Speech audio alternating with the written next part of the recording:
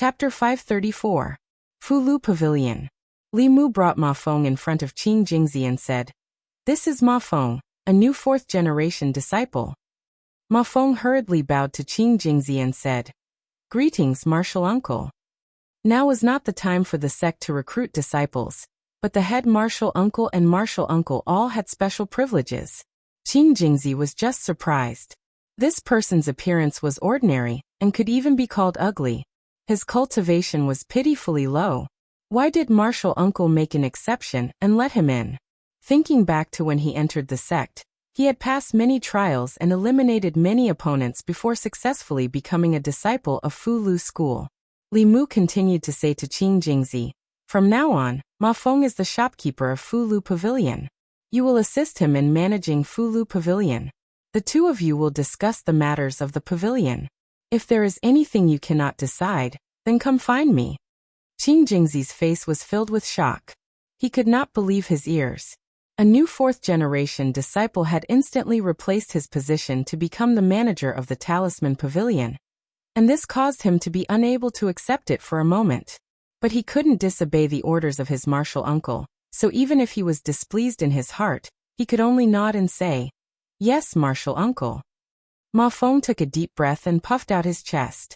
He said solemnly to Li Mu, "Disciple will do his best to not disappoint martial uncle." Qing Jingzi looked at Ma Feng with an unperturbed gaze.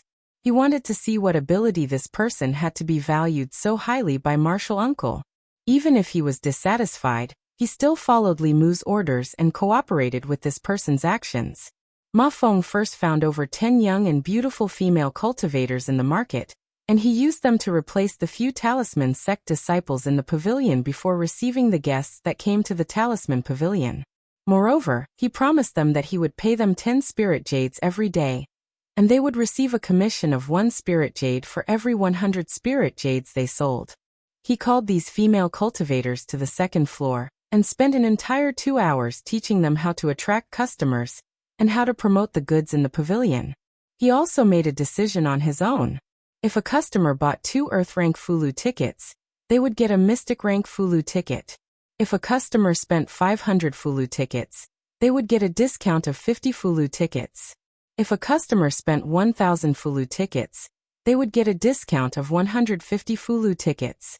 Qing Jingzi wanted to stop Ma Feng several times, but seeing that Li Mu did not say anything, he forcefully suppressed this thought. He and the Fulu school disciple who had been replaced stood to the side and watched coldly.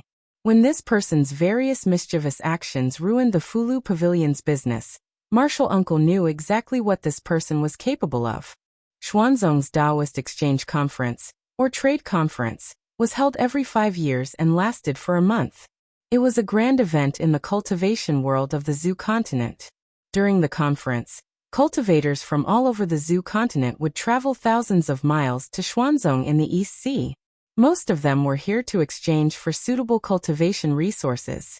In the market, several men were walking together. One of them said, "Which one of you will come with me to the Fulu Pavilion? I want to buy some offensive Fulu tickets for self-defense." Someone beside him said, "If you want to buy low-rank Fulu tickets, don't go to the Fulu Pavilion.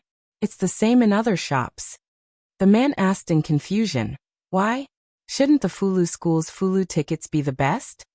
The man said, "Low-rank Fulu tickets are not difficult. If Fulu school can draw them, other small sects and families can draw them too. There is no difference in effectiveness.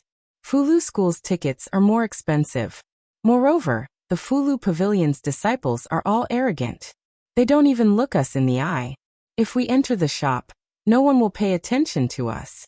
After this person spoke, he immediately received the agreement of the people beside him. Brother Su is right. 5 years ago, I went to the Fulu Pavilion once. The disciples of these large sects are indeed very arrogant. I know of a small sect that also specializes in Fulu tickets.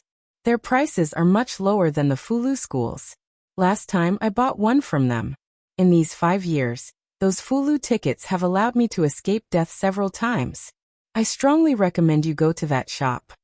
Alright then. If I can save some spirit jades, I also want to buy a magic tool. Just as the group was about to walk past the Fulu Pavilion, Two beautiful female cultivators suddenly came up to them. They smiled and said, "Fellow Taoists, what do you want to buy? Our Fulu Pavilion has an event today. If you spend 500 spirit jades in the pavilion, you can return 50 spirit jades. If you spend 1,000 spirit jades, you can return 150 spirit jades." The smiles on the faces of the two female cultivators were extremely gentle and beautiful. The business of the Fulu Pavilion was closely related to their remuneration. The more customers they received, the more spirit jades they would receive. If rogue cultivators wanted to earn spirit jades to cultivate, they would have to risk their lives every time. How could it be as simple as this? In order to attract customers, they used almost all of their skills. The male cultivators originally didn't plan to come to the Fulu Pavilion, but they couldn't resist the enthusiasm of the two beautiful female cultivators, and entered the shop with some reluctance. The situation inside the Fulu Pavilion was completely different from the last time they came.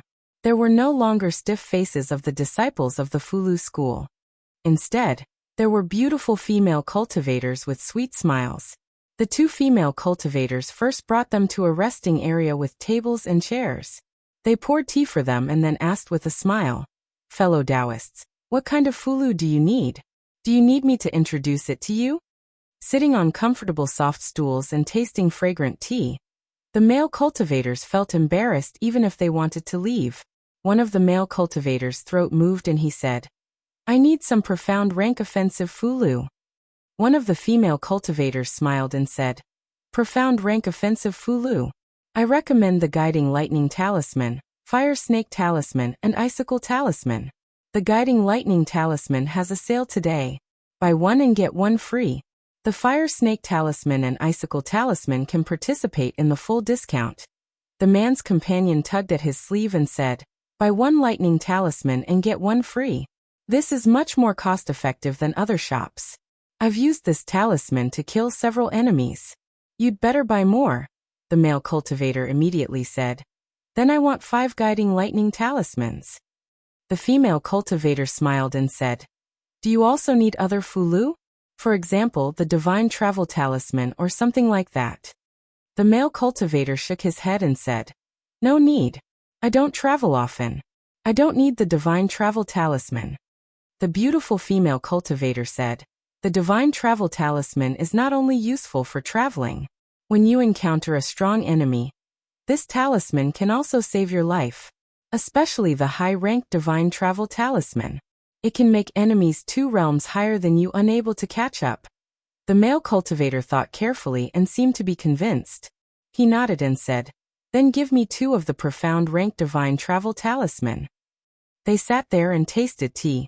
Soon, the female cultivator brought them the Fulu they needed.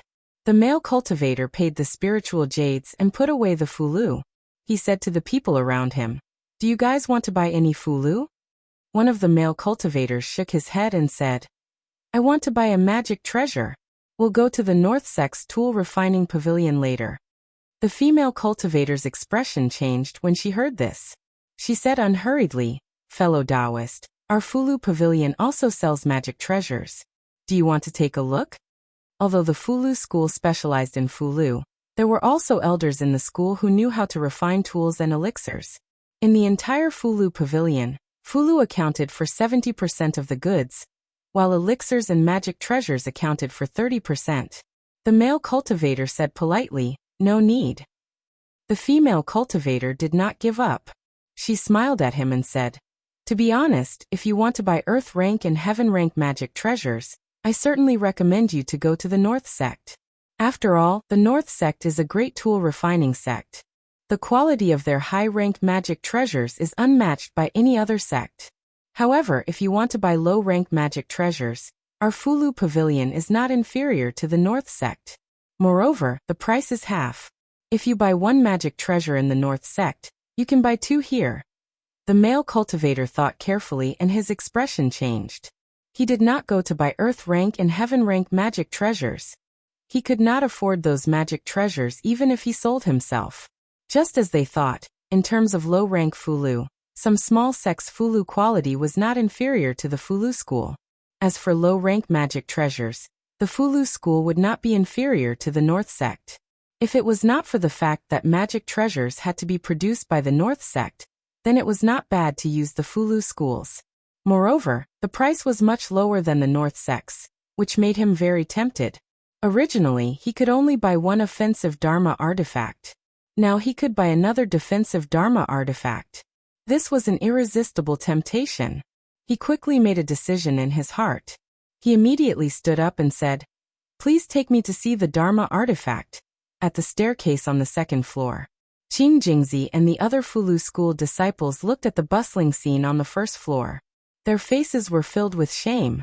In just 2 hours, the shop's turnover had exceeded theirs in a day. Qing Jingzi finally understood why his uncle master wanted to use this person to replace him. He was sincerely convinced and bowed to Li Mu. "Uncle master has a good eye for people. I admire you from the bottom of my heart." Li Mu waved his hand and said, "You guys go down too. See if there's anything you need help with. Don't just stand here." Including Qing Jingzi, all the disciples went down the stairs. In just a few hours, the shop situation changed completely. Li Mu knew that professional matters should be left to professionals. Although Qing Jingzi and the other Fulu school disciples were talented and had high cultivation, they were not suitable to sell goods. In terms of business in the cultivation world, the Talisman Charm sect was blessed by the heavens. As one of the 6 sects of Tao, it was a famous brand that had existed for thousands of years. Just its signboard alone was able to attract many customers. If it were to carry out some appropriate marketing methods and bring in some service and sales talents, then the Talisman Pavilion would simply become a large-scale spirit jade machine. Many businesses in the cultivation world were profitable. Not only Fulu School, but also Danding Sect, the North and South sects, large and small sects, and aristocratic families. The cost of 10 pieces of spirit jade would be sold at least 100 pieces of spirit jade. With a little promotion, buy one get one discount, it would immediately become the conscience of the industry. But the spirit jade would be split with Xuanzong. The better the shop's business, the more Li Mu's heart would ache. But there was no other way. Although Li Mu also wanted to move the shop back to the sect and not give Xuanzong a chance to exploit it, before that, he had to make Fulu Pavilion famous. Xuanzong had his eyes on Fulu School's spirit jade, while Li Mu had his eyes on their influence.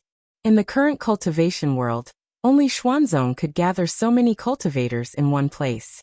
Li Mu's purpose on this trip was to help Wanwan untie the knot in her heart. He interfered in Fulu Pavilion's business, but he really couldn't stand by and watch. The higher-ups of Fulu School all had profound cultivation and looked down on merchants. But they never thought that without spirit jade, how could low-level disciples improve their cultivation? Without talisman liquid and spiritual medicine reserves, the elders of the sect were about to die. They could only watch helplessly. After all, they were also part of Fulu School. There were some things that Xianjizi didn't have to worry about, but Li Mu had to worry about him. Fulu Pavilion's business was on the right track for the time being, so Li Mu didn't have to worry too much. He came to Fulu Pavilion's 3rd floor. Wanwan and Xiaobai were playing flying chess, and Qing Xian was watching from the side. Li Mu looked at Qing Xian from afar and said, "Qing Xian, come to my room for a moment." Chapter 535. On the 3rd floor of Fulu Pavilion, Xiaobai and Wanwan were playing aeroplane chess. Occasionally, they would turn their heads to look at a room not far away. Qing Xian and Li Mu's nen and ah sounds could be heard from the room. Dragon language was really difficult to learn. At first, they were curious and wanted to learn it, but because it was too difficult, they both gave up very quickly. In the room, Li Mu looked at the strange characters that Qing Xian wrote on the paper, and made strange sounds. Qing Xian shook her head and corrected him. "That's not how you pronounce it. Repeat after me %." Li Mu imitated, %. "No, it's %. %. Qing Xian had to correct him many times before Li Mu finally learned this note. He had always thought that he was smart until he began to learn the dragon language. When he first learned the Shengguo language, it was as easy as blowing off dust. However, the dragon language could not be learned in that way. It could only be taught by a dragon hand in hand and mouth. Li Mu also knew many Fey languages, but none of them were as difficult as dragon language. It made him wonder from time to time if dragon language was the language of this world. After learning for a while, he said to Qing Xian, "Your language is too difficult. If you don't have anything to do tonight, you can stay in my room." With their cultivation, it was no problem for them to not sleep for a few days and nights. Li Mu was now very curious about the dragon race. The first thing he needed to do was to learn dragon language. The Xuanzong Exchange Conference would last for a month. Li Mu was not in a hurry to go back, since he had traveled thousands of miles to come here. In the next few days, he and Qing Xian stayed in their room and didn't come out at all. They studied day and night. Fulu Pavilion's business was also booming. Among the 6 sex shops, only Fulu School was willing to lower themselves and truly think from the perspective of their customers. In just a few days, the Talisman Pavilion's reputation had spread throughout the market, and the number of customers was increasing day by day. Some customers were even willing to come here to buy low-level elixirs and magic weapons, instead of choosing the Danding sect and the North sect.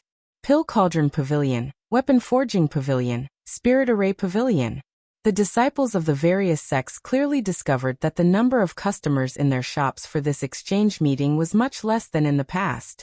After some investigation, they discovered that many of the customers had been led away by Fulu Pavilion. However, they didn't care too much about it. Cultivators prioritized cultivation. If it weren't for the sect's request, they wouldn't even bother to come here and waste a month doing business. The other sects didn't care, and Xuanzong naturally didn't care either. The better Fulu School's business was, the more benefits Xuanzong would reap. No matter how the other sects and clans competed for customers, Xuanzong would always be the final winner. A few days later, under Qing Xian's tutelage day and night, Li Mu finally managed to reach a rudimentary understanding of dragon language. Of course, he was still far from being able to understand the Dragon King's diary. Today there was a lecture by Xuanzong. Li Mu planned to go listen. First, he wanted to go out and get some fresh air. Second, he had received Xuanzong's invitation to participate in the lecture. For this exchange meeting, Li Mu was the only second-generation disciple of Fulu School. He still had to give face to Xuanzong. There weren't many people in Fulu Pavilion today. There weren't even many customers in the market. On the neighboring island, a large training hall was packed with people. Today, Xuanzong's experts would be lecturing here. They would also answer some questions about cultivation. It was possible that one sentence from them could save many people months, or even years of cultivation. Even cultivators who came for business purposes wouldn't miss such a grand event. At the front of the training hall, there were several seats. Those seats were reserved for the seniors of the 6 sects of Taoism. Generally speaking, those who could sit there were second-generation disciples of the 6 sects of Taoism, Dongxuan's experts. Except for the young man sitting on the left. A few days ago, he spent a lot of money in the market and severely embarrassed Qing Xuanzi. Later, people began to inquire about his identity. They learned that he was the disciple of Fu Daozi, the supreme elder of Fulu School. Although his cultivation wasn't as high as Dongxian, he was a true second-generation disciple of Fulu School. He was in the same generation as the chief and chief of the 6 sects. Below these seats, there were about a dozen seats which belonged to some well-known cultivation clans and mid-level sects in Zhuzhou, as well as some Xuanzong disciples.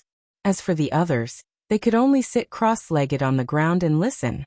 That's Master Shen of Jing Country. The Shen family started with a spiritual jade mine. His family's strength is no weaker than a mid-level sect. I heard that he bought a talisman of creation from Fulu School. A heaven-grade Fulu costs at least 100,000 spiritual jades, and he has to prepare 10 sets of talisman liquid. The Shen family is really rich.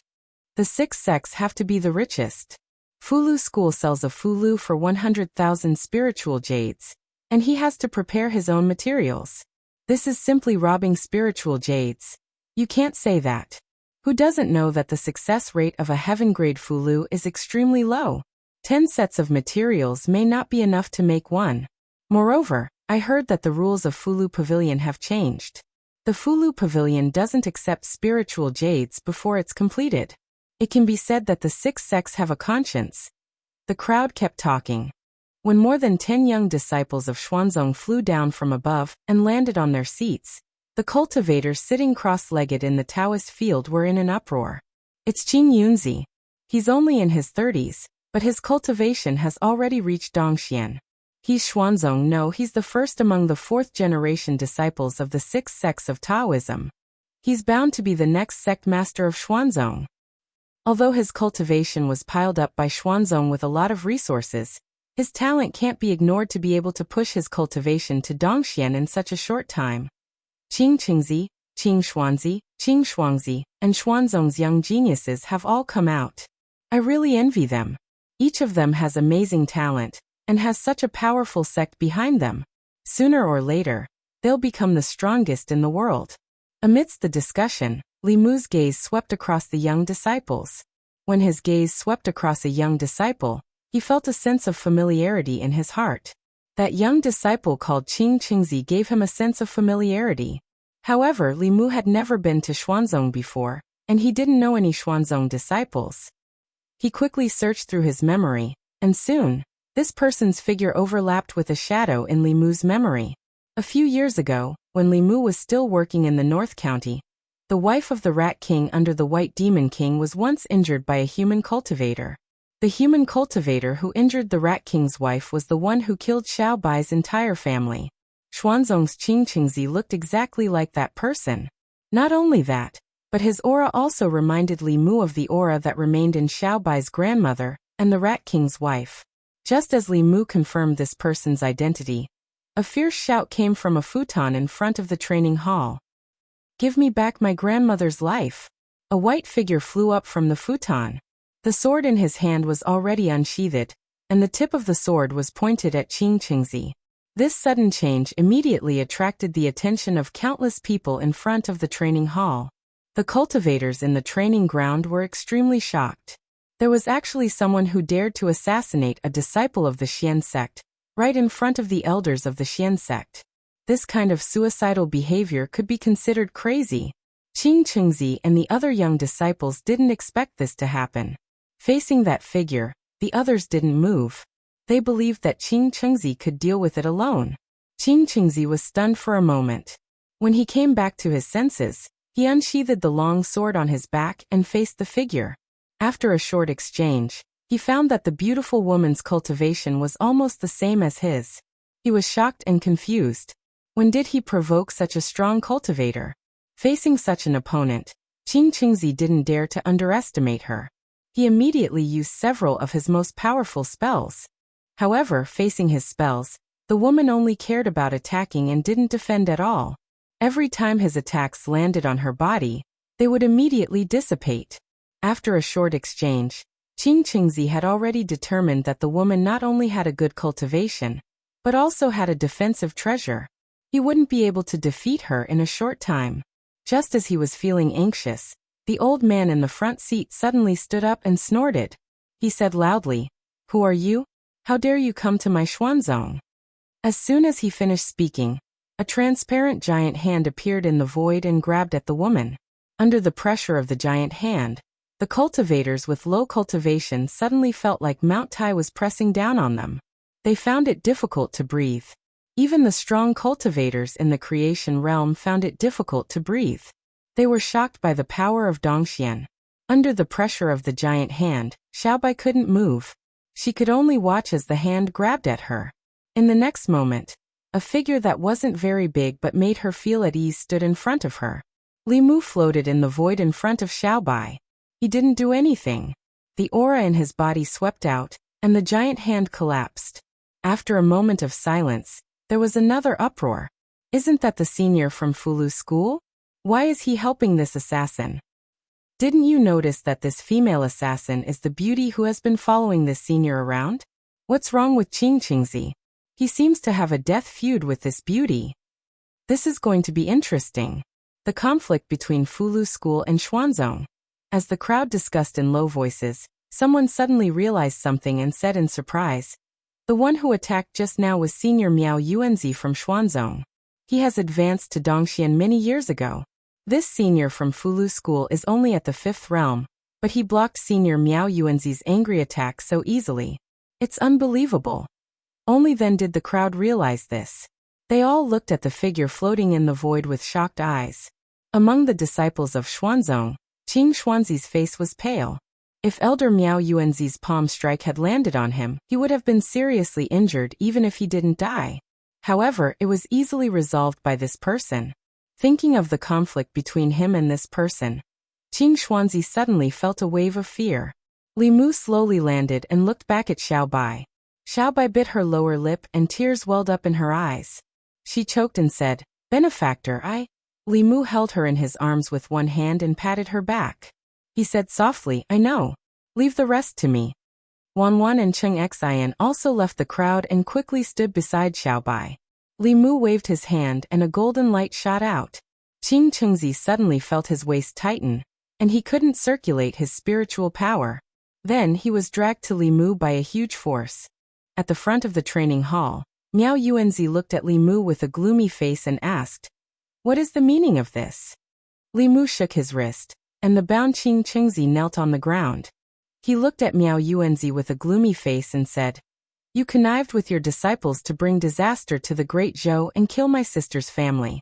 What right do you have to ask me?" The two looked at each other, and the atmosphere was extremely tense.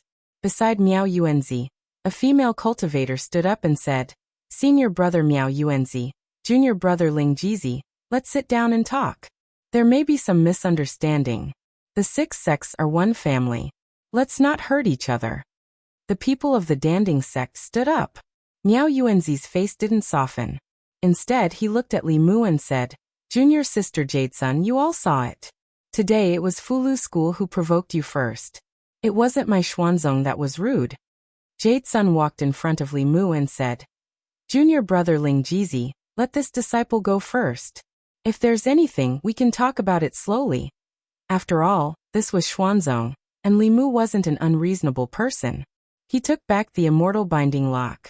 Miao Yuanzi waved his sleeve, rolled up Qing Chengzi, and flew up to the Dao Palace. Li Mu followed with Xiao Bai and Wan. Seeing this, Jade-sun and the elders of the other 4 sects looked at each other and shook their heads helplessly. They also flew up. Even with the Xuanzong elders presiding, the training hall still became chaotic. What's going on? Xuanzong is a righteous sect. How could a disciple of Xuanzong do something like killing people? There must be some kind of misunderstanding. I also think it's a misunderstanding. The disciples of Xuanzong who stayed behind also sighed. Qing Songzi shook his head and sighed. I've already advised senior brother Qing Chengzi not to be too eager for quick success, but he just wouldn't listen. He likes to kill demons for their demon cores and souls. Now they've come knocking on his door. Although Qing Songzi deliberately lowered his voice when talking to his fellow disciples, there were nearly 10,000 people in the training hall, and many of them had high cultivation. It was easy for them to hear what he said. What? Qing Chengzi likes to kill demons? Isn't this forbidden by the big sects? Besides, the Great Zhou court doesn't allow this kind of behavior. Forbidden is forbidden. Killing demons isn't killing people. How could a core disciple like Qing Chengzi be punished by the sect for killing a few demons? So what that senior said is true. So what if it's true? So what if it's false? How can Fulu School's strength compare to Xuanzong? If you were Xuanzong's sect master, would you punish a core disciple for such a small matter and damage the sect's reputation? Hearing the discussion, a Xuanzong female disciple glared at Qing Songzi and said, "Qing Songzi, can you shut your mouth?" Qing Songzi said innocently, "I'm just doing this for senior brother Qing Chengzi's sake. Let's go up and take a look. I don't know how the sect master will punish senior brother Qing Chengzi." Chapter 536. Xuanzong. There were 9 peaks hanging upside down above the East Sea. In the Taoist palace on the 9th peak, the elders of the 6 Taoist sects had gathered. A middle-aged man dressed in colorful robes looked at Qing Chengzi and asked, "Qing Chengzi, is it like what Marshal Granduncle Ling Jizi said, that you have committed such evil deeds in the North County?" Qing Chengzi stood in the hall and said loudly, "Sect master, this lady must have mistaken me for someone else. I have never been to the North County, and it is impossible for me to kill her clan. I am innocent." The Xuanzong sect master, Miao Yunzi, waved his wide sleeves and said, "I believe that junior brother Ling Jizi would not speak without thinking. Your words alone are not enough to convince others. Miao Yuan, take him to Discipline Peak.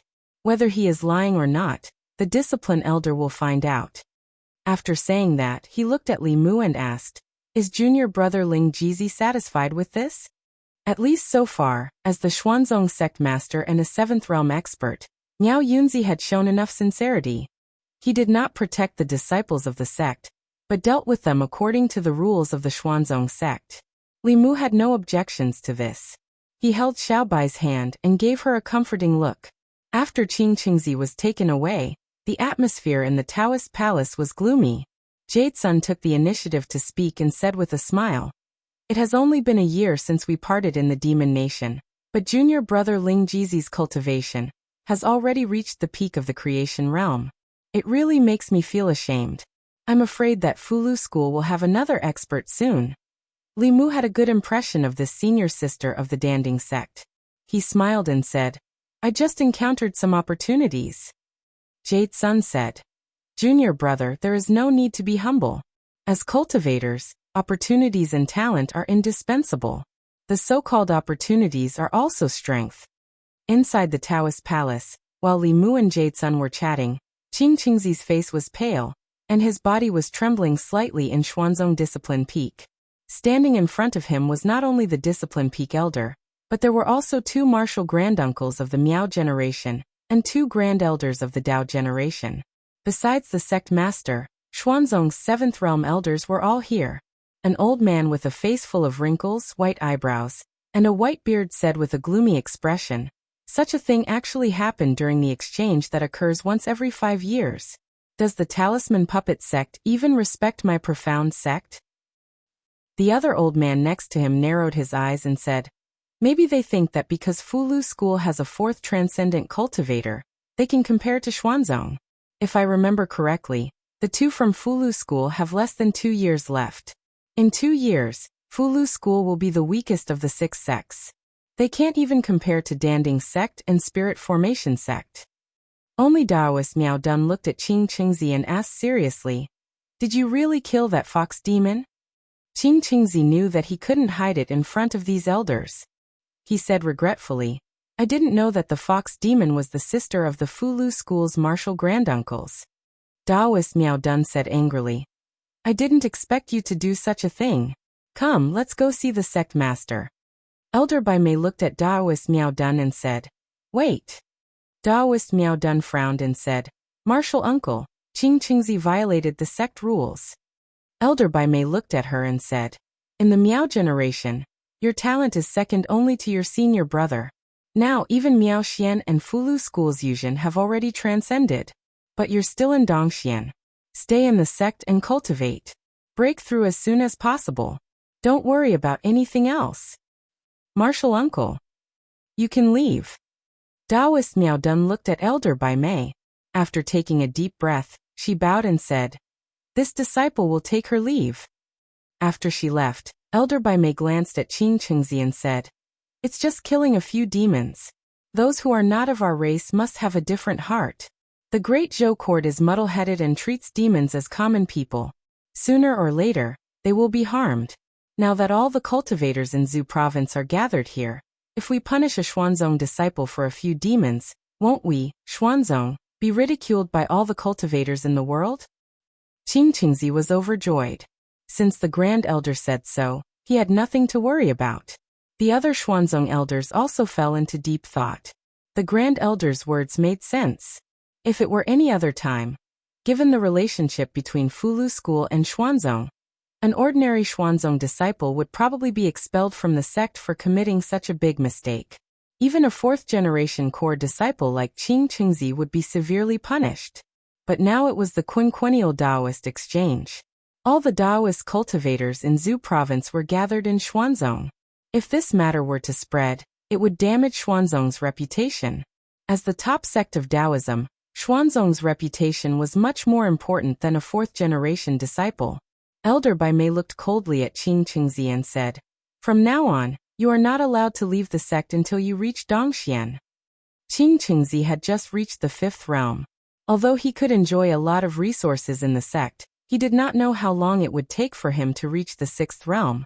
Although he was unwilling, he could only bow and say respectfully, as the Grand Elder commands. Xuanzong, Peak Daoist Palace. Li Mu was still talking with Jade Sun when Miao Yuanzi flew in alone. Miao Yunzi asked, "What's the result?" Miao Yuanzi cupped his fists and said, "Sect Master Senior Brother, just now at Discipline Peak, Grand Elder personally performed a soul search on Qing Qingzi. This matter is indeed not his doing. There should be a misunderstanding." Miao Yunzi frowned imperceptibly and asked, "What about Qing Qingzi?" Miao Yuanzi said, "Although this matter was not done by Qing Qingzi, as a disciple of Xuanzong, he embarrassed Xuanzong in front of so many Taoist cultivators. Uncle Master has already punished him to face the wall in seclusion.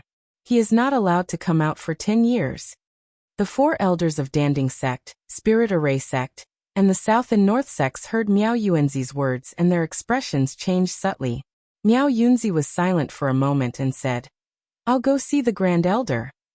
An old man floated in from outside and said lightly, "No need. If you want to see this old man, you can say it here." Miao Yunzi cupped his fists and said, "Greetings, Uncle Master." Jade Sun and the others also bowed and saluted. "Greetings, Uncle Master Dao Qingzi."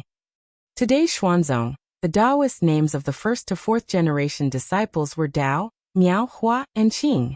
Dao Qingzi was a famous Taoist powerhouse who was 1 generation higher than the 6 sect masters. Miao Yunzi looked at the white-browed old man and asked, "Uncle Master Qing Qingzi." The white-browed old man said, "I've already punished Qing Qingzi. How did you become the sect master? When your master was still in power, Xuanzong was so powerful.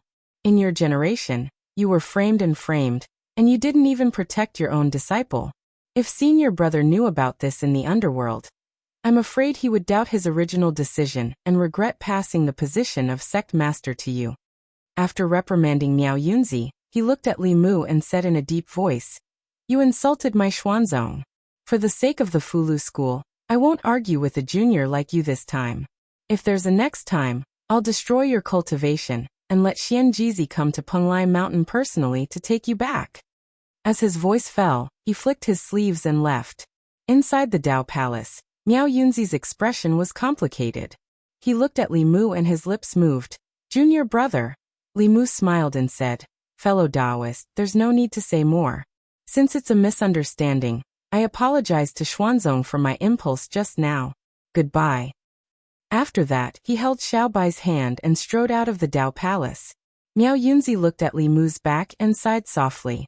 One called him junior brother, and the other called him fellow Taoist. This change in address indicated that the relationship between Xuanzong and the Fulu school could no longer be the same as before. Outside the Dao Palace, many Xuanzong disciples stood in the distance with different expressions. Some looked ashamed, some looked smug.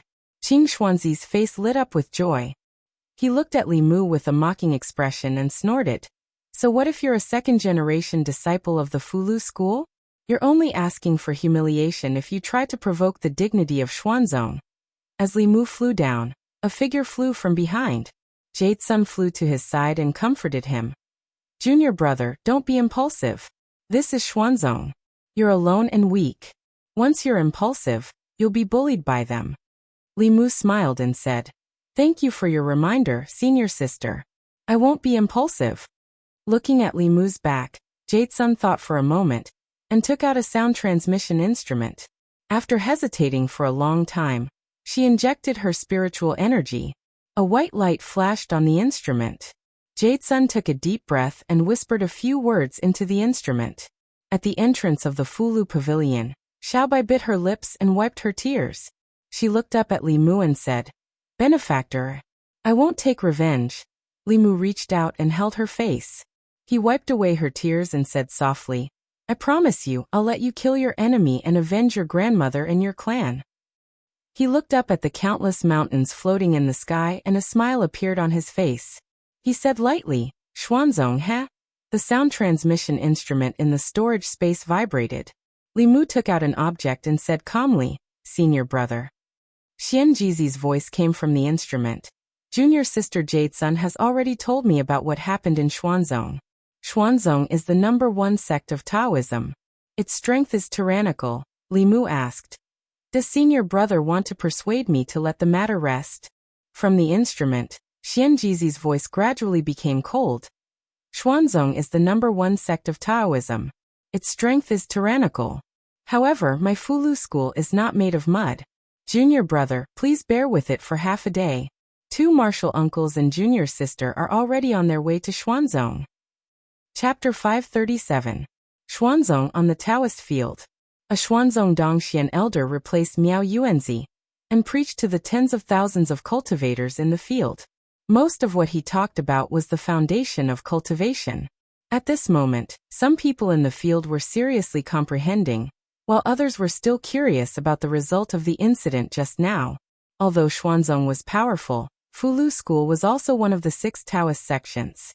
They wondered if Xuanzong would disregard the brotherhood of the sect for an inner disciple. Soon, Qing Yunzi, Qing Songzi, Qing Xuanzi, and several other 4th-generation disciples returned to the field from the Taoist palace above. Then, a stream of light flashed and Miao Yuanzi floated in the air. He looked at the crowd and said lightly, "What happened just now was a misunderstanding. Now that it has been clarified, there is no need to think too much." Although Miao Yuanzi said so, there were more than 10,000 people in the field, and there was no lack of clever people. How could they not know the deeper meaning of his words? If it was really a misunderstanding, the senior from Fulu school would have appeared with him at this moment, but he was alone at this moment. It seemed that Xuanzong chose to protect the disciples of his sect for the sake of face, and did not care about the feelings of Fulu school at all. Even if they felt that this was not a good move, Xuanzong undoubtedly had the strength to do so. In the world of cultivation, strength was everything. Without strength, there was no right to reason. This was the sorrow of weak forces, but they did not expect that the powerful Fulu school would have such a day. As the #1 Taoist sect, Xuanzong had strength above all in the world of cultivation. Everything included the other 5 sections. In the field, no one blamed Xuanzong, and few people sympathized with Fulu school, because this was the rule of the world of cultivation. At this time, in the market, the cultivators who did not go to listen to the preaching were almost crazy. The Fulu Pavilion had just released the news that they would sell Fulu books below the heaven rank for free. They did not need spiritual jades, and as long as they provided materials for writing talismans, the Fulu Pavilion would write talismans for them for free. The yellow rank Fulu Pavilion provided 1 portion of talisman fluid, 2 portions of profound rank, and 4 portions of earth rank. The Fulu school would then write corresponding talismans for them. Everyone knew that the higher the level of the Fulu, the lower the success rate of forming a talisman. If one went to any sect or family that was good at Fulu and asked for an earth rank Fulu, which one of them would not ask for more than 10 portions of spiritual liquid and a large amount of spiritual jades? As long as they asked for 4 portions of spiritual liquid, they would be guaranteed an earth rank Fulu. What was the difference between this and giving them for free? No, this wasn't a free gift. This was simply Fulu school making a loss. The only troublesome thing was that they could only register now. The Fulu had to be collected in 3 months at the Fulu Pavilion in Chengdu, Great Zhou. No one suspected anything fishy, because the Fulu Pavilion did not want their talisman fluid or their spiritual jades. They only needed to register here, and then 3 months later, bring their talisman fluid or spiritual jades converted from talisman fluid to Chengdu, Great Zhou. The Fulu school would then fulfill its promise. As a great sect with 1,000 years of history, the Fulu school's reputation was not to be doubted. Although the process was a bit troublesome, the return was huge. For a time, there was a long line at the entrance of the Fulu Pavilion. In the market square, no matter if it was the shops on the street or the small stalls in the square, there was not a single customer. Many stall owners and shopkeepers had already packed up their stalls and shops, and formed a long line at the entrance of the Fulu Pavilion.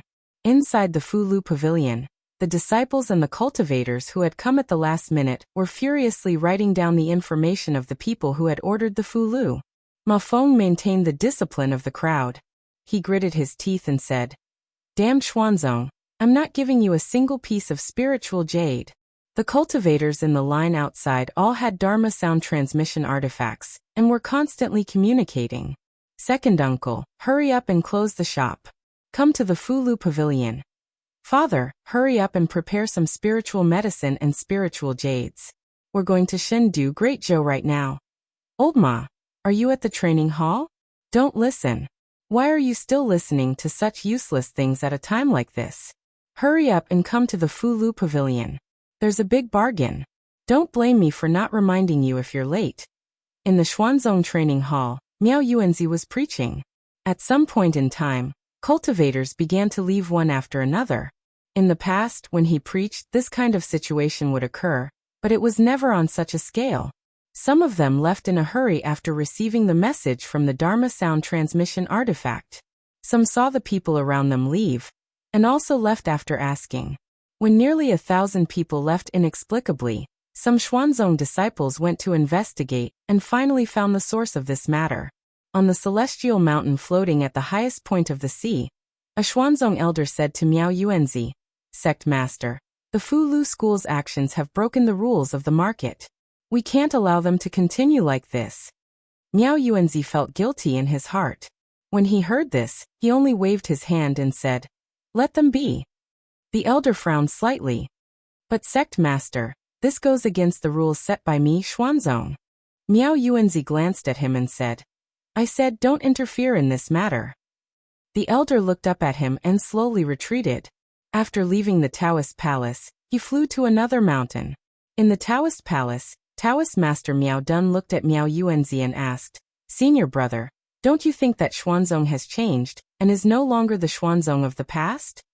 Miao Yuanzi looked in the direction that the elder disappeared and sighed. In the end, he was indifferent and speechless. Not long after, accompanied by 2 elders, Daoist Chengzi flew out of the mountain and went straight to the market below. His face was gloomy and he said in a low voice, "It seems that the Fulu school really doesn't take Xuanzong seriously these years. Since that's the case, I'll teach this arrogant disciple a lesson on behalf of Fu Daozi." On the 3rd floor of the Fulu Pavilion, there was an hourglass on the table in front of Li Mu. It was the hourglass that he used to keep track of time when refining pills. At this moment, the sand in the hourglass was almost gone, and there was only a small handful left. Before the sand was completely gone, a powerful aura suddenly came from the top of the Fulu Pavilion. It was the aura of Xuanzong's Grand Elder, Daoist Chengzi. Daoist Chengzi's figure flew from above and he said angrily, "Junior of the Fulu school, you've repeatedly challenged my, Xuanzong's, bottom line today. I'll teach you a lesson on behalf of Fu Daozi." The voice of Xuanzong's Grand Elder reverberated in the market and into the ears of countless cultivators. At this moment, everyone's impression of the Fulu school had improved greatly. Xuanzong's behavior just now was extremely immoral, and now it was even more outrageous. A Grand Elder of a sect with a cultivation of the 7th realm was bullying a 5th realm junior. How could such behavior be done by a fellow Daoist? Just as the surrounding cultivators began to sympathize with the young man from the Fulu school, on the 3rd floor of the Fulu Pavilion, Li Mu looked at the remaining sand in the hourglass and took a step forward. He was already outside the Fulu Pavilion. He looked directly at Daoist Chengzi and said coldly, "Xuanzong, you shameless old man. Do you think you're qualified to teach me a lesson on behalf of my master?" There was a long line of cultivators at the entrance of the Fulu Pavilion. When Li Mu's voice rang out, the noisy market instantly fell silent. If Xuanzong scolded their Grand Elder like this, the Fulu school would probably completely fall out with Xuanzong this time. Although this sentence pleased many cultivators, they also knew that this young man's fate would probably be very miserable. After all, there was an insurmountable gap between their cultivation levels. Daoist Chengzi also did not expect this young man to be so presumptuous. His face instantly darkened.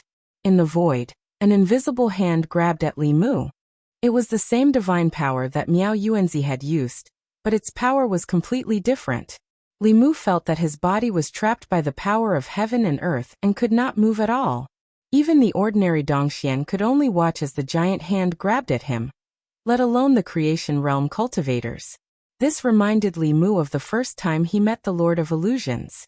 However, he was no longer the weak cultivator with divine power that he used to be. Li Mu used his mind to disperse the power of heaven and earth around him. The law bell flew out of his body and merged with Li Mu's body. At the same time, A Fulu talisman appeared in Li Mu's hand. He used his dermic powers to activate the talisman. The Fulu burned, and the shadow of a woman walked out of the Fulu.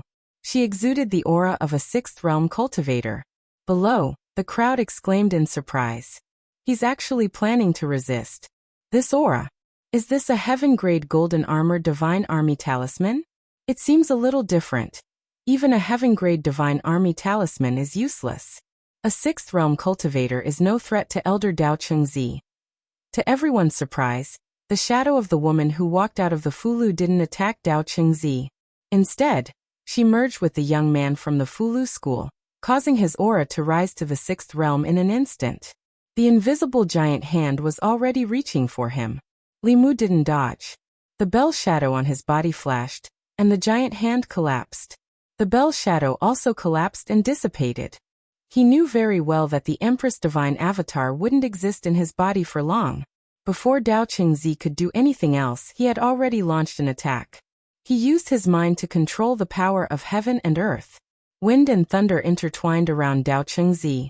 The sixth realm elders of the Black Sect who had rushed over after hearing the commotion felt a chill in their hearts when they saw the wind and thunder.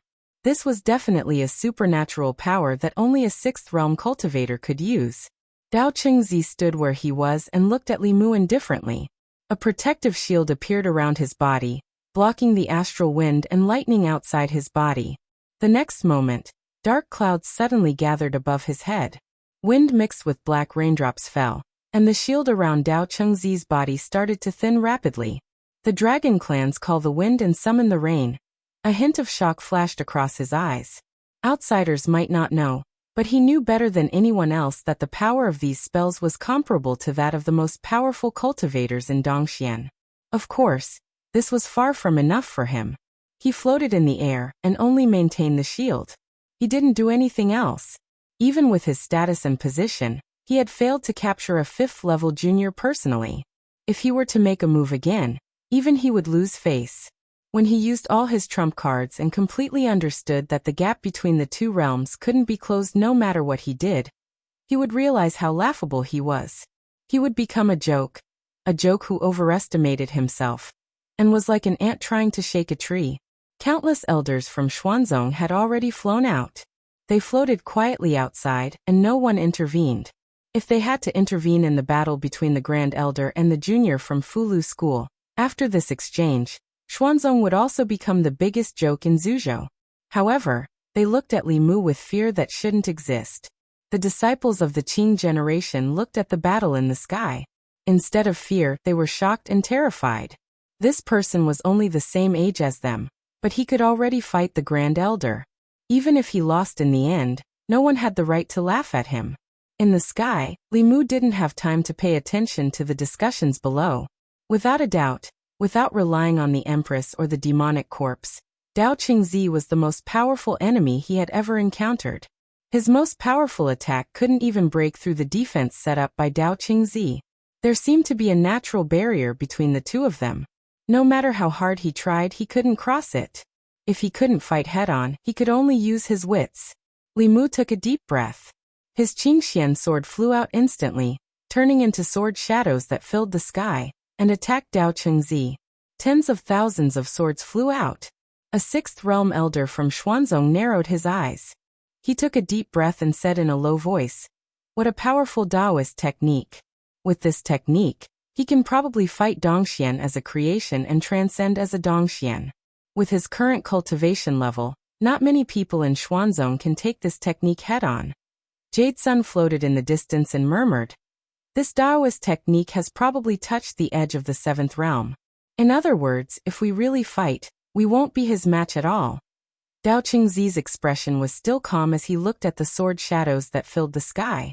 However, a hint of seriousness appeared in his eyes. He strengthened the shield outside his body. The sword shadows crashed into the shield and collapsed one after another. However, the dermic power shield also thinned at a speed visible to the naked eye before finally dissipating. However, there were only a few sword shadows left. Dao Chengzi's dermic power swept out. He stared at Li Mu indifferently and said, "Junior, what other skills do you have? Show them all." Before he finished speaking, his eyes narrowed. The last few sword shadows collapsed under the sweep of his dermic power. However, there was still an illusory sword that didn't slow down. It pierced through his forehead at a speed that couldn't be dodged. The small sword pierced through his forehead. Dao Chengzi's body wasn't injured at all, but his primordial spirit was instantly injured.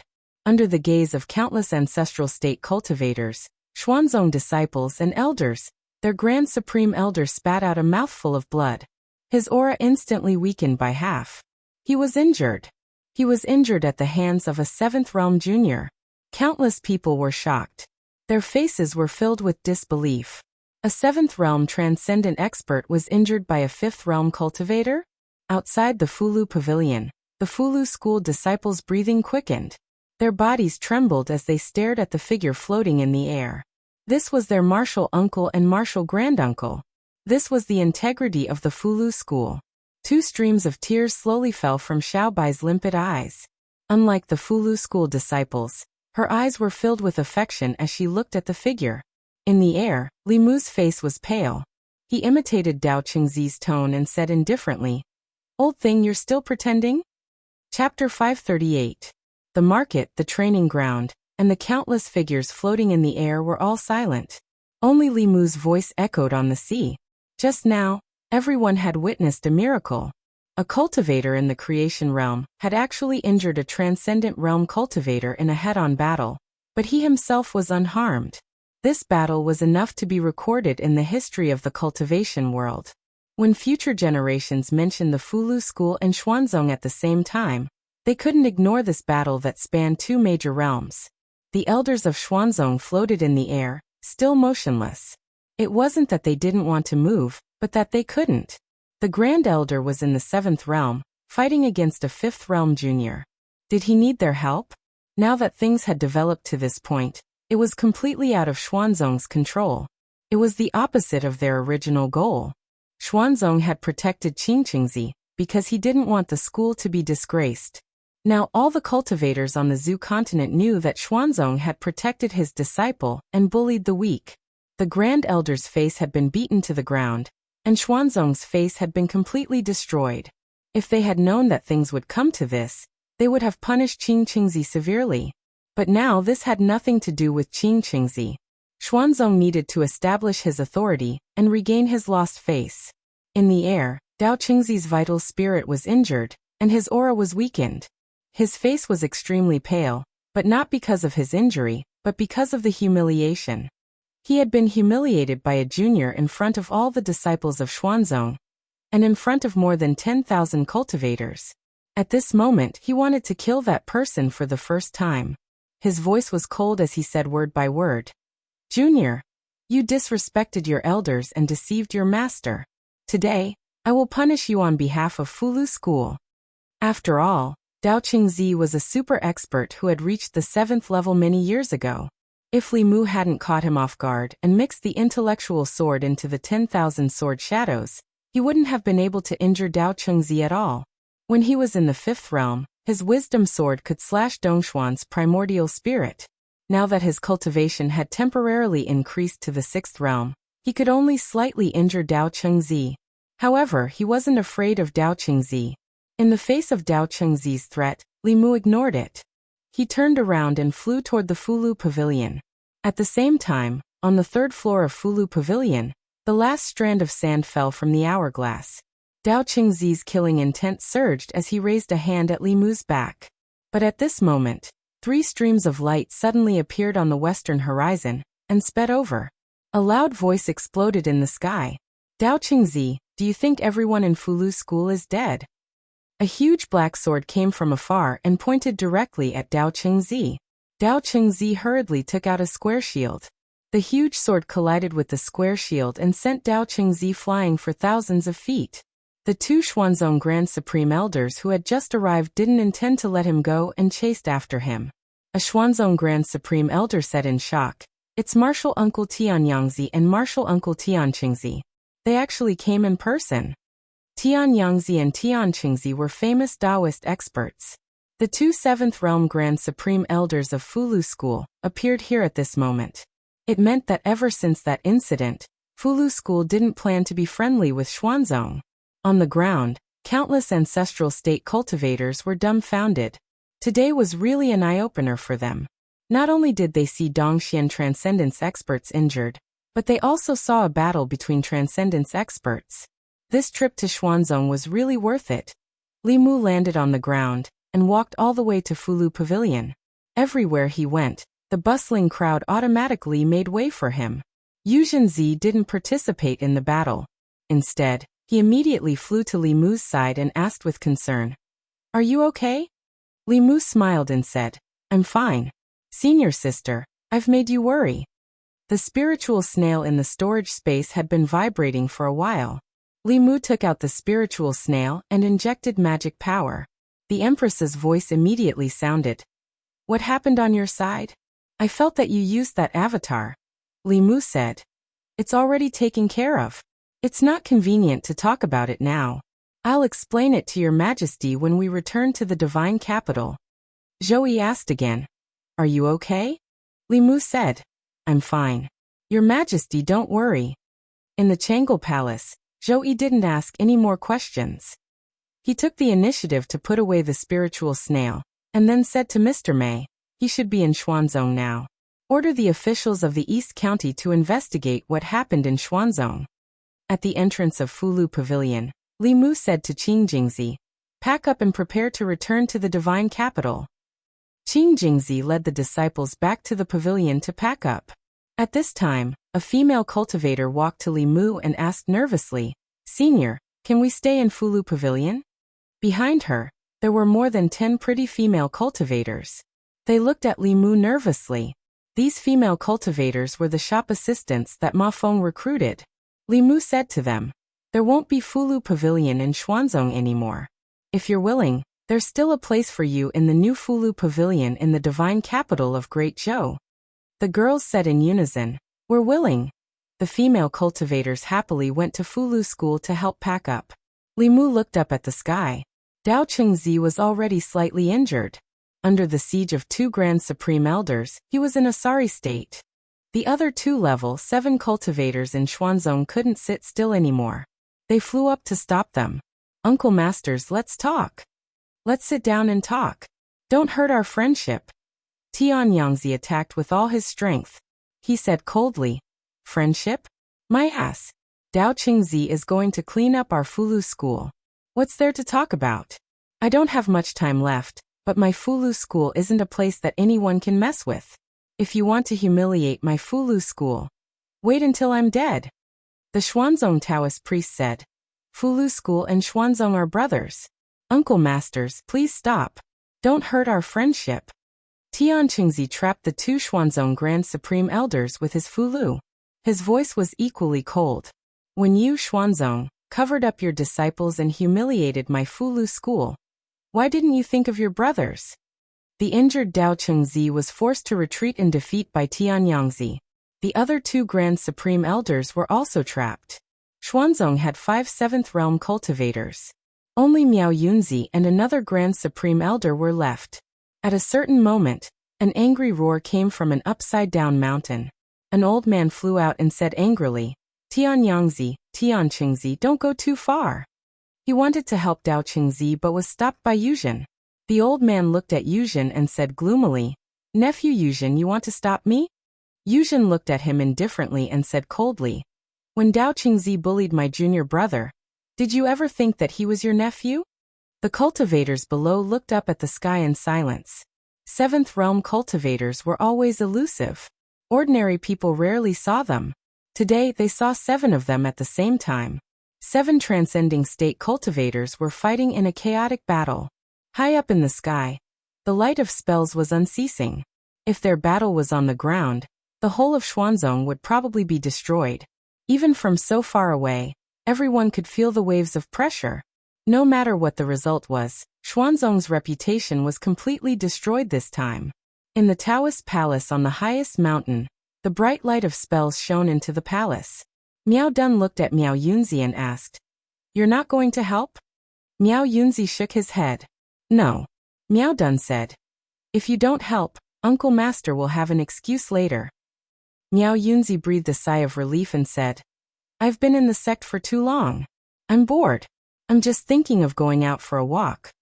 Miao Dun was silent for a moment and said, I also want to go out for a walk and find an opportunity to break through. In the market and on the training grounds, the cultivators of the zoo continent had been looking up for a long time. The battle in the sky didn't have a result. Obviously, the Fulu school and Xuanzong had a big conflict. The three elders of the Fulu school came from afar, but the cultivators of the two sects couldn't really fight to the death. Up in the sky, the battle was still going on. However, at a certain moment, everyone suddenly disappeared. After a moment of shock, everyone was in an uproar. Where are they? Why did they all disappear? Strange. Why can't I see anyone? In an instant, the elders of the two sects disappeared. At the entrance of the Fulu pavilion, Li Mu's vision blurred. When he reappeared, he was in another space. This space was very big, much bigger than the Empress' secret garden, but not as big as Li Mu's Demon Emperor's space. Other than the size, there was a big difference between this space and Li Mu's Demon Emperor's space. After the Demon Emperor's space had a new master, it went from being dead silent to full of vitality. There were mountains, rivers, lakes, grass, trees, fish, and insects. It was like a small world. Although there were mountains, rivers, trees, and grass in this space, there was no life. The mountains were gray. The trees on the mountains were withered. There wasn't a trace of green. The water was black. There wasn't a single fish swimming in the water. The grass under Li Mu's feet was yellow. The entire space was dead silent. The two Taishang elders and Yuzenzi were beside Li Mu. In front of them were the four elders of Xuanzong. In the middle of the withered grass, an old man sat cross-legged. The old man had no eyebrows or beard. There were only a few strands of messy hair on his bald head. Wrinkles crisscrossed his face, mixed with brown patches. He sat there with his eyes closed and his head bowed. There was no breath coming from him. He was like a dead man. But in Li Mu's eyes, what sat there was not a person but a mountain. This mountain stood tall and lofty, unreachable. Chapter 539. The elders of the Fulu school and Xuanzong were originally at daggers drawn, but the moment they saw this old man, they restrained their fighting spirit and became respectful. Greetings, martial uncle. Everyone bowed respectfully, and even the two grand elders of the Talisman Puppet sect were no exception. The old man opened his eyes. Li Mu discovered that his eyes were turbid and lifeless, his pupils unfocused and unfocused. He seemed to be blind. He faced Li Mu's group of four and said in a low voice, "Have you caused enough trouble? If you've caused enough trouble, then go back." Although the old man was blind, when he faced Li Mu still felt as if a pair of eyes were piercing through his body. When facing Dao Chengzi, he still had the will to fight, but in front of this old man he simply could not summon any fighting spirit. Yuzhen's lips moved as if he wanted to say something, but a grand elder stopped him and bowed. "Sorry to disturb you, martial uncle."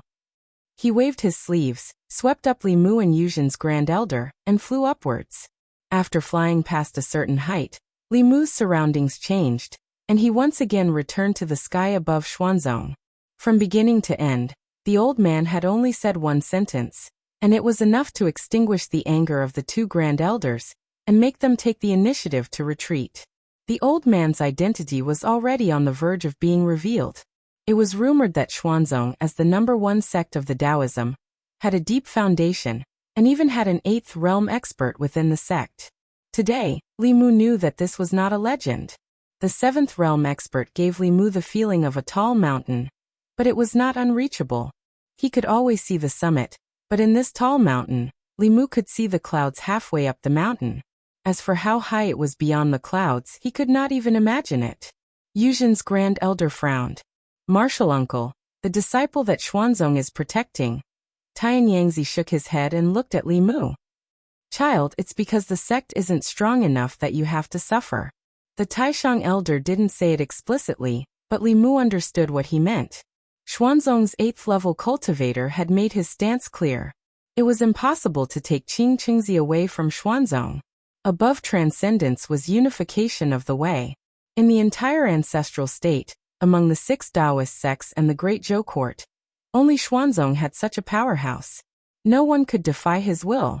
Li Mu bowed to the three and said, "Many thanks, martial uncles and senior sister Yuzhen." The two elders smiled and said, "Before we two old men die, no one can bully you for no reason." At the entrance of Fulu Pavilion, Qing Jingzi had already gathered all the disciples of Fulu school, including the dozen or so female cultivators. The Taishang elder released a giant boat, and everyone flew onto it. Li Mu stood at the bow of the boat, raised his hand, and gently pressed down. An enormous handprint appeared in the sky above the talisman pavilion. Boom! There was a loud noise and dust. From then on, there was no more Fulu Pavilion in Xuanzong. Li Mu looked around and imprinted everything here in his mind. One day, he would return to this place.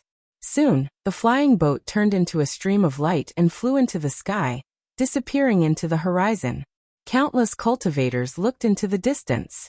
They would never forget their experience in Xuanzong, nor would they forget the immortal legend who dared to fight a transcendence cultivator with a creation realm cultivation. The name of Fulu School's Li Mu would soon be known by everyone in the cultivation world of ancestral state. Xuanzong. On the highest floor of the Taoist Palace, cultivators above the 6th level of Xuanzong were gathered. Dao Chengzi looked coldly at Miao Yunzi and asked in a deep voice, "As the headmaster of Xuanzong, when the people of Fulu School attacked the mountain gate, you just stood by and watched. What right do you have to be the headmaster?" Faced with his rebuke, Miao Yunzi took off the Taoist crown on his head and said, "You're right, Uncle Master. From today onwards, I will resign as the headmaster and go out to wander the world to seek the way. The headmaster position will be temporarily taken by other brothers."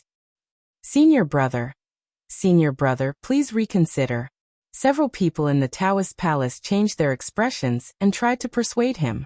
Miao Yunzi just waved his hand and said, "I've made up my mind. There's no need to say more."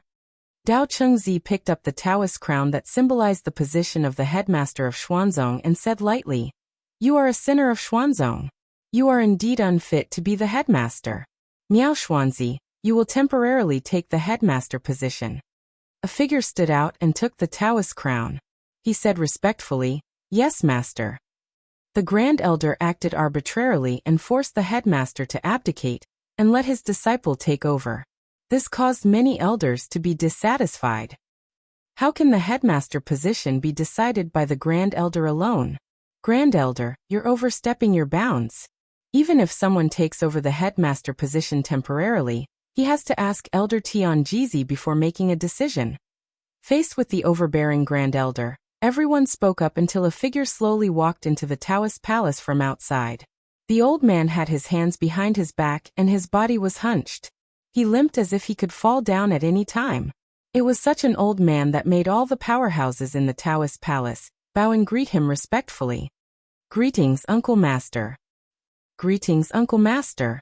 As the only 8th-level powerhouse in the sect, the old man had dedicated his life to Xuanzong.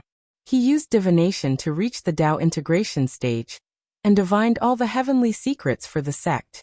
Xuanzong's strength was inseparable from the old man's guidance. The heavenly secrets were hard to predict to begin with. Divining people was already extremely difficult, let alone divining the fate of the number 1 sect of the Taoist sect. For more than 100 years, Elder Tianjizi had made great contributions to the sect with his unpredictable divination skills. However, he had also suffered a backlash from the heavenly Dao. He had lost his sight and suffered injuries that were difficult to recover from. He was Xuanzong's disciple, including the 7th-level elders, and was the most respected existence in their hearts. The old man walked in front of everyone and said slowly, "While Miao Yunzi is traveling, Dao Chengzi will temporarily be in charge of the sect's affairs." Since Uncle Master Tianjizi had spoken, no one in the sect would object. Dao Chengzi was delighted and immediately cupped his hands. "Yes, Uncle Master." As expected, after the old man spoke, no one objected. They all bowed and said, "Yes, Uncle Master." No one in Xuanzong doubted Uncle Master Tianjizi's words. His divination skills were unparalleled in the world. He didn't even need to explain his orders because he could see the future that no one else could. The old man looked at Dao Chengzi and said, "Xuanzong's future is in your hands." Dao Chengzi's expression was solemn. He said, "I will definitely manage the sect well and not disappoint Uncle Master." Not long after, in the sky above the eastern sea, Miao Dun looked at Miao Yunzi and asked, "You're leaving just like that?" Grandmaster didn't pass the position to Uncle Master Dao Qingzi, because his temperament wasn't suitable to be the sect leader. He was worried that he would completely destroy Xuanzong. "Once you leave, Xuanzong will be able to do whatever he wants." Miao Yunzi said, "This is Uncle Master's intention. Don't you trust him?" Miao Dun was silent for a long time before he said, "I agree with Uncle Master's every decision. Only this time. But he can see much further than us. Is Uncle Master Dao Qingzi really Xuanzong's future?" In a dead silent space, Tian Jizi sat cross-legged on the withered grass. He closed his eyes and made a gesture of pinching his fingers. Soon, a trace of blood flowed out from his mouth. In this space, the grass and trees became even more withered and yellow. Tian Jizi slowly opened his eyes and murmured, "There can be no construction without destruction. Only by seeking life and death can there be a sliver of fate." In the sky above the eastern sea, on the huge spirit boat, Li Mu had already learned the identity of the old man in Xuanzong. Tian Jizi was the only elder of the Tian generation in Xuanzong. He was also the elder with the highest seniority in Taoism. With his unfathomable divination skills, he had helped Taoism avoid several catastrophes in his life. One of the important reasons why diabolism did not dare to invade on a large scale was that Tian Jizi had not yet fallen. But this was not a reason for Xuanzong to bully others. Li Mu had promised Xiao Bai that he would let her personally avenge the death of her clan members. He had left Xuanzong today, but the matter between him and Xuanzong had only just begun. Li Mu contacted Xian Jizi with a communication talisman and told him that he was going to rebuild the Fulu Pavilion in Shendu. Li Mu did not intend to be so ruthless, but now that things had come to this, he no longer needed to give Xuanzong any face. At this moment, a large portion of the Zhu province cultivators in Xuanzong had reserved the Fulu Pavilion. They would come to Great Zhoushen, due to collect talismans within 3 months. The price was so low that it defied common sense. If others were to write talismans, they would naturally lose out. But if Li Mu did it himself, he would make a great profit. He wanted to build a cultivation market square in Shendu that was even larger than Xuanzong. The imperial court would only take a maximum of 10% of the profits from the peddlers in the market square. He would also build a Dao field next to the market square, and invite experts from the Department of Worship to preach the Dao every few days. The market square and Dao field would be open all year round. With the imperial court's influence and Shendu's excellent location at the center of the Zhu continent, this Daoist exchange meeting in Xuanzong would be the last. When they passed by Shendu, Li Mu and Xiao Bai got off the flying boat first. The 2 Taishang elders and Yu Zhenzi continued north to return to the ancestral court. As soon as Li Mu stepped into the house, the space in the courtyard fluctuated. The Empress walked out with Mr. Mei and Shengguan Li. Li Mu walked forward and said, "Your Majesty," Zhou said with a sullen face, "I know." She walked to Xiao Bai and hugged her gently, saying, "Sister will avenge you." Xuanzong didn't even give face to the Fulu school, let alone the Great Zhou court. Li Mu walked forward and said, "Your Majesty, please calm down. Xuanzong is powerful. This matter needs to be discussed at length." Zhou said indifferently, "I won't be so impulsive." She looked at Mr. Mei and asked, "Have you found out?" Mr. Mei nodded and said, "Yes, Xuanzong has a total of 23 orthodoxies in the Great Zhou. They are scattered in the 5 counties in the east. Like the 6 sects of Dao, there was not only one orthodoxy. In addition to the ancestral court, there were also many subsects in charge of providing fresh blood to the ancestral court. Many disciples of the ancestral court were promoted from these subsects. Generally speaking, the Great Zhou court would provide convenience for these subsects. For example, they would be given some blessed land with abundant spiritual energy as a mountain gate for them to use for free. Zhou said coldly, "Order the 5 counties to take back the land the court gave them. Tell them to get lost. From now on, there is no Xuanzong Taoist field in the Great Zhou." Chapter 540. Yantai County, Mount Qingshu. In the current cultivation world, Taoism is the most powerful school. There are 6 schools and countless schools. Most of these schools can be regarded as branches of the 6 schools, and have the same Taoist tradition as one of the 6 schools. Among them, Mount Qingshu in Yantai County is an important Xuanzong Taoist school. The Xuanzong Ancestral Court is located outside the East Sea and is isolated from the mainland. It is very inconvenient for it to do things such as recruiting disciples and transmitting messages, which are all done by external Taoist schools. As the Taoist school of Xuanzong, the #1 school of Taoism, the Qingshu school has an extremely high status in Yantai County. It has about 100 disciples. Its headmaster is a peak creation stage expert and is an elder of the Hua generation in Xuanzong. Xuanzong has a revered status in the cultivation world. The Great Zhou Court also opens the doors to them to set up Taoist schools in various counties, and gives them extremely preferential treatment in several eastern counties. Not only does it give them famous mountains and caves to use as gates, it also uses the court's resources to build Taoist temples for them and recommend extremely talented disciples for them, etc. Today, a flying boat suddenly flies towards Mount Qingshu. On the flying boat are several cultivators with high levels of power. They fly to the sky above Mount Qingshu, then put away the flying boat and land. The Qingshu temple's guarding disciples recognize that the newcomer is the Yantai County governor. They step forward and say, "Sir, please wait here for a moment. I'll go to the temple to report to the abbot." The Qingshu temple is backed by Xuanzong, so it does not care about ordinary people. Even if it is an official of Yantai County or a cultivator below the 6th level who comes to visit, they must wait outside the gate. But this time, the Yantai County governor does not wait here. He just waves his hand indifferently and says, "No need." His face darkens. He says, "Do it." Boom.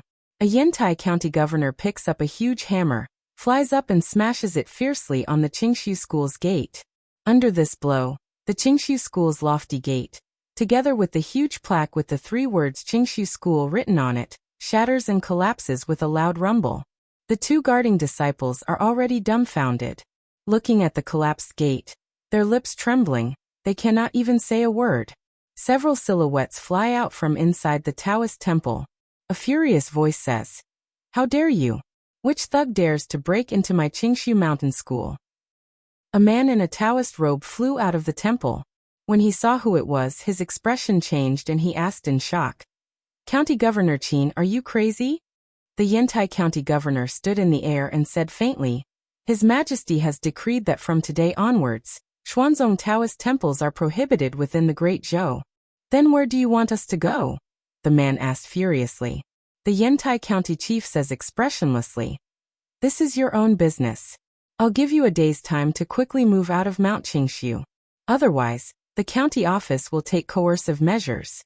At that time, anyone who dares to obstruct the court's official business will be killed without mercy." The man in the Taoist robe had a gloomy expression. The Yantai County chief did not seem to be joking, and it was impossible for him to make such a joke. This time, the Great Zhou Court is serious. This is a big matter for both the Qingshu school and Xuanzong. He immediately flew back to the Qingshu Mountain School, took out his communication magic tool, and contacted the Ancestral Court. At the same time, the great meeting hall of the Xuanzong Ancestral Court has already become a pot of porridge. The Qingshu school sent a message. The Great Zhou Court gave them a day's time to move out. This is too much. The Tianqin school just sent people. They said their mountain gate was smashed by the Nanyang County governor, and the Great Zhou Court wants to occupy their Taoist temple to raise chickens and ducks. The Cave Abyss School was also asked to move out. Why did the Great Zhou Court suddenly attack my Xuanzong? Today, all of Xuanzong's Taoist temples in Great Zhou were given an ultimatum by the Great Zhou Court. They were ordered to move out within a day. It seemed that the Great Zhou Court wanted to expel Xuanzong's Taoist temples and drive them overseas. Dao Qingzi had only been in charge of Xuanzong for 2 days, and this happened. This made his expression extremely ugly. He said coldly, "What is the Great Zhou Court trying to do?" At this time, a Xuanzong elder stepped forward and said, "Martial Granduncle, this must have something to do with Ling Jizi of the Fulu School." Dao Qingzi felt a headache when he heard this name. His reputation was completely ruined by this person. This person made him lose face in front of all the cultivators in the world. Dao Qingzi wanted nothing more than to cut him into pieces. he asked in a low voice. What does this have to do with him? The Xuanzong elder Taoist priest said, Martial granduncle, you may not know this, but Ling Jizi is not only a second-generation disciple of the Fulu school, but he is also an important official of the Great Zhou. He has authority in his hands. There are even rumors that he is the exclusive property of the Great Zhou Empress. Perhaps because he suffered a loss in Xuanzong, the Great Zhou Empress became angry and took revenge on Xuanzong for her lover. Regardless of the reason, the Great Zhou court's actions did not sit well with Xuanzong. These dozens of Taoist temples were very important to Xuanzong. They were responsible for providing the sect with new blood. The Great Zhou court's expulsion of these Taoist temples from the country would not affect Xuanzong too much in the short term. However, in the long term, it was a plan to remove the firewood from under the cauldron. As long as Xuanzong opened his mouth, countless people in the cultivation world would join him. However, geniuses needed to be nurtured from a young age. If they missed the opportunity, it would be very difficult for them to become a top expert in the future. In the face of the Great Zhou court's coercion, Dao Qingzi was silent for a moment. Then he said, Move a few more islands and temporarily settle them here. Xuanzong has been passed down for thousands of years, and has seen many dynasties change. If the Zhou dynasty thinks that they can challenge Xuanzong, I don't mind supporting a new ruler of Zhu province. No one expected Ling Jizi's revenge to come so quickly. All of Xuanzong's Taoist temples were expelled from the country, and a good exchange meeting was ruined. In just a few days, 30% of the cultivators left for Shendu of the Great Zhou. It would not be long before what happened in Xuanzong in the past 2 days spread throughout the cultivation world of Zhu province. As the #1 sect of Taoism, they had lost all face. Xuanzong no longer had a foothold in Great Zhou. At this time, a group of cultivators came from the Thousand Fox Nation in the distant Life province. Ever since the Thousand Fox country and the Great Zhou dynasty had formed an alliance, they had opened up a trade route to each other. Zhejiang County and the Thousand Fox country had even opened up a trade route. Various large sects and families had gradually begun to do business with the demon country. They used spiritual jades, magic treasures, pills, and other items to trade for the Yao nation's abundant spiritual medicines, and profited a lot. In the imperial palace, Illusion Princess paced around in her chambers and muttered to herself, Humph, it's been so long, and he still hasn't come to see me. He doesn't recognize me after he's done with me. Bastard. At this time, Fox 6 suddenly rushed in and said, Your Majesty, I just heard something from those human cultivators. Illusion Princess said angrily, I don't want to hear it now. Fox 6 said, It's about Li Mu. Illusion Princess immediately looked up. Speak. Fox 6 said slowly, I heard a few human cultivators discussing something. They said that a few days ago, Li Mu and Xuanzong had a conflict. Even the 7th realm elders of the two sects were alerted. Fox 6 described Xuanzong's matter in detail. After hearing this, Illusion Princess was furious. She gritted her teeth and said, Damn it, how dare they bully my man? I'll bring people to flatten their sect. Fox 6 hurriedly advised, Your Majesty, don't be rash. Xuanzong is the most powerful sect in Zhu province. They have 5 7th realm cultivators, and rumor has it that they even have 8th realm cultivators in their sect. Let alone us, even the Empress of Great Zhou can't touch Xuanzong. Oh right, there's someone who wants to trade spiritual medicines with us. It's Xuanzong's disciple. At the entrance of the palace, more than 10 human cultivators were waiting. Although Zhu province was vast and had abundant resources, there were also many people. The spiritual medicines sold everywhere were often expensive and priceless. However, the Yao nation was different. This place was rich in spiritual medicines, and the demons didn't know how to refine pills or write talismans. They could buy or trade spiritual medicines they needed at a very low price. Standing at the front of the crowd was a man in a Taoist robe. The cultivators tacitly kept their distance from him. Xuanzong's disciples were high and mighty. They didn't want to get close to them even if they didn't look at them. Not long after, a beautiful demoness walked in from inside. She glanced at the crowd and asked, Who's Xuanzong's disciple? The cultivators sighed in their hearts. Xuanzong was indeed Xuanzong. Even in the desolate Yao nation, Xuanzong's disciples had the privilege of being received first. The man in the Taoist robe stood out. He raised his head and said arrogantly, "I am." The beautiful female demon looked at him and confirmed, "You're Xuanzong's disciple?" The man puffed out his chest and said, "Xuanzong Hua Xuanzi." Fox 6's gaze turned cold. She said indifferently, "Except for this Hua something from Xuanzong, everyone can go in." Hua Xuanzi was stunned. He asked, "What about me?" Fox 6 looked at him and said coldly, "I'll give you 3 breaths. Get out of here, and tell your sect that Xuanzong's disciples are not welcome in Qianhu Nation. The next time you dare to step in here, I'll break your legs. Get out." Chapter 541. The cultivators in front of the Palace of Thousand Fox were stunned. They did not know what was going on. Xuanzong's disciples were respected wherever they went, but they were being targeted in the Yao Nation. While Hua Xuanzi was still stunned, Hulu had already started counting down. 1, 2, 3. As soon as she finished her last word, several palace guards flew out. Several beams of Dharma spells engulfed Hua Xuanzi. Hua Xuanzi was Xuanzong's disciple after all. He instantly retreated. He floated in the air and said with a gloomy face, "Do you know what you're doing? How dare you treat Xuanzong like this? Have you foreseen the consequences?" A level 6 demonic corpse flew out of the palace. Hua Xuanzi shut his mouth completely when he sensed the powerful aura. He turned around and ran. He had no choice but to lower his head when he was under someone else's roof. He had to hurry back to the sect and tell the elders what had happened here. The other 10 or so cultivators slowly walked into the palace. The first thing they saw was a human statue. There was also a similar statue at the city gate of Thousand Fox Nation. The appearance of 2 human statues in the Yao Nation reminded them of a rumor. It was said that the current queen of Thousand Fox Nation, the ruler of half of the Yao Nation, had an extraordinary relationship with an important minister in the Great Zhou. When they saw the 2 statues, they connected it to the conflict between Li Mu and Xuanzong. Then, they connected it to Thousand Fox Nation's rejection of Xuanzong. They knew that the rumor was not just a rumor. In the bedroom, Phantom Princess said to the voice transmission instrument unhappily, "You didn't even tell me about such a big thing. Who do you think I am?" Divine Capital Li Mansion. Li Mu glanced at Lu Hanyan, who had just returned to Divine Capital. She was talking to Wan Wan and Xiao Bai. He said, "It's not a big deal, so I didn't want to tell you." Phantom Princess did not dwell on the matter.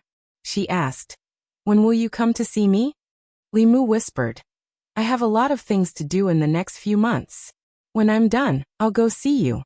Illusion Princess rolled around on the bed and asked with a red face, "I missed you. Did you miss me?" Lu Hanyan had already noticed this. If he dared to flirt with her here, he would die here today. Li Mu whispered, "It's not convenient now. I'll contact you later." By the time he put away the sound-transmitting Dharma artifact, Lu Hanyan had already walked over. She looked at Li Mu and said indifferently, "Come with me." Li Mu followed her into the room and said, "I bought some clothes for you. See if there's anything you like." Lu Hanyan sat on the chair and said, "Don't worry." Li Mu continued, "A few days ago, we saw Wan Wan and her parents and family members in the Immortals' capital. They were the same as before. In order to prevent Wan Wan from seeing them sad, I sent people to chase them away." Lu Hanyan nodded and said, "Well done." Then she looked at Li Mu and asked, "Who will you contact later?" Although Li Mu had been hiding it from the Empress, he did not plan to hide it from Lu Hanyan. He looked up at her and said, "There's something I need to confess to you." The accident in Thousand Fox Nation had always been something that Li Mu was too ashamed to talk about. As an indomitable man, he withstood countless temptations, but in the end he was defeated by a fox. Lu Hanyan's face darkened and asked, "Does Xiaobai know?" Li Mu shook his head and said, "I haven't told her yet. Listen to me. That was really an accident. I didn't expect." Lu Hanyan stood up and snorted coldly. She said, "It's useless to explain to me. You'd better explain to Xiaobai." She walked out of the room and left Li Mu alone. Li Mu decided not to tell Xiaobai that he already had another fox by his side. The most important thing now was to let her take revenge for the murder of her clan and her grandmother. This had become an obsession in her heart. The Heavenly Fox clan's obsession with revenge was so deep that her cultivation had been stagnant for a long time. Li Mu walked to the yard and asked them to choose a few sets of clothes. Then he went to Changel Palace. As soon as he took out the clothes, Joey glanced at him and said, "They chose these, didn't they?" She got an affirmative answer from Li Mu's expression. She snorted softly and said, "I knew it. If they didn't choose the leftovers, you wouldn't give them to me." Li Mu said helplessly, "Your Majesty, you misunderstood me. I have already chosen a few sets for you. I just wanted to let your Majesty see if there are any that you like." He took out a few other sets of clothes and said, "I have already chosen these for your Majesty." Zhou Yi soon forgave Li Mu and went to the inner hall to try on the clothes. Li Mu looked at Mr. Mei and Shangguan Li and said, "You can also choose a few sets. Although they are not treasures, they look good on you." Mr. Mei glanced at him indifferently and said, "They only gave us the leftovers after others chose." Li Mu waved his hand and put away all the clothes. He said indifferently, "Take it or leave it." Mr. Mei said angrily, "You heartless man. I even asked Ju Wei to help you get information. How can you treat me like this?" Li Mu was a little slow in putting away the clothes. He asked, "What information?" Mr. Mei glanced at him indifferently and asked, "Do you want to know the background of Xiao Bai's enemy?" Li Mu said, "Xuanzong's fourth-generation disciple." Mr. Mei crossed his arms and said, "Are you stupid? Xuanzong's fourth-generation disciples are also born and raised by their parents. I mean what country he is from, what his identity is, and who else is in his family." Li Mu paused and said, "Actually, I was just joking. I have already looked out for Sister Mei's clothes. These clothes are very suitable for your temperament." Shangguan Li asked, "What about me?" Li Mu waved his hand and said, "Go away. You can choose after Sister Mei finishes."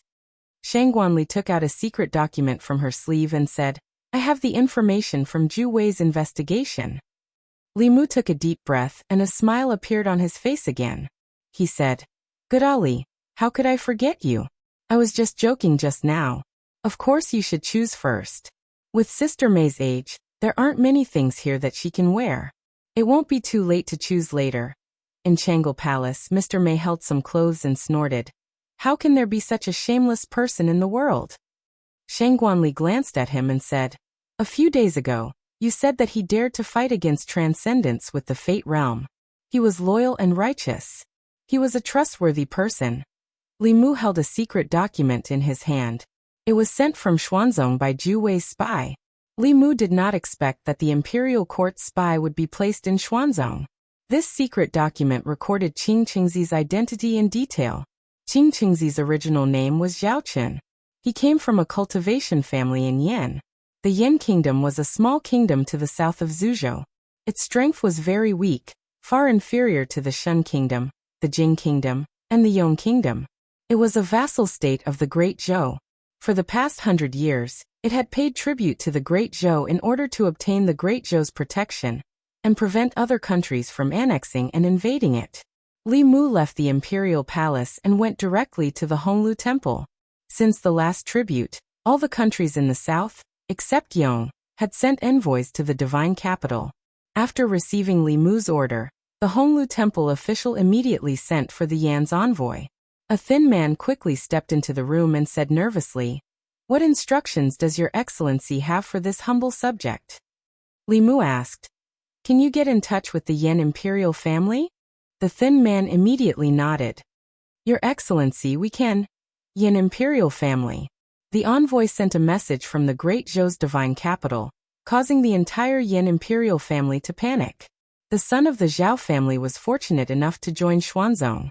This was supposed to be the glory of the Zhao family and the Yan imperial family. Unexpectedly, he was wanted by the Great Zhou court. The Yan imperial family was a vassal state of the Great Zhou.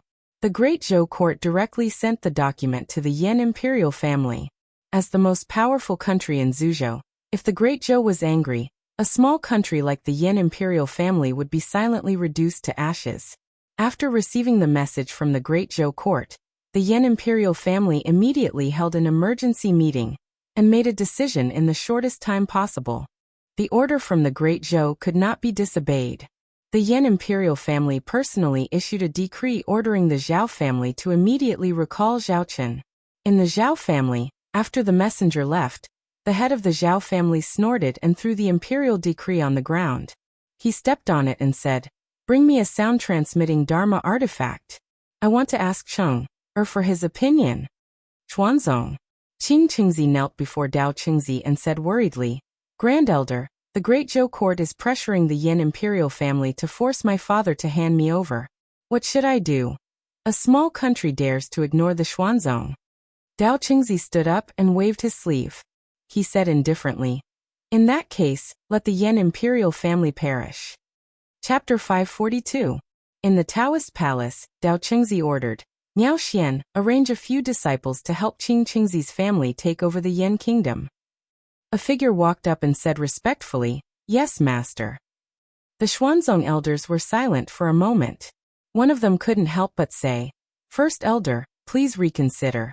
Our sect is detached from worldly affairs and has never interfered with the affairs of the secular countries. If we interfere with the internal affairs of the Yan kingdom, we will be criticized." Dao Qingzi said lightly, "The Yan kingdom is a small country. They are willing to be the loyal dog of the Zhou dynasty and look down on the Xuanzong. If we don't punish them as an example, there will be others who don't know what's good for them in the future. I will show my power. No one is allowed to say anything." Tianjizi had personally ordered that the Grand Elder would take over after the sect master left the sect. The group of elders couldn't disobey his decision. The Grand Elder's personality wasn't good before, but it wasn't like this. Everyone faintly felt that he had lost all face in front of all the cultivators in the world.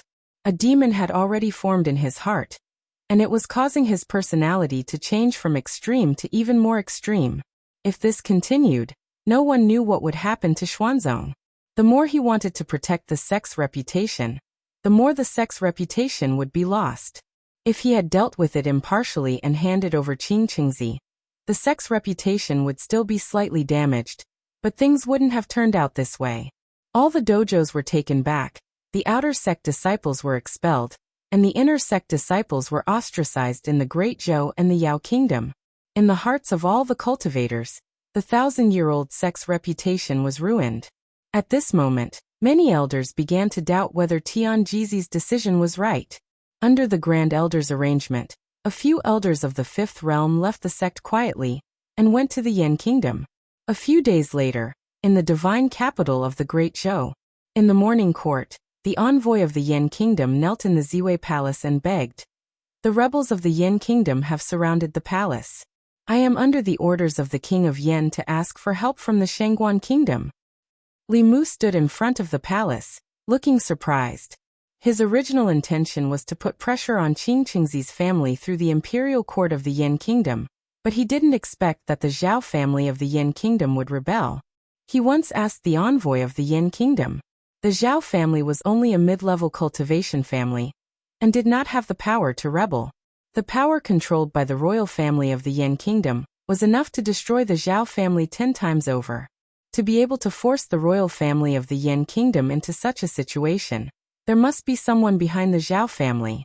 Obviously, Xuanzong was the only one with such strength and a reason to help the Zhao family. The spies of the imperial court in Xuanzong sent back news that after Li Mu and the others left, the hierarch of Xuanzong, Miao Yunzi, also went out to travel. At this time, the person in charge of Xuanzong was the Grand Elder Taoist priest, Cheng Zi.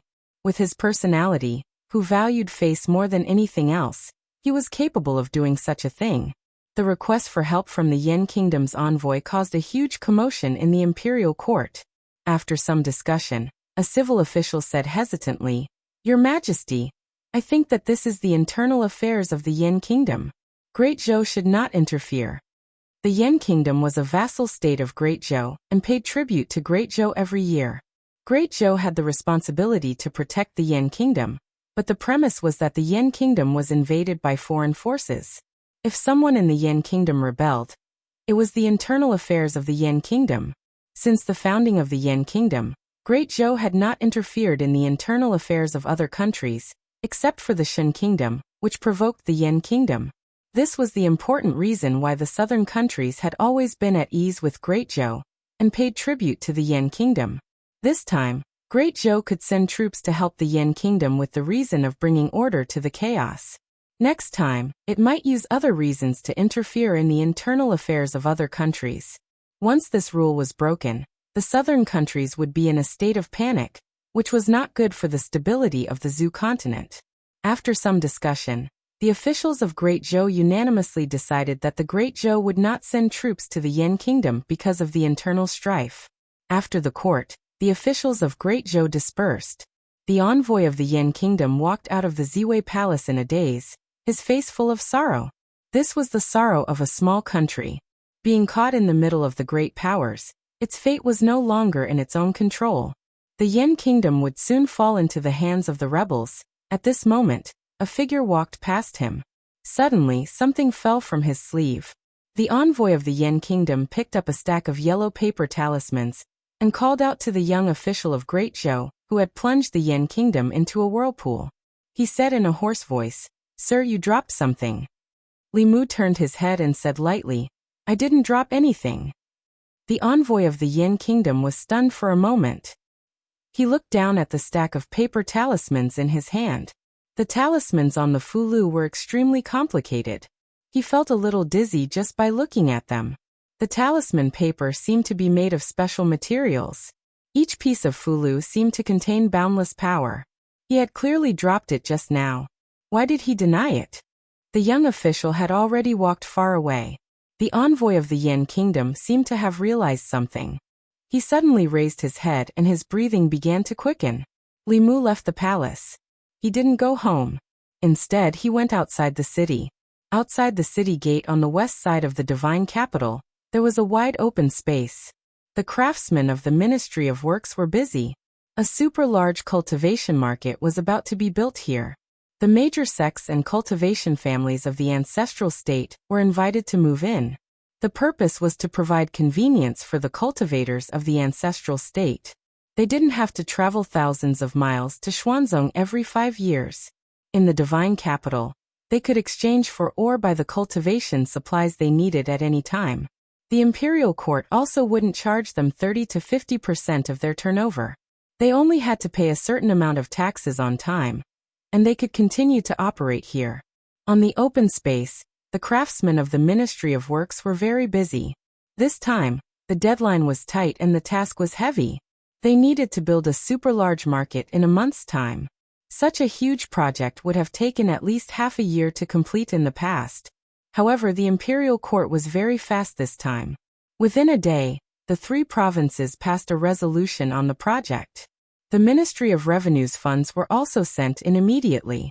The craftsmen of the Ministry of Works came overnight to measure the site. Li Mu checked the progress of the project before returning home. When he was in Xuanzong, he promised the cultivators 3 months.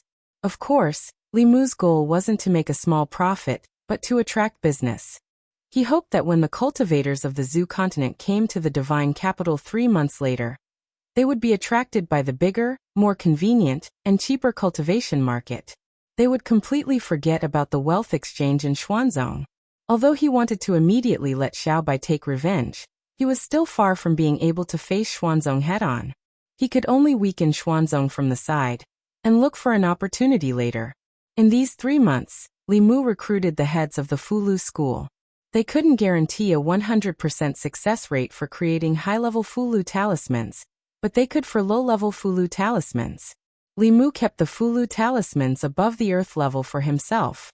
Those below the earth level were handed over to them. For the next few days, Li Mu stayed at home to draw talismans. On a flying boat from the Great Zhou to the Yan kingdom, a man touched the Fulu in his arms with an anxious expression. He didn't hesitate to overdraw his mana to increase the flying boat's speed to the maximum. Yan Kingdom, Yan Capital. Recently, a major event happened in the Yan Kingdom, causing the citizens of the Yan Kingdom to panic. The famous Zhao family of the Yan Kingdom recruited a few powerful cultivators from somewhere and rebelled against the royal family. After defeating the royal family's guards, they forced the royal family into the palace. Until the royal family activated the protective array, the 2 sides were in a temporary stalemate. Several figures floated in the air and attacked the array that covered the palace. The light of spells illuminated the entire sky, but the array didn't show any abnormalities other than shaking slightly. The head of the Zhao family flew into the air and said to a middle-aged man, "Elder, the royal family bought this array from the Spirit Array sect at a high price in the early years. It is said that it can withstand the attacks of powerful cultivators from Dongxian." The middle-aged man looked down at the array outside the Yen Kingdom's palace and said calmly, "It can withstand the attacks of a 6th-level cultivator, but without a 6th-level cultivator, it will take a few days to break this array." The head of the Zhao family said, "I am worried about the Great Zhou court. The royal family must have asked the Great Zhou court for help. If the Great Zhou court sends troops," the middle-aged man said, "don't worry. This is a matter of the Yen Kingdom. The Great Zhou court will not send troops. If they do, the sect will not sit by and watch." The head of the Zhao family breathed a sigh of relief and said, "Then I am relieved." Inside the array, the royal family of the Yen Kingdom looked at the figures floating in the air with bitter expressions. An elder sighed and said, "I didn't expect Xuanzong to make a move. To deal with a small country like the Yen Kingdom, they sent several elders. They want to slap the Great Zhou's face, but the Yen Kingdom has suffered an unexpected calamity." The middle-aged man in the imperial robe said, "Now we can only place our hopes on the Great Zhou court." The elder shook his head and said, "The Great Zhou court will not send troops. When the array is broken, the Yen Kingdom will change hands. We can only hate the fact that the Yen Kingdom is so weak that we can't even control our own destiny." Although the array bought by the royal family of the Yen Kingdom from the Spirit Array sect was strong, it could not withstand the continuous attacks of several 5th-level cultivators. In just 2 days, the array was at its limit. The head of the Zhao family floated in the air and looked at the array that was trembling violently under the attack of spells. A trace of passion appeared in his eyes. The Yen Kingdom would soon be under the Zhao family. In at most a few hours, the array would be broken. However, at this moment, a ray of light suddenly approached from afar. It was a flying boat. The head of the Zhao family was no stranger to the flying boat. He was the Yen Kingdom's permanent envoy to the Great Zhou. Only the envoy returned. The head of the Zhao family understood that the Great Zhou must not have sent troops. The smile on his face grew wider. As the smile appeared on his face, a rolling sound came from the front. "Die renegade." The envoy stood at the bow of the boat and threw out a few Fulu notes. Suddenly, several figures in golden armor appeared in the air. They held huge weapons and exuded an extremely powerful aura. The head of the Zhao family was stunned. He said in shock, "What is this?" Looking at the golden-armored soldiers, the few Xian sect elders were also stunned. When they came back to their senses, the elder in the lead immediately said in horror, "It's a level 6 soldier. Retreat, retreat quickly." The news from the Yen Kingdom reached the fairy's capital 5 days later. In the Yen Kingdom, the Zhao family rebelled and forced the emperor to abdicate. In the end, the Zhao family was suppressed by the royal family. Because of the serious crime of rebellion, the entire Zhao family was executed.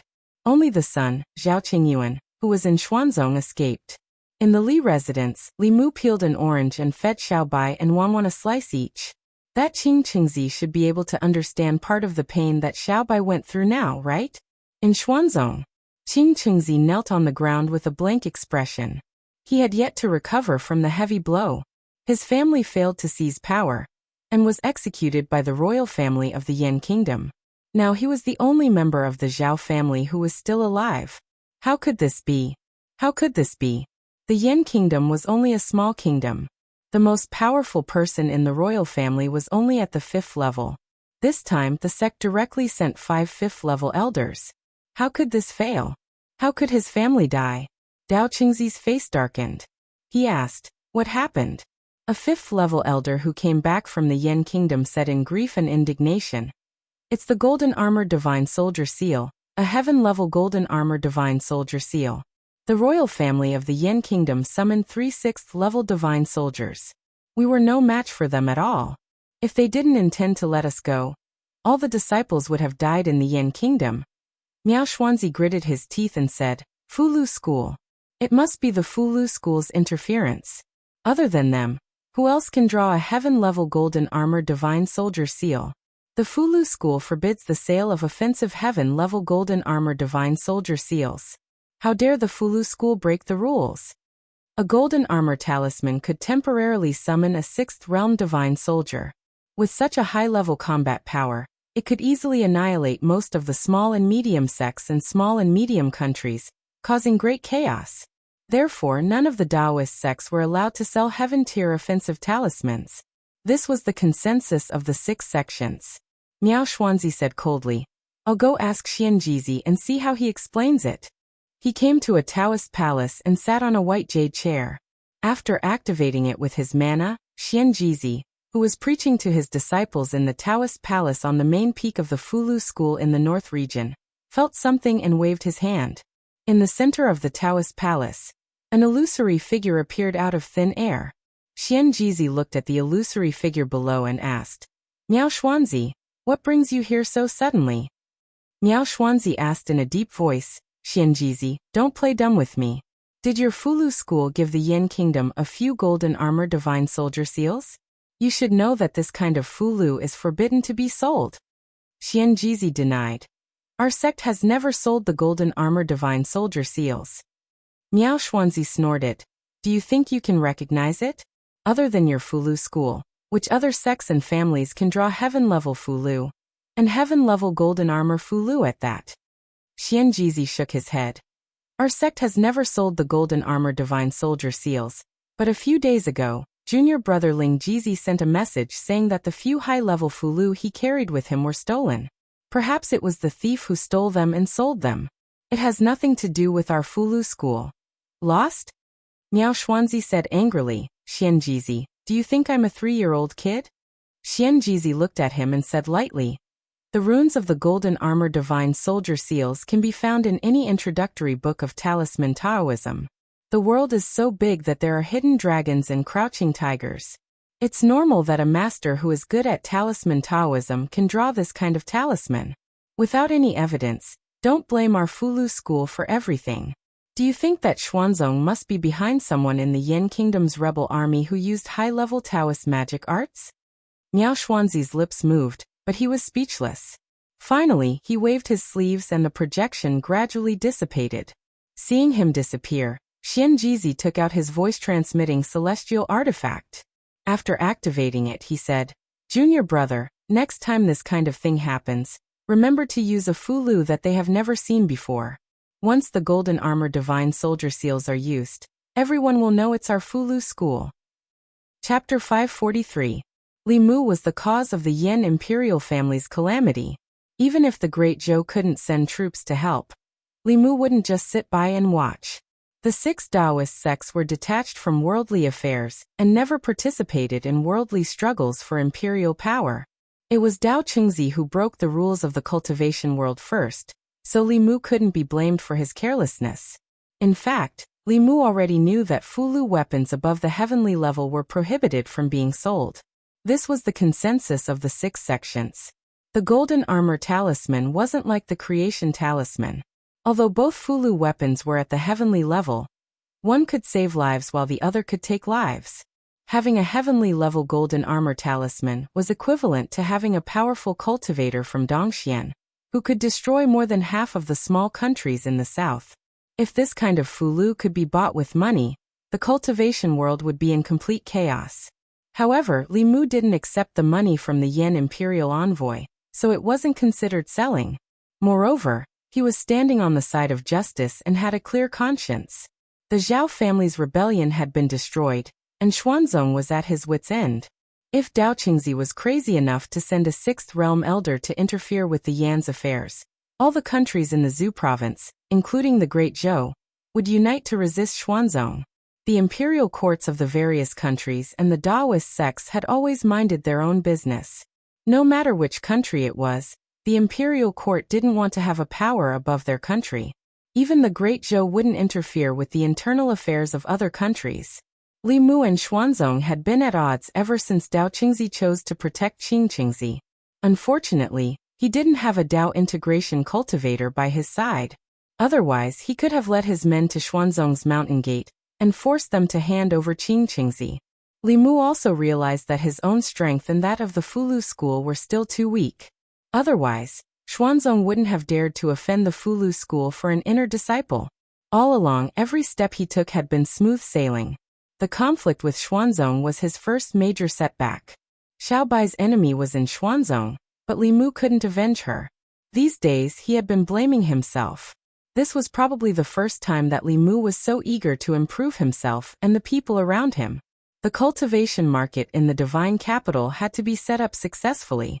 Li Mu needed enough spiritual jades and spiritual herbs to raise the overall cultivation of the talisman sect's disciples to a whole new level. At the very least, in terms of the number of middle and high-tier disciples, they would not lose to the profound sect. As for the 8th realm cultivators, there was no way. Over the past 10,000 years, the spiritual qi in this world had become thinner and thinner. It was no longer possible for a 9th realm cultivator to be born. Even 8th realm cultivators were hard to come by. Other than Tian Jizi of the Xian sect, there was no other 8th realm cultivator in Taoism. The only sect that could have an 8th realm cultivator was the demon sect. However, Li Mu couldn't work with the demon sect. This notorious organization was the enemy of all righteous sections. Fortunately, the only person on the continent who had a chance of reaching the 8th realm was one of Li Mu's closest people. Today, the Empress was wearing a piece of clothing that Li Mu gave her. She leaned lazily on the dragon throne and read the latest novel. As the continent's youngest 7th realm cultivator, Li Mu hadn't seen her cultivate. If the Empress had an 8th realm cultivation, why would he need to work so hard to accumulate strength and wait for Xiaobai to avenge her? He would have brought people to fight Xuanzong long ago. Zhou Yi felt Li Mu's gaze. She put down her book and asked, "Why are you looking at me?" If the Empress was willing to work hard, he wouldn't have to. Li Mu thought for a moment and said, "There's no point in always reading. Why don't your Majesty cultivate and try to break through as soon as possible?" Inside Xuanzong, inside a Taoist palace, Qing Qingzi knelt on the ground with a crazed expression. He gritted his teeth and said, "Grand Supreme Elder, the Yan Kingdom's royal family humiliated our Xuanzong. I beg you to send the Chief Elder to the Yan Kingdom to kill the Yan Kingdom's royal family and raise the prestige of our Xuanzong." Dao Qingzi glanced at him and said, "Take him away and make him face the wall for 10 years. He's not allowed to step out of discipline peak for 10 years. Qing Qingzi was obviously crazy. If he killed the Yan Kingdom's royal family, Xuanzong would become the most powerful sect of the evil Dao. This was not what Dao Qingzi wanted. The 4th generation core disciples in the palace watched Qing Qingzi being taken away. Qing Xuanzi's face was even paler than Qing Qingzi's. He was glad that he didn't fight Li Mu to the death. Otherwise, he would have been the crazy one. Dao Qingzi sat on the main seat. He closed his eyes and said, "You can all leave." The disciples bowed and left the Taoist palace. When Dao Qingzi was the only one left in the palace, the door of the Taoist palace slowly closed. Darkness shrouded Dao Qingzi. At this moment, a voice suddenly sounded in Dao Qingzi's ears. "Are you angry and unwilling to accept this?" Dao Qingzi's expression changed. He shouted, "Who is it? Come out." He scanned with his divine will but didn't find a second aura. At this moment, the voice sounded again. "Don't look for me. I'm in your heart. You're me, and I'm you." Dao Qingzi had cultivated for more than 100 years. He knew what he had encountered. Even with his cultivation and temperament, his face couldn't help but turn pale. The voice continued, "I know you're angry and unwilling to accept this. Among all the disciples, you're the most talented. You were the first to reach the creation realm, the first to step into Dongxian, and the first to transcend. However, your biased master still passed the position of sect master to someone else. You thought that if you were the sect master, Xuanzong would have been better than it is now." The voice laughed. "However, when you took control of Xuanzong, you realized that things weren't like that. As the Grand Supreme Elder, you were humiliated by a 5th realm junior in front of countless cultivators on the Zhu continent. Xuanzong's dojo was taken away, the outer sect disciples were expelled, and the inner sect disciples were ostracized by the demon race. You're in charge of the strongest sect in the Zhu province, but you can't even do anything about a small country. Your life is a joke." Dao Qingzi's eyes were bloodshot. he said furiously. Shut up. I'm the Grand Supreme Elder of Xuanzong, a 7th realm cultivator. I'm second only to one person and above millions. The voice laughed even louder. Do you believe what you're saying? If you don't think you're a joke, why would I appear? Even if you have everything you want now, you can't even do anything to a junior. Isn't this a joke? Shut up, shut up, shut up. In the Holy Ji Palace at the highest point of the Xian sect, angry roars could be heard. Countless disciples of the Xian sect looked up and were terrified. They did not know why the Grand Elder was so angry. When the headmaster was here, such a situation had never happened. They didn't know when the sect master would return. They really didn't know what kind of path the Grand Supreme Elder would make Xuanzong walk on. Just as the Xuanzong disciples were thinking about their sect master, Miao Yunzi, the Xuanzong sect master, was meditating in a silent space of the flask heaven. At a certain moment, he opened his eyes and looked at the old man opposite him. He asked, Martial Granduncle, why didn't you follow the sect rules and hand Qingqingzi over to the Fulu school? What did you see? The old man was silent for a long time. Finally he said, Catastrophe. Miao Yunzi's eyes narrowed. Martial Granduncle Tianjizi had predicted 2 catastrophes for the sect. If it weren't for his warning and the sect being prepared, Xuanzong would have already been destroyed by the demon Dao. It was because of this that the Xuanzong disciples trusted him so much. Miao Yunzi took a deep breath and asked, What kind of catastrophe? The old man said slowly, The fall of the dynasty, the end of the 6 sects, the collapse of the 10 continents, a world-ending catastrophe. Miao Yunzi asked in shock, Just because Xuanzong handed Qingqingzi over? The old man said, This is the mystery of fate. Something that seems insignificant now can cause a huge change in the future. Miao Yunzi thought for a moment and asked, Can this catastrophe be stopped if we don't hand over Qingqingzi? A light appeared in the old man's empty eyes. He murmured, No, but this is the only chance. Miao Yunzi shook his head. Disciples still can't imagine. The old man smiled. I can't imagine either. Cultivate well. Fortune can be a disaster, disaster can be a blessing. No one can say for sure. It's a catastrophe, but it's also an opportunity. Chapter 544. In the sky above the divine capital, in the 9 heavens squall layer, Li Mu sat cross-legged in the air with his upper body naked, allowing the biting cold squall to blow on his body. After using the squall to train his physical body for a while, he used his magic to prop up a shield, and continued to fly upwards. Flying past Shangguanli, Li Mu continued to fly upwards. A trace of defiance flashed through Shangguanli's eyes.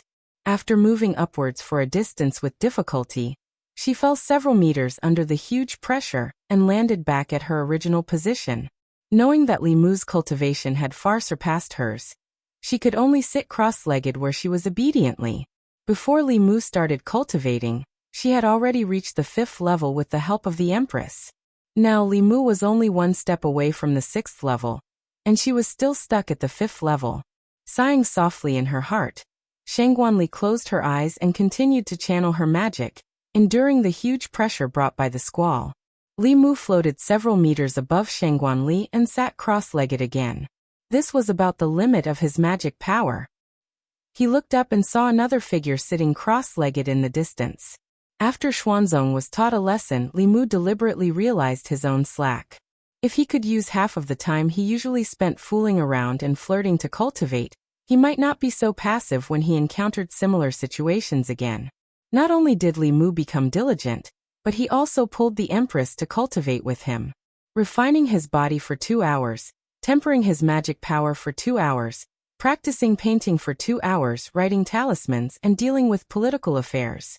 He spent 12 hours with the Empress every day.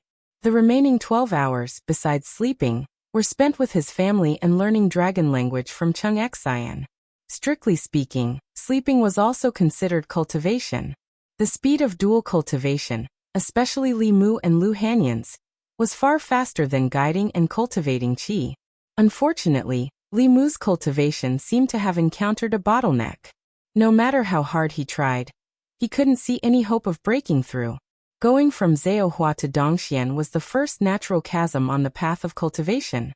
Other than hard work in cultivation, to a certain extent, It also depended on luck. If the luck was there, one could break through the realm. If the luck was not there, one could be trapped for life.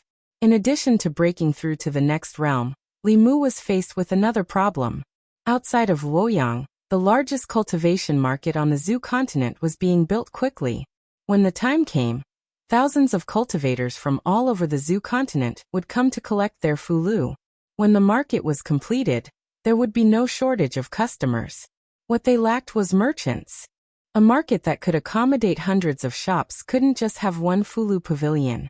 The imperial court needed to attract important businesses, such as the Pill Cauldron sect, the Spirit Array sect, the South sect, the North sect, and so on. If they could get the support of these 4 sects, they wouldn't have to worry about the market's future customers.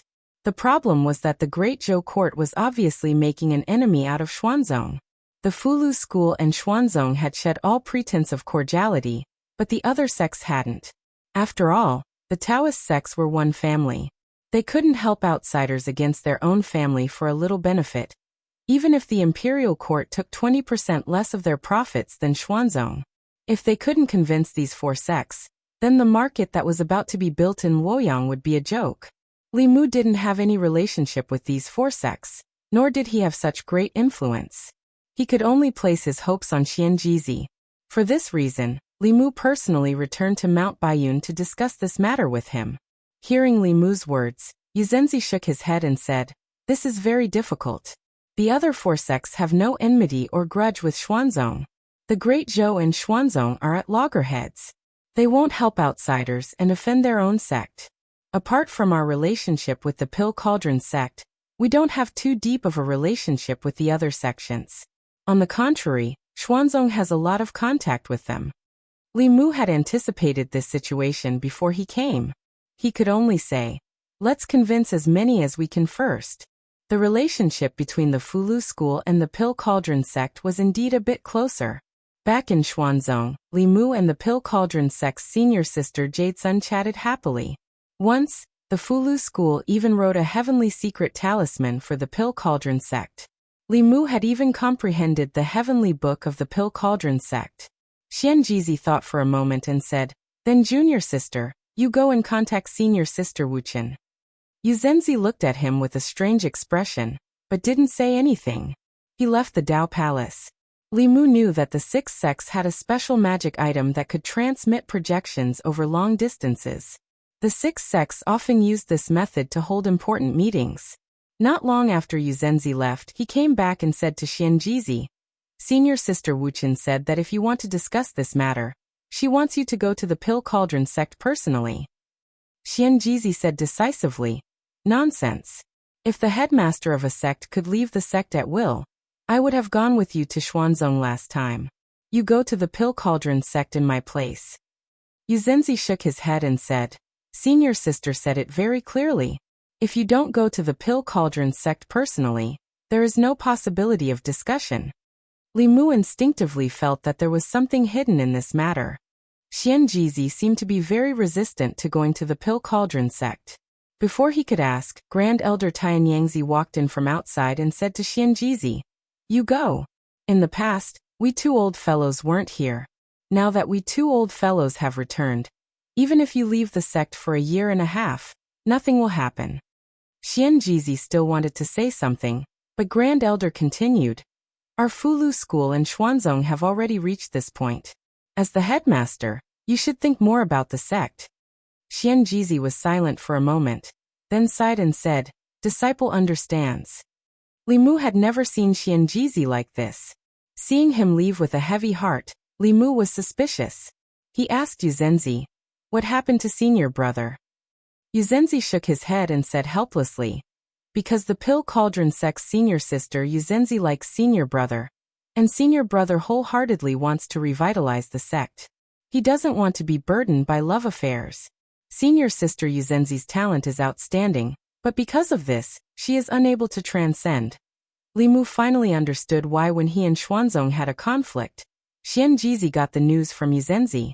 However, to be honest, love affairs will indeed affect cultivation and the revitalization of the sect. If one only knew how to talk about love every day, how could one have time to cultivate? How could one have time to plan the future of the sect? No one knew this better than Li Mu. Being immersed in the land of warmth and tenderness all day will greatly breed laziness. Perhaps the Pill Cauldron sect wanted to facilitate the two of them to become Tao companions. Li Mu didn't know whether Xianjizi didn't like Yuzenzi, or was worried about the sect. If it was the former, then Li Mu also didn't want him to sacrifice himself for the sect. Feelings can't be forced. After all, Xianjizi wasn't a lecherous person like Li Mu. Forcing him to spend his life with a woman he didn't like was rather too cruel. Li Mu walked out of the Tao Palace and saw Xianjizi standing alone at the edge of a distant cliff. The mountain wind blew his Tao robe, making this figure appear particularly lonely.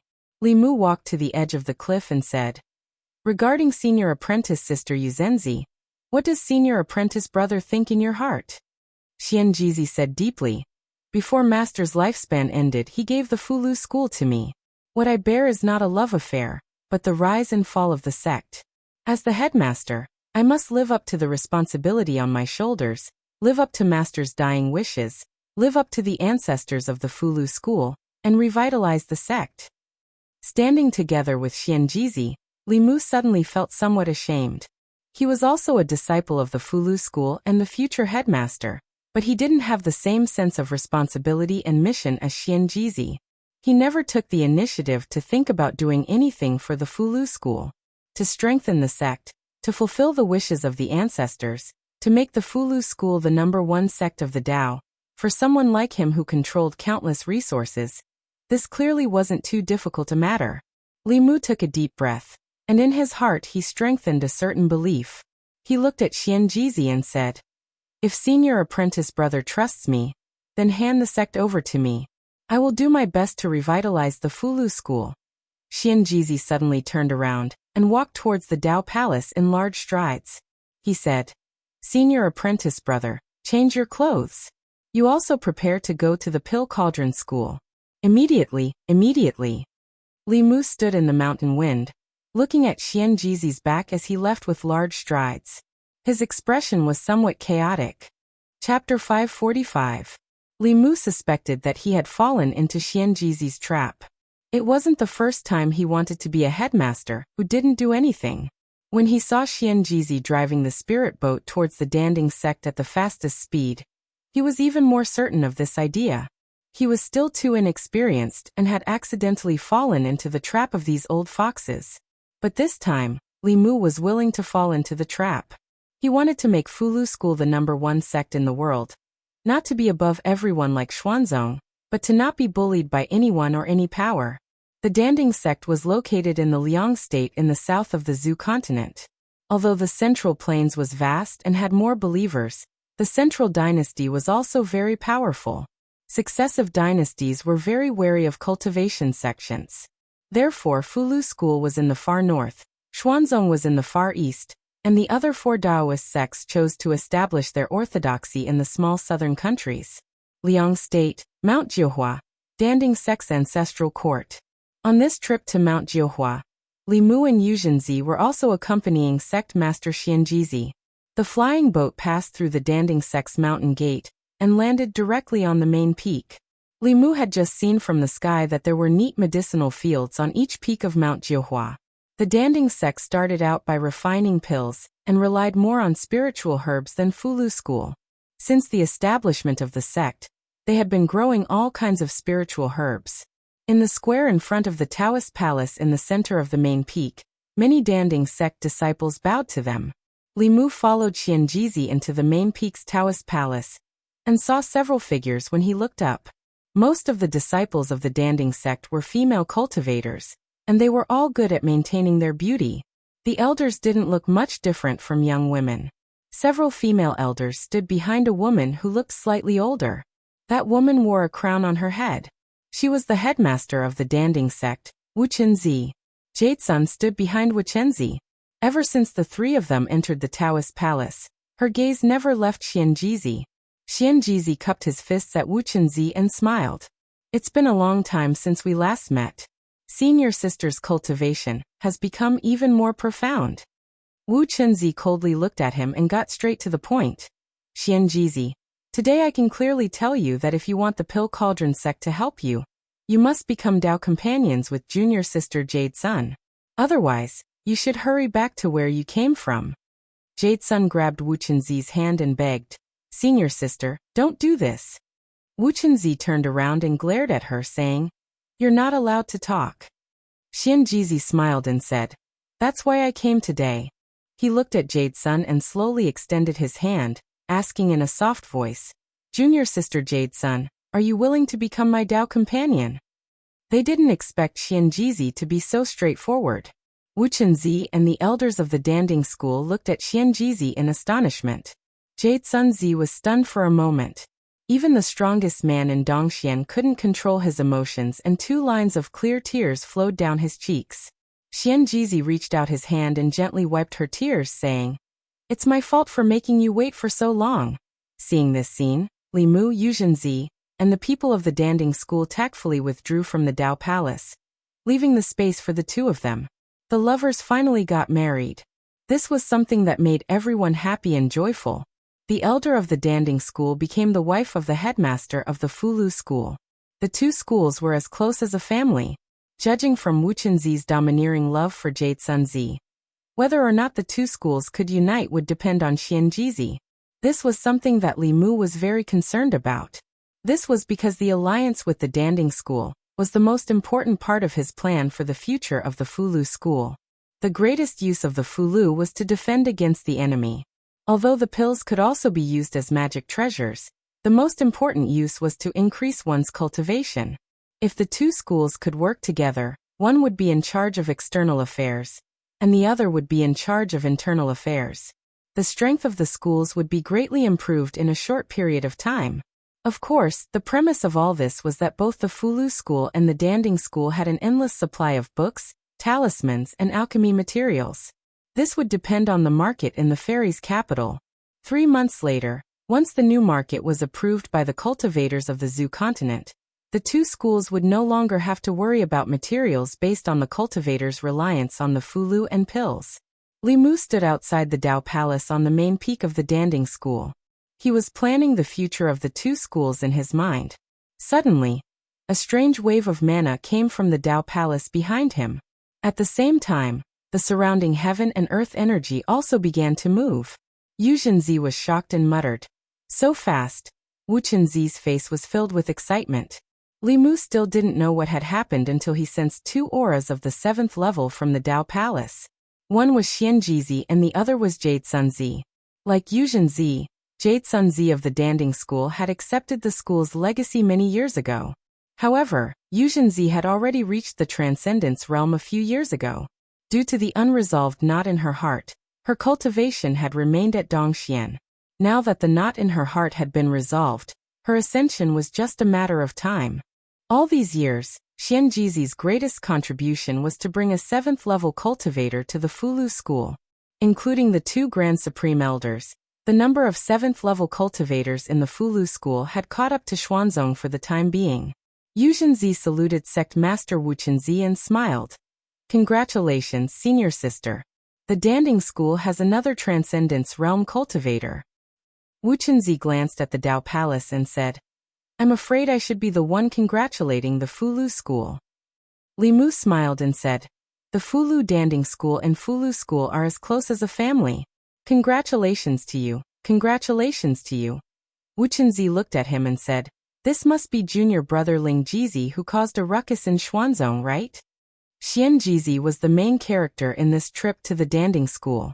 Li Mu didn't have the time to introduce himself. He saluted and said, Ling Jizi greets senior sister Wu Chenzi. Wu Chenzi said, Junior brother Ling Jizi is extremely talented and courageous. No wonder the 2 martial uncles of the Fulu school think so highly of you. Just as she finished speaking, 2 figures walked out of the Tao Palace hand in hand. Jade Sunzi's aura was completely different from before. She held Xianjizi's hand tightly with a shy look on her face. She was already a few decades old, but she still looked like a little girl who had just experienced her first awakening of love. Wu Chenzi glanced at Xianjizi and went straight to the point. Yuzhenzi said that the Danding school should open a Danding pavilion in the Great Zhoushandu. Xianjizi only smiled and said, Senior sister and junior brother Ling Jizi can discuss this matter." With that, he held Jade Sunzi's hand and the two disappeared into the clouds. Wu Chenzi looked at Li Mu and was slightly shocked. She knew that Ling Jizi was valued in the Fulu school, but she didn't expect him to be valued to this extent. Xian Jizi clearly thought of him as the next headmaster of the Fulu school, and a future headmaster who would be in charge from now on. She glanced at Li Mu and said, "Come with me." Li Mu and her walked into the Dao Palace. Wu Chenzi walked to the center of the hall before turning around and asking, "Do you know that what you are about to do will cause the Fulu school and Xuanzong to have no room for negotiation?" Li Mu smiled and said, "Is there a way to turn things around now?" The three transcendent experts of the Fulu school caused trouble in Xuanzong. Li Mu made Xuanzong's grand elder lose face in front of countless cultivators of the Zhu continent. The empress expelled the Fulu school's outer disciples and used their training grounds to raise livestock. There was no room for negotiation between them and Xuanzong. Wu Chenzi didn't ask any further and said, "Xian Jizi asked you to discuss with me, which means that you alone can take charge of the Fulu school. Since you have decided, I won't try to persuade you anymore. From now on, the Fulu Danding School is a family. If you need the Danding School to do anything, just tell me." Wu Chenzi was the head of the Danding School. If she could say these words, it meant that the Danding School had chosen to stand with the Fulu school in the face of Xuanzong. Li Mu pondered for a moment and then looked at her and said, "This matter isn't urgent. Today is the day that senior brother Xian Jizi and senior sister Jade Sun become Dao companions. Junior brother has a gift for the Danding School." He extended his hand and a jade slip appeared in his palm. He handed the jade slip to Wu Chenzi with both hands. Wu Chenzi took it and inadvertently scanned it with her divine sense. Her expression completely froze. She suddenly looked at Li Mu and said in shock, "This?" Li Mu smiled and said, "This is a small gift. It's not enough to show my respect." Chapter 546. Li Mu had comprehended the heavenly book of the Danding School a long time ago. The reason why he didn't take it out before was because he was a disciple of the Fulu school. Of course, he didn't want other schools to grow stronger. But now the Danding School and the Fulu school were like family. He didn't need to hide these things anymore. His opponent was the Xian sect, the #1 sect of Taoism, which was filled with powerful cultivators. Only when the Talisman sect and the Elixir sect were strong enough would he have more chips in his hands to fight against the Xian sect in the future. Wu Chenzi looked at the jade slip in her hand. It was as light as a feather, but also as heavy as 10,000 pounds. The Danding School's knowledge of alchemy was passed down to this day. Part of it came from the heavenly book, while the other part came from the enlightenment of the seniors of the school over thousands of years. This was the foundation of the Danding School. The jade slip wasn't big, but the information in it was extremely rich. It contained all the knowledge of alchemy that the Danding School's disciples had comprehended from the heavenly book. There were also countless prescriptions, alchemy notes, and enlightenment that she had never seen before. The Danding School had the hope of reaching the top of Taoism in a limited time if they obtained this item. Was this the small gift that Ling Jizi had mentioned? The small gift he had mentioned was the road to prosperity for the Danding School. She had thought that the Fulu school would benefit from the marriage of her junior sister and Xian Jizi. She hadn't expected that the Danding School would benefit the most. Even someone as calm as Wu Chenzi couldn't help but tremble as she held the jade slip. She pursed her lips and looked at Li Mu. "Junior brother, I'm afraid the Pill Cauldron sect won't be able to repay such a generous gift." Li Mu smiled again and interrupted her, saying, "Senior sister, you're treating me as an outsider. Our two sects are as close as a family. Senior sister, you even offended Xuanzong for us. This is nothing." Mount Jiuhua. On the main peak of the Danding School, the sound of bells suddenly rang. The bell tolled 9 times. At first, the disciples didn't pay much attention to it, but when the 9th bell tolled, all of the disciples and elders in the Pill Cauldron sect stopped what they were doing and hurried toward the main peak, with the exception of the elders who were at a critical juncture in their pill concocting. The sky around the main peak was filled with figures flying in the air. Everyone stood on the dojo in front of the main peak according to their seniority. The 9 chimes of the bell meant that all the disciples in the sect were being summoned. Something important must have happened in the sect. or the sect leader had something important to announce. Wu Chenzi walked out of the Holy Ji Palace. All the disciples bowed and said, "Greetings, headmaster." Wu Chenzi stood in front of the Dao Palace and slowly announced, "Just now, Elder Jade Sun has transcended." "What? Elder Jade Sun has finally advanced. With that, our sect will have 4 seventh realms. Xuanzong only has 5 seventh realms. Aren't we very close to Xuanzong?" Everyone in the dojo heard the news. Whether they were low-level disciples or elders, they immediately jumped for joy. The Danding school only had 3 seventh realms in the past. The 2 Grand Supreme Elders were nearing the end of their lifespans. If the sect leader hadn't advanced, there would only be 1 Supreme Powerhouse left after the 2 Grand Supreme Elders reached the end of their lifespans. They would immediately fall to the bottom of the 6 sections. Now that Elder Jade Sun had advanced, even if the 2 Grand Supreme Elders died, the overall strength of the Danding school wouldn't fall too much. Wu Chenzi raised her hand, and the dojo quieted down again. She looked at the disciples of the Danding school and continued, "There's one more thing. Elder Jade Sun has already become Dao companions with the sect leader of the Fulu school, Xianjizi. The Dao companion ceremony will be held soon." The moment she said that, the dojo fell silent for a moment. Then, an even greater uproar broke out. "Did I hear wrongly? Elder Jade Sun and the sect leader of the Fulu school have become Dao companions. This is too sudden.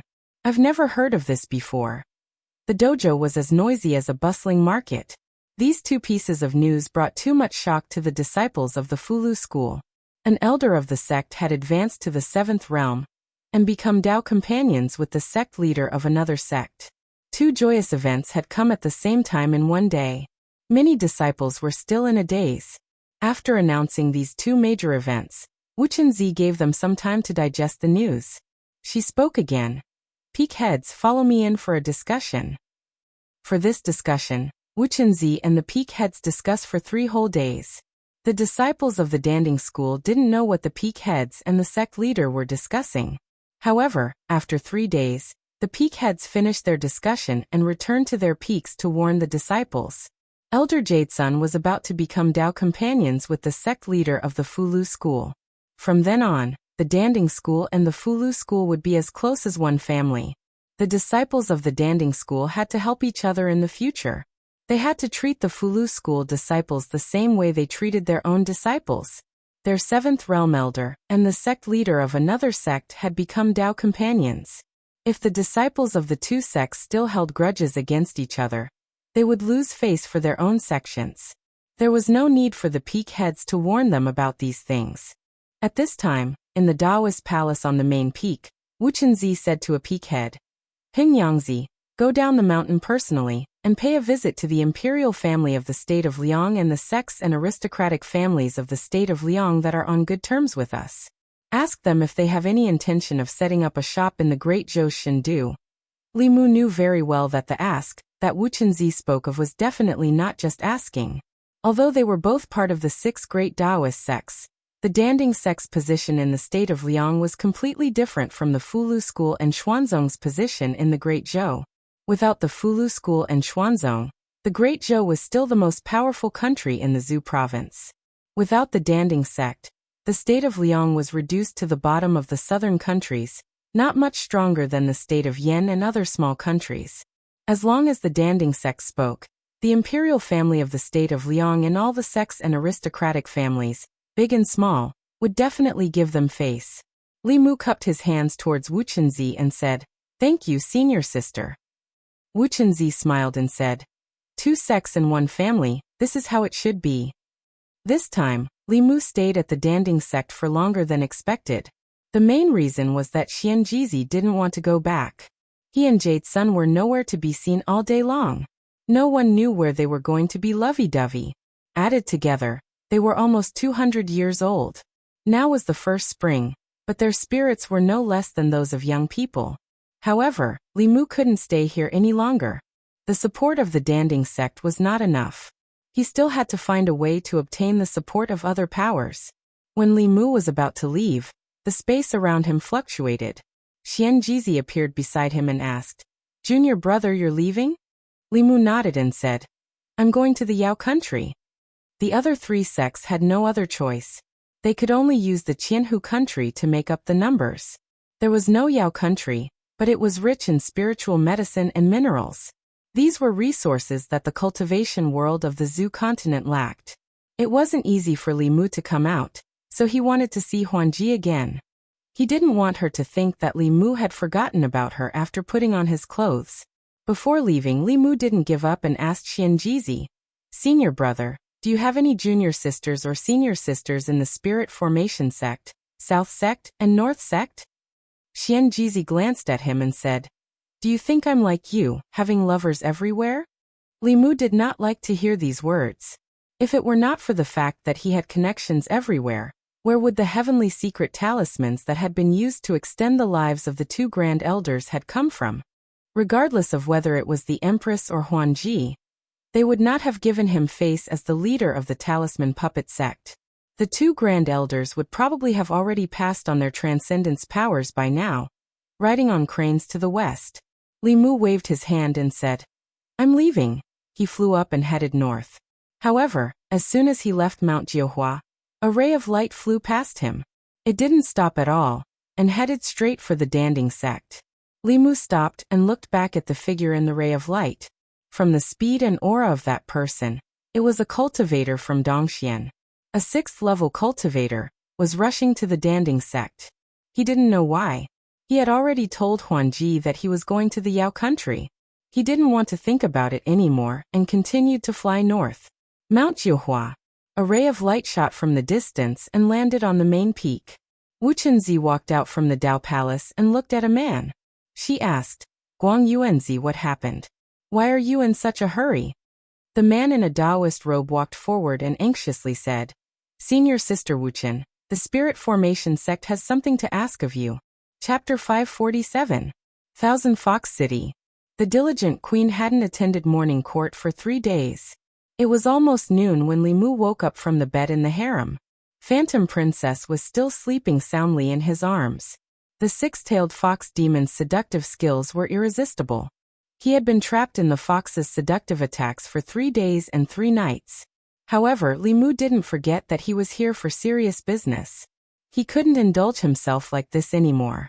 Li Mu decided to keep a distance from this seductive body for the time being.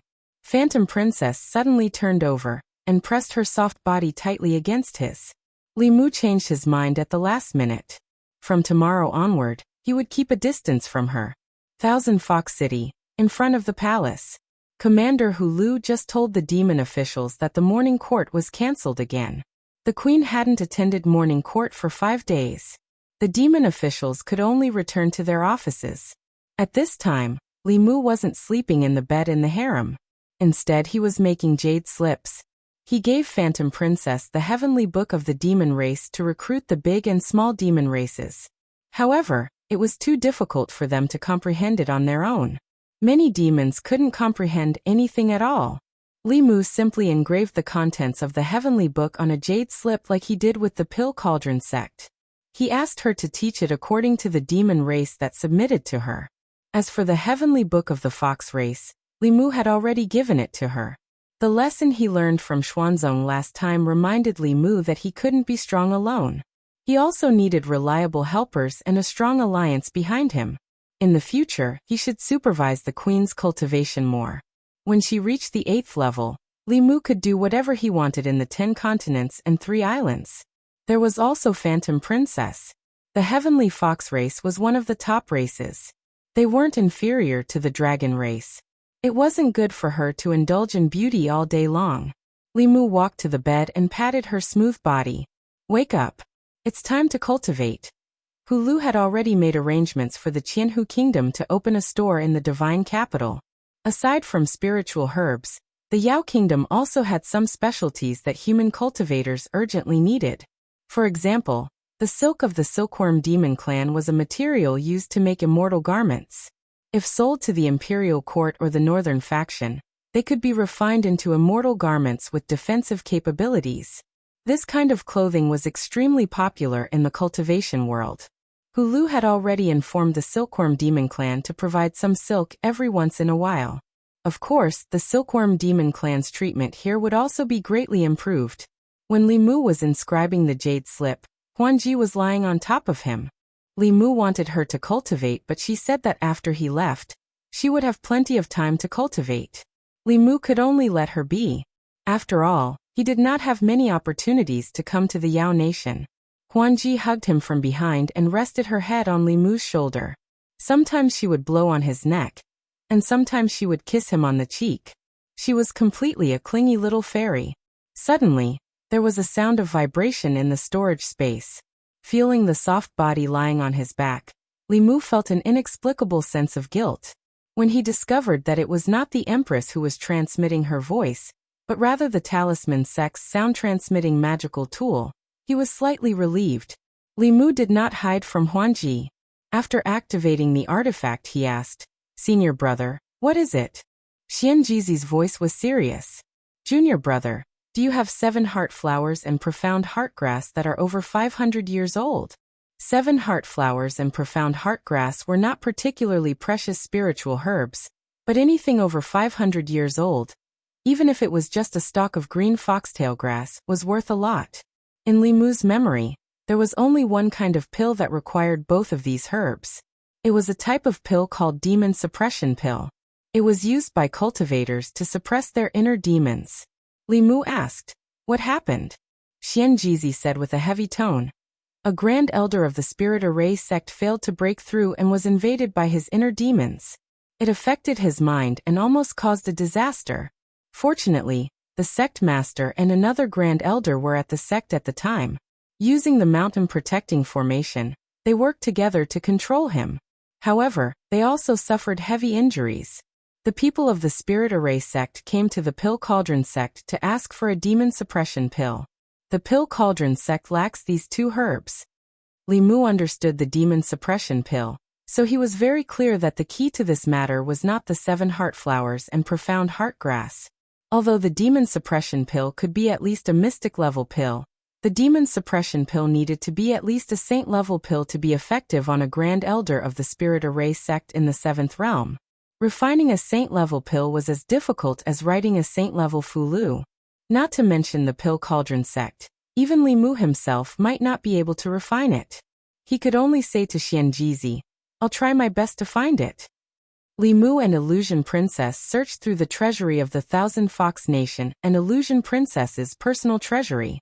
They found many 7 heart flowers and profound heart grass, but they were far less than 500 years old. Spirit herbs that were over 100 years old would emit dense spirit chi and attract cultivators, monsters, and even wild beasts. Spirit herbs that were over 100 years old were rarely found in the wild, unless they were cultivated by a family or faction with hundreds or thousands of years of history. Illusion Princess thought for a moment and said, "The Thousand Fox Nation doesn't have them. But that doesn't mean the Tianlang Nation and the Black Snake Nation and Flying Bear Tribe don't have them.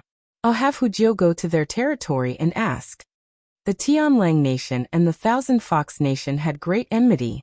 The Black Snake Nation and the Flying Bear Tribe had no relationship with the Thousand Fox Nation. Even if they had them, they might not give them to Hujiu. Li Mu thought for a moment and said, "Let's go ourselves." Not long after, he brought Illusion Princess, 1 level 7 monster corpse, and 10 level 6 monster corpses to the Tianlang Nation. The Blue Wolf King and the former monster sect Grand Elder's corpses had been refined into monster corpses by Chen Shi and the others. The tiger monster was at the peak of level 6, but after it was refined, its cultivation level remained at the early stage of level 6.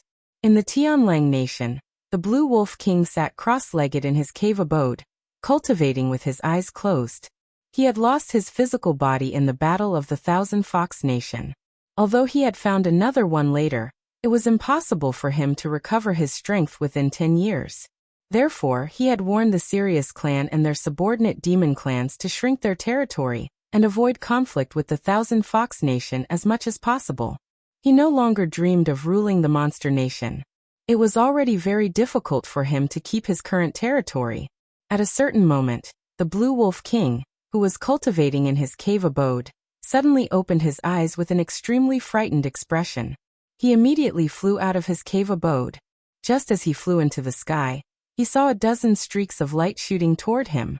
It was a powerful aura, mixed with monster chi and corpse chi. One of the corpses was his physical body. The Blue Wolf King's expression changed drastically. He thought that the Thousand Fox Nation had come to exterminate them. Without hesitation, he turned into a streak of light and tried to escape. Without the support of the demon sect, the Tianlang Nation was no match for the Thousand Fox Nation.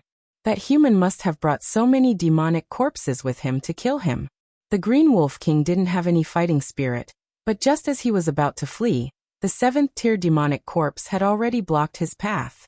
The other demonic corpses also quickly caught up and surrounded him. The Blue Wolf King had no hope of escaping. He looked at Li Mu and Illusion Princess with grief and indignation.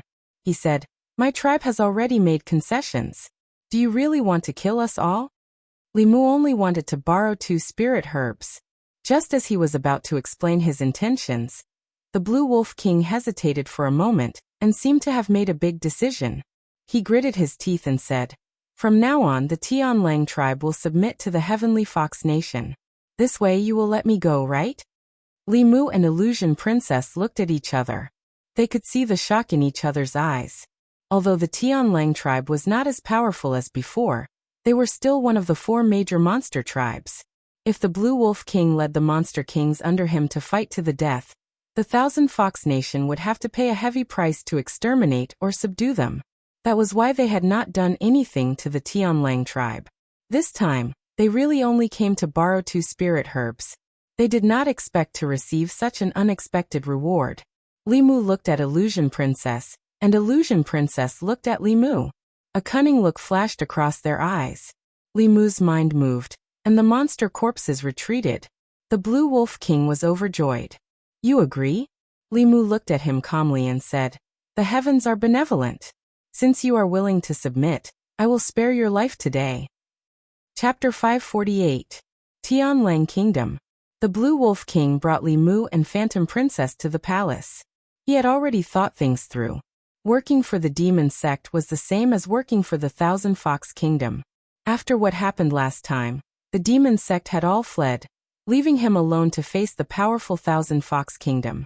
This was enough to prove that the demon sect was not reliable. He might as well submit to the Thousand Fox Kingdom, so that he would not have to worry about this human bringing a group of powerful demon corpses to take his life every day. After thinking this through, the last bit of unhappiness in the Blue Wolf King's heart quickly disappeared without a trace. Inside the palace of Tianlang Kingdom, Li Mu looked at the Blue Wolf King and said, "Although you're willing to submit, we can't completely trust you. Hand over a drop of your soul blood." Soul blood was very important to both human and demon cultivators. The Blue Wolf King did not want to hand it over, but a wolf under someone else's roof had to bow. If he did not hand over the soul blood, it would be difficult to resolve the situation today. He hesitated for a moment, but still obediently forced out a drop of soul blood. Li Mu put away the soul blood, then said, "One more thing. Do you have 7 heart flowers and mysterious heart grass that are more than 500 years old?" The Yao Kingdom was very rich in spiritual herbs. The Blue Wolf King did not recognize the 7 heart flowers and mysterious heart grass, but spiritual herbs that were more than 100 years old could be eaten raw to increase one's spiritual power. He had collected quite a few over the years. After all, he had just submitted. In order to claim credit, he took out all the spiritual herbs in his storage space and said, "This is my many years of savings. Sir, please see if you have those 2 spiritual herbs." Li Mu looked at the spiritual herbs, his eyes shining. This old wolf's wealth was too rich. The worst of these spiritual herbs were at least 100 years old, and there was no lack of supreme spiritual herbs that were hundreds of years old. Li Mu waved his sleeve, and the spiritual herbs disappeared. The Blue Wolf King widened his eyes and looked at Li Mu. He opened his mouth and muttered, "This." Li Mu waved his hand and said, "You don't know how to refine pills or write talismans. Leaving these things with you is purely a waste. I'll help you keep them for the time being." The Green Wolf King was filled with regret now. If he had known that this human was so greedy, he would not have taken out all of his spirit herbs. Now all of his spirit herbs had been taken away by this human. The day when he could recover his strength was now far away. After taking the Blue Wolf King's savings, Li Mu began to search among the spirit herbs. Very quickly, he found a very strange-looking creature. There were 7 heart-shaped flowers growing on the stem of a certain plant. 6 of them were red, and 1 was pink. Every 100 years, one of the 7 hearts flowers would turn red. 6 red flowers meant that this flower was more than 600 years old. The 7 heart flower had been found, and the mysterious heart grass was also found in the Blue Wolf King. However, its medicinal age was not high enough to be used as an ingredient for saint-grade medicinal pills. Li Mu and Huanji could only go to the mysterious snake clan to try their luck. When the Blue Wolf King heard that Li Mu and Huanji were going to the mysterious snake clan, he volunteered to go with them. The mysterious snake clan's territory was in a vast swamp basin. This was the best environment for the mysterious heart grass to grow. The entire mysterious snake clan's territory was covered in a layer of purple poisonous fog. Normal monsters would not be able to enter, but to Li Mu's group, this poisonous fog was nothing. The Blue Wolf King took the initiative to show off. Wherever he went, a gust of demonic wind blew away the poisonous fog. He asked, "Are we going to attack the mysterious snake clan?" Li Mu said indifferently, "No, we're going to ask if they have any 500-year-old mysterious heart grass." The Thousand Fox Nation's focus was on development, not expansion. Without the monster corpses, they were not much stronger than the other 3 clans. They could not take over such a large territory. Oh, the Blue Wolf King flew in front. Li Mu poured a bucket of cold water on him. He felt that something was wrong. He had brought so many people with him. It was enough to destroy the mysterious snake clan, but he was only going to look for herbs. Was he going to the Celestial Wolf Kingdom for herbs too? The more the Blue Wolf King thought about it, the more he felt that it was possible. He asked tentatively, "Then why did you come to the Celestial Wolf Kingdom, my lord?" Li Mu, "I originally came for herbs, but since you're so sincere, I'll take your soul blood while I'm at it." The Blue Wolf King did not speak again. Li Mu noticed that he slapped himself a few times. He probably would not speak casually in the future. The poisonous fog gradually thickened as the 3 of them flew.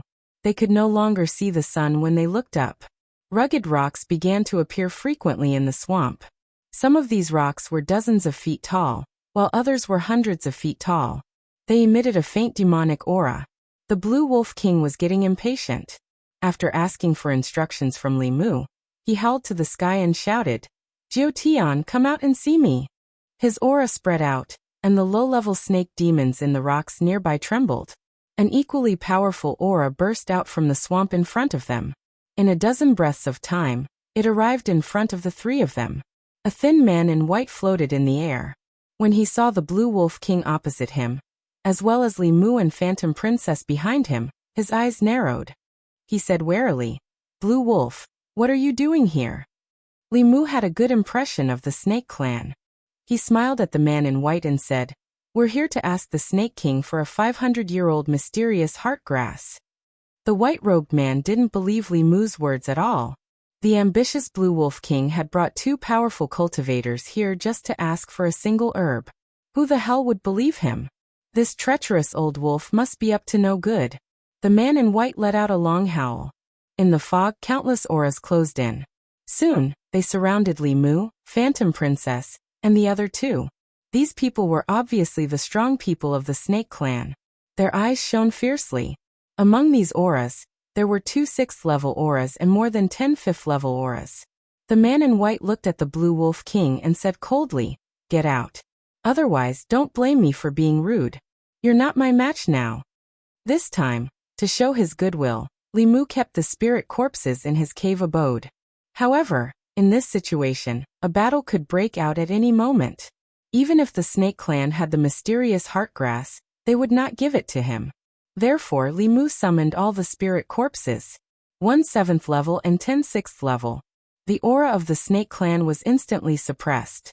Li Mu looked at the 9 Heaven Snake King and repeated, "We're here to ask the Snake King for a 500-year-old mysterious heart grass. We can also exchange for it with other spirit herbs of equal value." The 9 Heaven Snake King thought for a moment and slowly reached out his hand. A white light flashed in his palm, and a plant with a long leaf floated in his hand. The plant slowly flew towards Li Mu. The 9 Heaven Snake King said, "There's no need to exchange. You're a guest from afar. This mysterious heart grass is for you. Li Mu accepted the spirit herb and cupped his hands. Thank you, Snake King. Then he waved his hand and a jade slip flew towards the Nine Heavens Snake King. Seeing the group leave, a snake demon flew over and said in shock, "That seems to be the Queen of Thousand Fox Country, Phantom Princess, and the State Preceptor of Thousand Fox Country. The Fox Clan and the Wolf Clan are mortal enemies. Why are they with the Blue Wolf King?" The Nine Heavens Snake King looked in front of him in shock. He used his divine sense to check the jade slip, and found that it recorded a Snake Clan divine ability that even he didn't know about. Although it wasn't very powerful, it was more than enough to exchange for a spirit herb. At this moment he was full of questions. These people were really here to ask for spirit herbs. Why was the Blue Wolf King with the people of Thousand Fox Country? The strength of Thousand Fox Country was far beyond his imagination. Even without the appearance of the 10,000 Illusion Lord and Huan Yun, they already had the strength to annihilate the Snake Clan. While the Nine Heavens Snake King was still on tenterhooks, Li Mu had already sent Phantom Princess back to Thousand Fox Country and rushed back to Mount Jiuhua as fast as he could. Pill Cauldron Sect. After Xianjizi put down the sound transmission Dharma artifact, he sighed and said to Wu Chenzi, "Junior brother has found the 7 heart flower and mysterious heart grass. He's on his way here." Guang Qingzi's face lit up. He said, "Martial uncle can be saved." Only Wu Chenzi was still worried. Even the great elder of the Pill Cauldron sect, who was the strongest in alchemy, had a pitifully low success rate in refining a saint-grade pill. It was already considered lucky if he could refine 1 out of 10 sets of materials. This time, there was only 1 set of materials to refine the demon-subduing pill. If he failed, there would be no more chances. He looked at Guang Qingzi and said, "The Pill Cauldron sect once stored 2 saint-grade demon-subduing pills. One was used by the Great Elder a long time ago, and the other was given to Xuanzong. You can go to Xuanzong and ask. Xuanzong hasn't had any elders break through in recent years, so their pill should still be intact." Hearing this, Guang Qingzi immediately contacted the Spirit Array sect. Not long after, he received news that Xuanzong's demon-subduing pill had been used. Wu Chenzi didn't say anything, but Guang Qingzi sensed her strangeness. He asked, "Senior sister, is there something wrong with this?" Wu Chenzi shook her head and said, "The demon-subduing pill is only used when one fails to break through. Their spiritual power reverses, and their violent emotions suppress their rationality. Xuanzong hasn't had any elders break through in recent years." Guang Qingzi understood what she meant. He bowed to Wu Chenzi and said, "Please, senior sister." Xuanzong. Dao Qingzi sat cross-legged on a futon with a pill floating in his hand. If it wasn't for the Spirit Array sect's reminder, he wouldn't even know that the sect had a saint-grade demon-subduing pill. He didn't hesitate to swallow the pill. After refining it, he impatiently scanned his body with his divine sense. After a long time, he retracted his divine sense and let out a long sigh. At this moment, a voice sounded in his mind. "What are you looking for? Do you need my help?"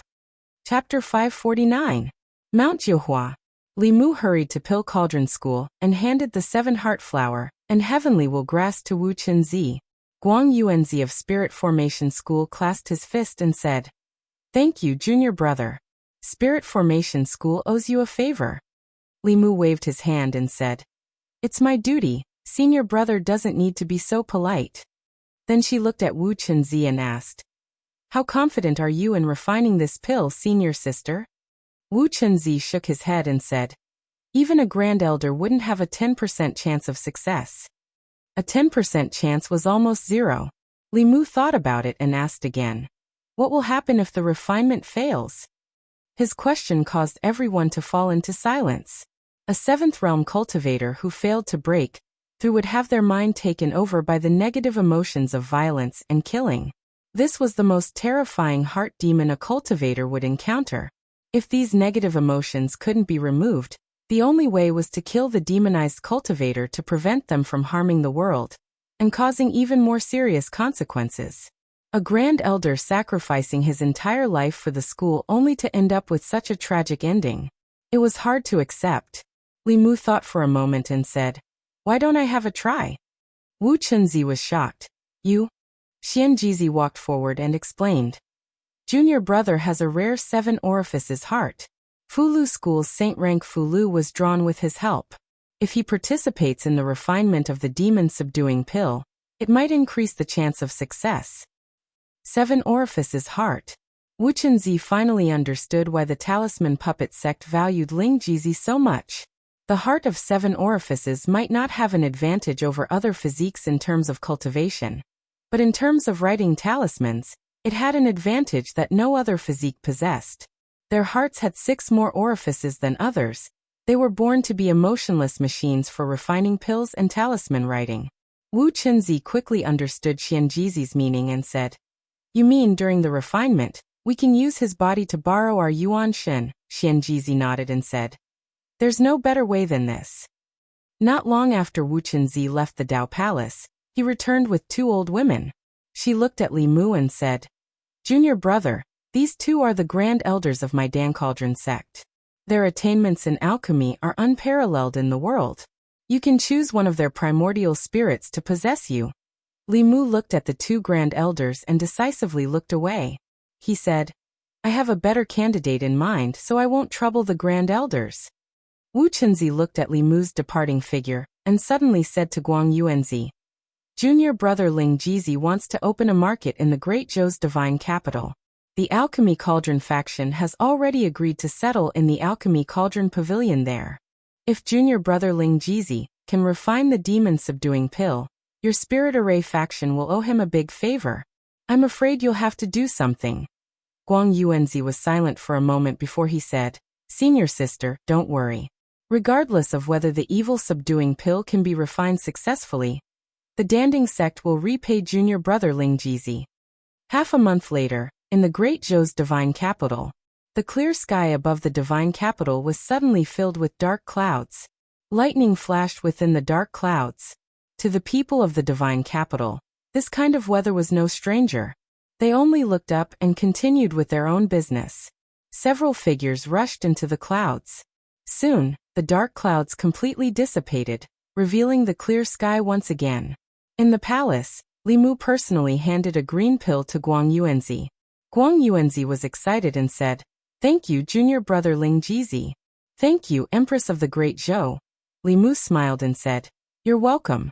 Quickly give it to the grand elders." He had never refined a saint-grade pill before, so he first used a few heaven-grade pills to practice. After all, there was only one set of ingredients, so he couldn't afford to waste them. As a result, although it took a long time, there weren't any problems in the process of refining the evil-subduing pill. While he and the Empress were refining pills day and night, the Spirit Array sect had already set up shop in the market. Not only that, they also helped Li Mu rope in some sects and families of the Jing state. In addition to the sects and families of the Danding Pavilion and the state of Liang, as well as the Fulu School and the Great Zhou Court, they could already support a market. The market hadn't opened yet, but all the major shops had already started pre-sale promotions. There were all kinds of promotions and rebates. Every day, there would be free lectures from experts of the Fulu School, the Danding sect, the Spirit Array sect, and the Great Zhou Court. In a short time, it attracted countless cultivators from the central region. Xuanzong. The Great Zhou Court had completely fallen out with Xuanzong. In order to prevent the Great Zhou Court from doing anything harmful to Xuanzong, Dao Qingzi ordered his disciples to closely monitor every move of the Great Zhou Court. Naturally, the busy construction of the market outside the fairy's capital could not escape their eyes. Dao Qingzi tapped the armrest of his chair with his index finger. "Do they want to imitate me, Xuanzong?" Miao Xuanzi said, "Master, our sect's exchange meeting is about to end. The Great Zhou Court's move is obviously to attract cultivators from the Zhu continent. According to my investigation, the Fulu School, the Danding sect, the Spirit Array sect, and some other sects and families have already set up shop in the market of the Great Zhou's divine capital. When the exchange meeting ends, the cultivators of the Zhu continent will probably gather in the divine capital." Dao Qingzi frowned. The Danding sect and the Spirit Array sect are on the same side as the Fulu School. Miao Xuanzi said. The Danding sect's Jade Sun reached the 7th realm a few days ago and became the Fulu School's Dao companion. It's not strange that the Danding sect and the Fulu School are on the same side. The Spirit Array sect's request for a pill failed last time. I'm afraid they're already dissatisfied with me, Xuanzong. He looked at Dao Qingzi and said, Master, we can't let others take advantage of the market. As the Grand Elder of Xuanzong, Dao Qingzi naturally knew the use of a cultivation market. Xuanzong's market only opened once every 5 years for a month each time. However, the spiritual jades and other cultivation resources that Xuanzong harvested during this month were enough to satisfy the cultivation needs of all the disciples in the sect for 5 years. Dao Qingzi snorted. They're trying to steal my Xuanzong's business. They've got a good plan. Miao Xuanzi said, We can't let the Zhou Imperial Court take advantage of us. Dao Qingzi thought for a moment and said, Pass down my order. From today onwards, the sect's market will always be open. The spiritual jades that the sect takes from the shops will be reduced by 10%. Xuanzong's month-long exchange meeting was about to end. According to past practice, the market would be closed until it reopened 5 years later. Most of the stalls and shop owners had already started packing up and were preparing to leave. However, very soon the Xianzong announced that even though the social gathering had ended, the market within the sect would continue to be open. Furthermore, from today onwards, the Xianzong would deduct 10% of the profits from all the shops and stalls. As soon as these two pieces of news spread out, it caused a huge commotion. The cultivators who were ready to leave were in no hurry to go back. They planned to stay in Xuanzong for a long time. Not only could they exchange for cultivation resources, but they could also listen to Xuanzong's lectures. How could there be such a good deal in the past? Of course, there were also some rumors that spread among the cultivators. Have you heard? A market has also opened in Chengdu of Great Zhou. I've heard that the Great Zhou court treats all the shops and independent cultivators equally. They only take 10% of the spiritual jades. Moreover, the shops there have already been built. Merchants can stay in them for free. Only 10% and stay in them for free? Isn't that more generous than Xuanzong? Xuanzong takes 30 to 40% of our profits, and we still have to charge them for using their shops. Why don't we go to Chengdu of Great Zhou? The commission is lower there, and the location is excellent. I'm sure there will be more customers. It's said that there are experts from various sects who preach every day. Xuanzong is the biggest sect in Taoism. They're too greedy. In the Taoist palace, Dao Qingzi's face was a little dark. Even though Xuanzong had opened up the market and reduced the commission of spiritual jades, independent cultivators, merchants, and cultivators attending the exchange were still leaving in large numbers. It was obvious that someone was fanning the flames. However, when Xuanzong wanted to investigate, the market in Zhou had already been discussed by everyone.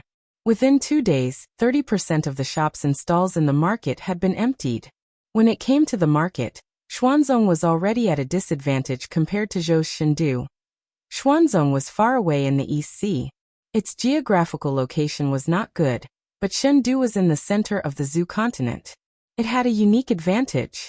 Once the market in Chengdu was established, who would be willing to come to Xuanzong? Dao Qingzi thought for a moment and gritted his teeth. Reduce the spiritual jades taken by the sect by another 10%. Chengdu Changle Palace. Under Li Mu's supervision, the Empress was practicing her art Dao to increase her strength. Li Mu was holding a simple and unadorned book that had mysterious runes written on it. In fact, as long as a market was established in Chengdu, Xuanzong would not be able to do business. The geographical disadvantage could not be remedied by reducing the commission. Even if Xuanzong reduced the commission to the same level as the imperial court, or even provided a place for free, their business would still not be good if there were no customers. Without the market, Xuanzong would be able to obtain at least 70% of the cultivation resources. Since Xuanzong wanted to save face, he would make them lose face as well. After learning dragon language from Chung Xian for a long time, Li Mu could now somewhat understand the Dragon King's diary. The contents of the diary were more exciting than he had imagined. This lustful dragon had slept with hundreds of races in the 10 continents. Li Mu was engrossed in the diary. Mr. Mei walked in from outside and said that someone was looking for him in the worship department. Li Mu put away the diary and went to the worship department. At the entrance, he saw the successor of Moism. Chapter 550. The school of Moism was also a prominent sect in ancient times. Their mechanism techniques were unique in the cultivation world, and were used by some cultivation dynasties. However, due to various reasons, they declined and finally lost their inheritance. Li Mu guessed that one of the main reasons for the decline of the Mo family was because the mechanism technique required a large amount of manpower and resources, and some dynasties and large sects could not afford it. Furthermore, the most important point was that the mechanism technique was not a single discipline. A mechanism grandmaster would also be a blacksmith grandmaster, talisman grandmaster, and array grandmaster. The core of mechanism techniques was to use talisman arrays on artifacts. This required mechanism masters to be proficient in refinement, fulu, and array masters. This effectively blocked most people who were interested in mechanism techniques. At the entrance of the offerings department, a middle-aged man called Mo Li cupped his fists at Li Mu. "Greetings, Lord Li." Li Mu said, "You're welcome. Come in." Inside the offerings department, Li Mu asked Mo Li to sit down and asked someone to pour him a cup of tea. Then he asked, "How much do you know about the school of Moism's mechanism techniques?" Mo Li's expression was serious as he said in a low voice, "I am the only legitimate successor of the school of Moism. Although the school of Moism has declined, its inheritance is complete. I know all the mechanism techniques of the school of Moism. I just lack manpower, materials, and spiritual jades."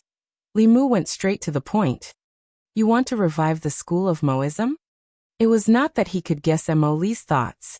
During the 100 schools of thought, every school wanted to be powerful and suppress the other schools. However, later on Taoism became dominant, and the other schools declined. The 6 sects of Taoism still wanted to be the leader of Taoism.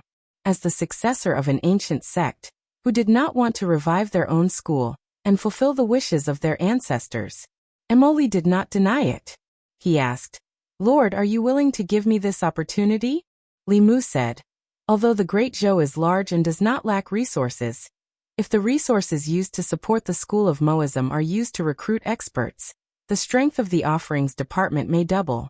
Therefore, you have to first convince me why I should give you these resources."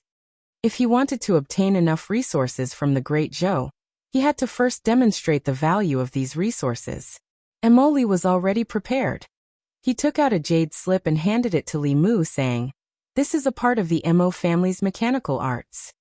Li Mu scanned the jade slip with his spiritual will, and the contents of the jade slip appeared in his mind. This part of the mechanical technique was in the form of blueprints. Li Mu, who had once been an engineering student, had no difficulty in understanding these blueprints.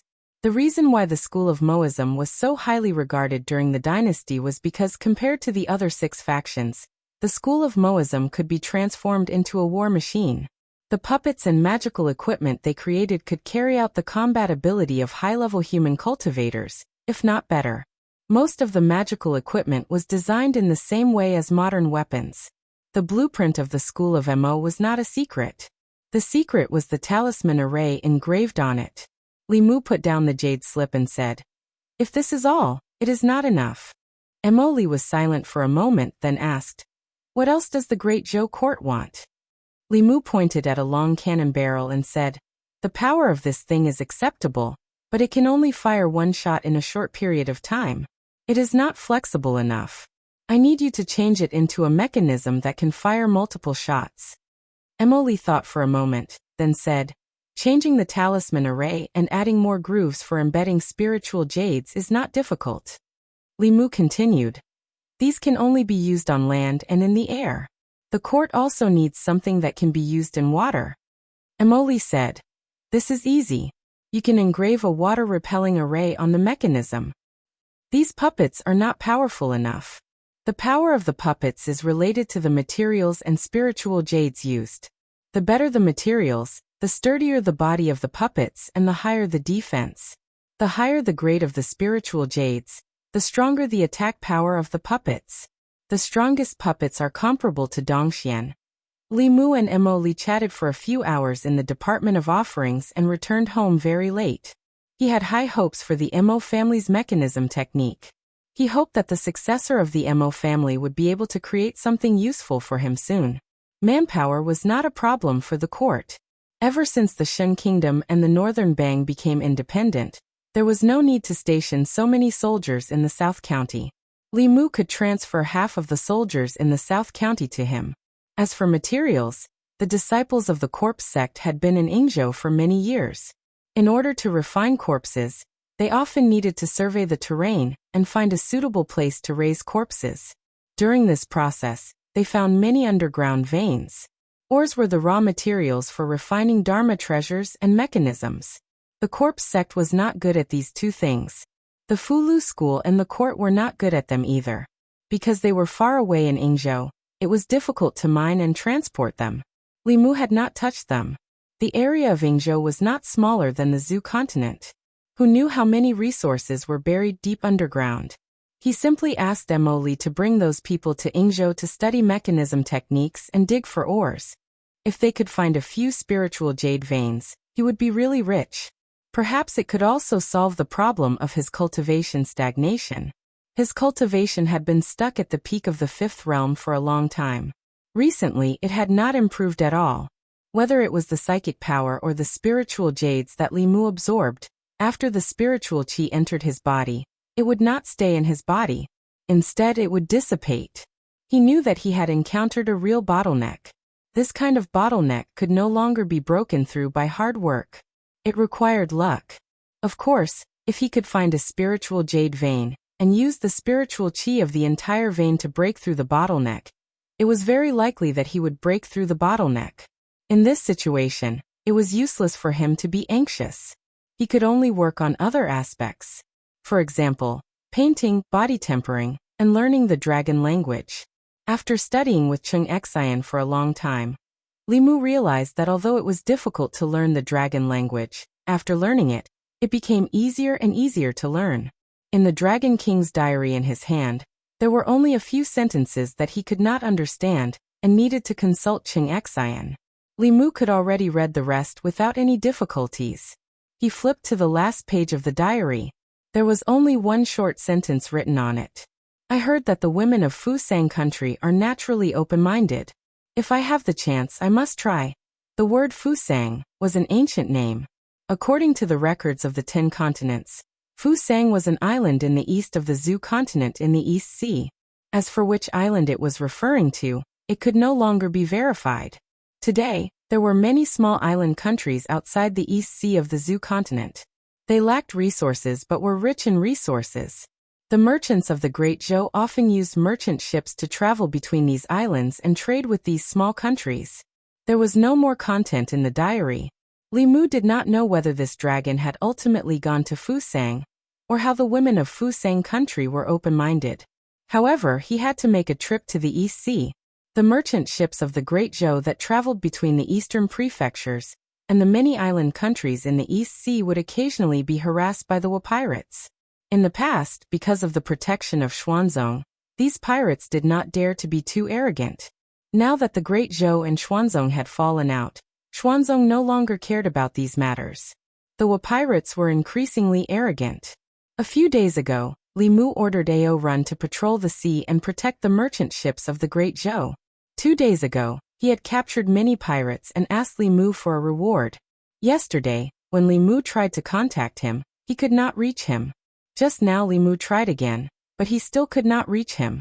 With Ao Run's strength, he was comparable to a 6th realm cultivator at sea. Nothing should happen to him. However, just in case, Li Mu still planned to go and see for himself. He sent Ling to the palace and called Chung Xian along.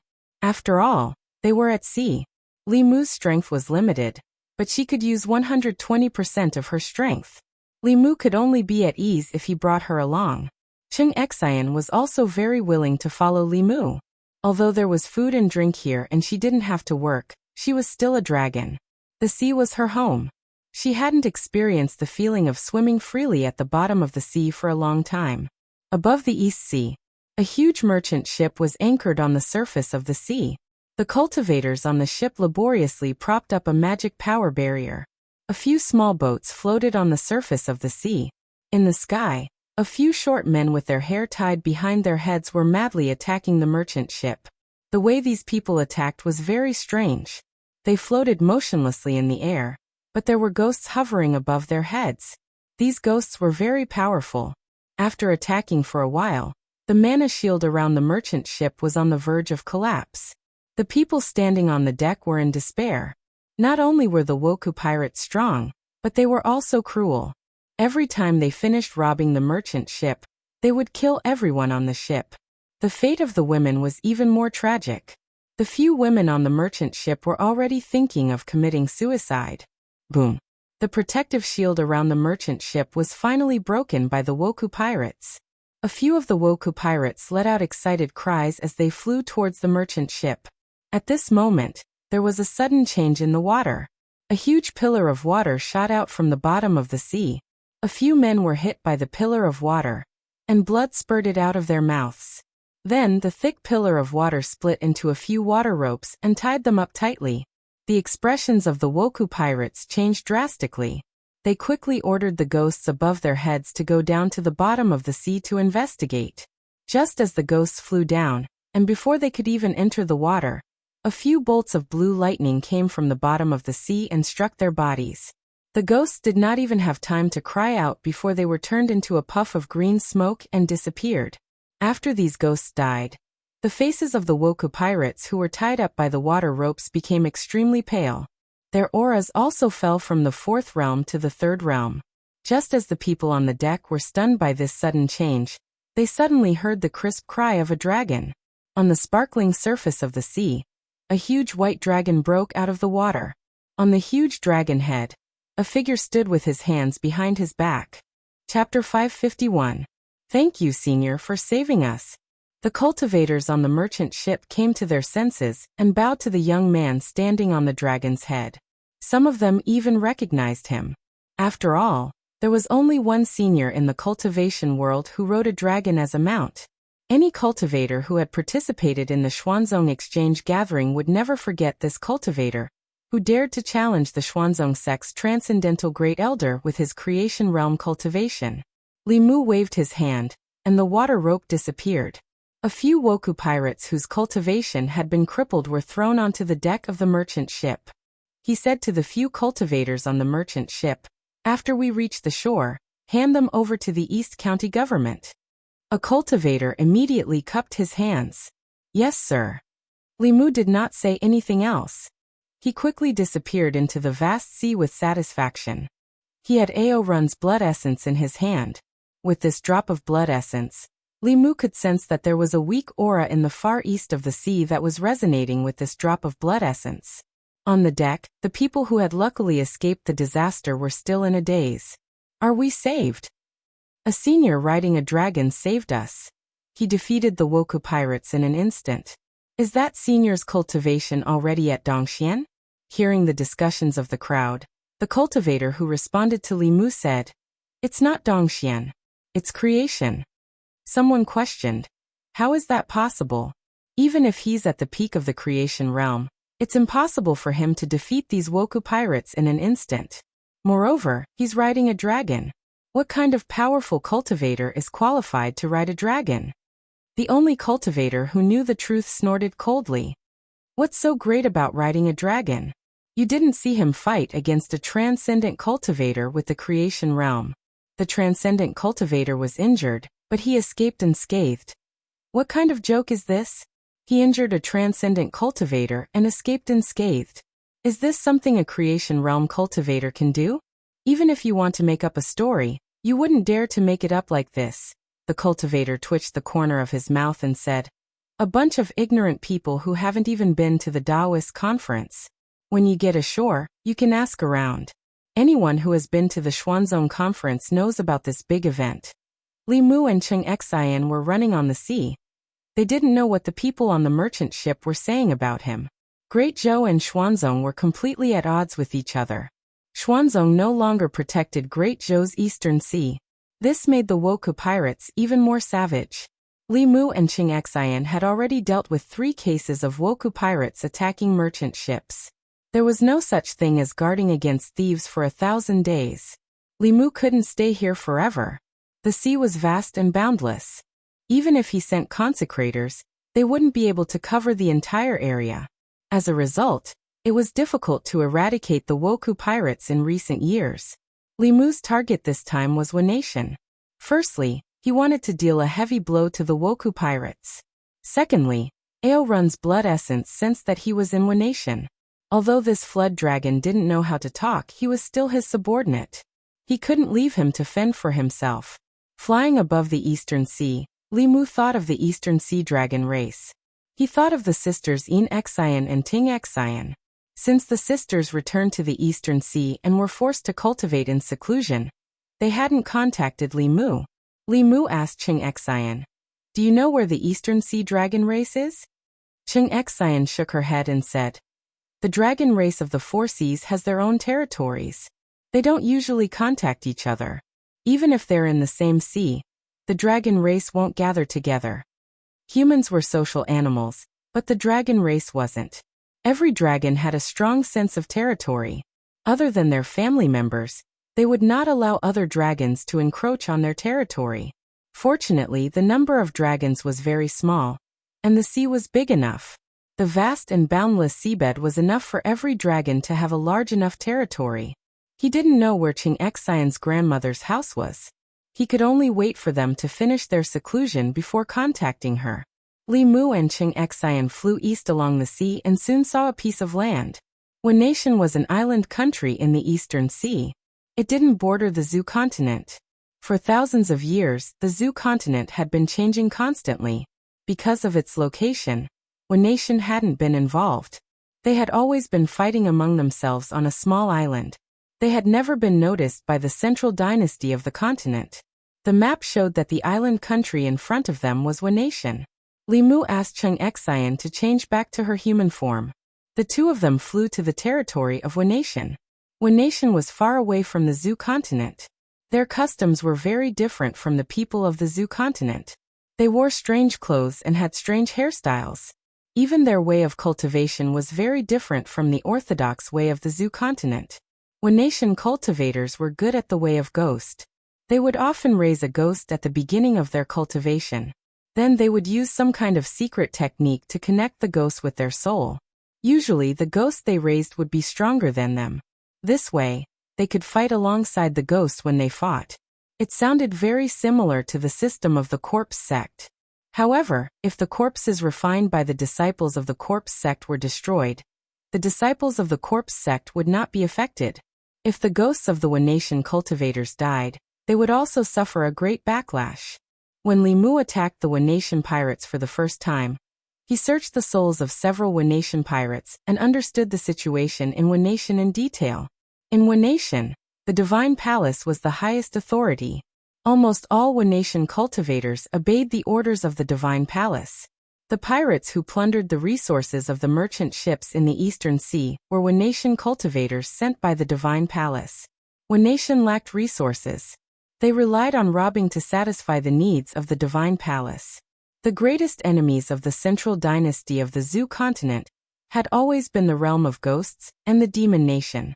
The imperial court had never taken Wanation's petty actions seriously. Li Mu had already figured out the strength of the Divine Palace. Other than a palace lord of the Sixth Realm and a dozen Fifth Realm heavenly priests, there were no other strong cultivators. In Wanation, a group of palaces sat on top of a mountain covered in snow all year round. This was the Wanation's Divine Palace. It was the holy land in the hearts of Wanation's people and cultivators. At this moment, angry roars came from the underground of one of the palaces. "Damn it, let me go if you know what's good for you. Do you know who my master is? He's a devil who kills without batting an eye. When he comes, none of you will be able to escape. I'm telling you, if you anger him, you won't be able to rest in peace. He'll kill your souls and turn your corpses into zombies. You can wait for your deaths here." Aorun's shoulder blades were locked, and he kept cursing.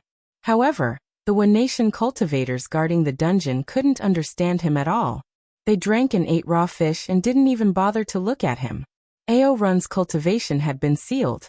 At this moment, there was only regret in his heart. He regretted that he had broken into Wanation alone for merit. If he hadn't been so arrogant, he wouldn't have become a prisoner. Footsteps came from the entrance of the dungeon. Several Wanation cultivators immediately stood up and bowed. Greetings, Palace Lord. A man with his hair tied back and a small mustache walked up to Ao Run and spoke to him in the language of the Great Zhou Empire. Have you made up your mind? Become my mount and I will not kill you. Ao Run said coldly. A dragon doesn't serve two masters. I already have a master. My master will come to save me soon. You'd better let me go now. When my master comes, it will be too late. The man smiled disdainfully. Fine, I'll give you a chance to send a message to your master. When your master comes, I'll kill him. Then I'll be your only master. He took out a sound-transmitting magical instrument from Ao Run's arms and injected his spiritual power. But suddenly, the sound of something vibrating came into his ears. The man turned around and saw a man and a woman standing at the entrance of the dungeon. Chapter 552. Looking at the two figures in front of the underground palace, the palace master's pupils shrank. These two outsiders had come here silently without being discovered by the divine priests. Even the palace master did not notice anything. Ao Run's face showed surprise and he shouted, Master! The palace master looked at Li Mu and found that he was only in the fifth realm. A sneer appeared on his face. He formed a seal with both hands, and a cloud of black gas came out of his body and turned into a giant dog with 3 heads. The 3 heads of the giant dog roared at Li Mu, and the body rushed toward Li Mu. The aura of this 3-headed dog was also in the fifth realm.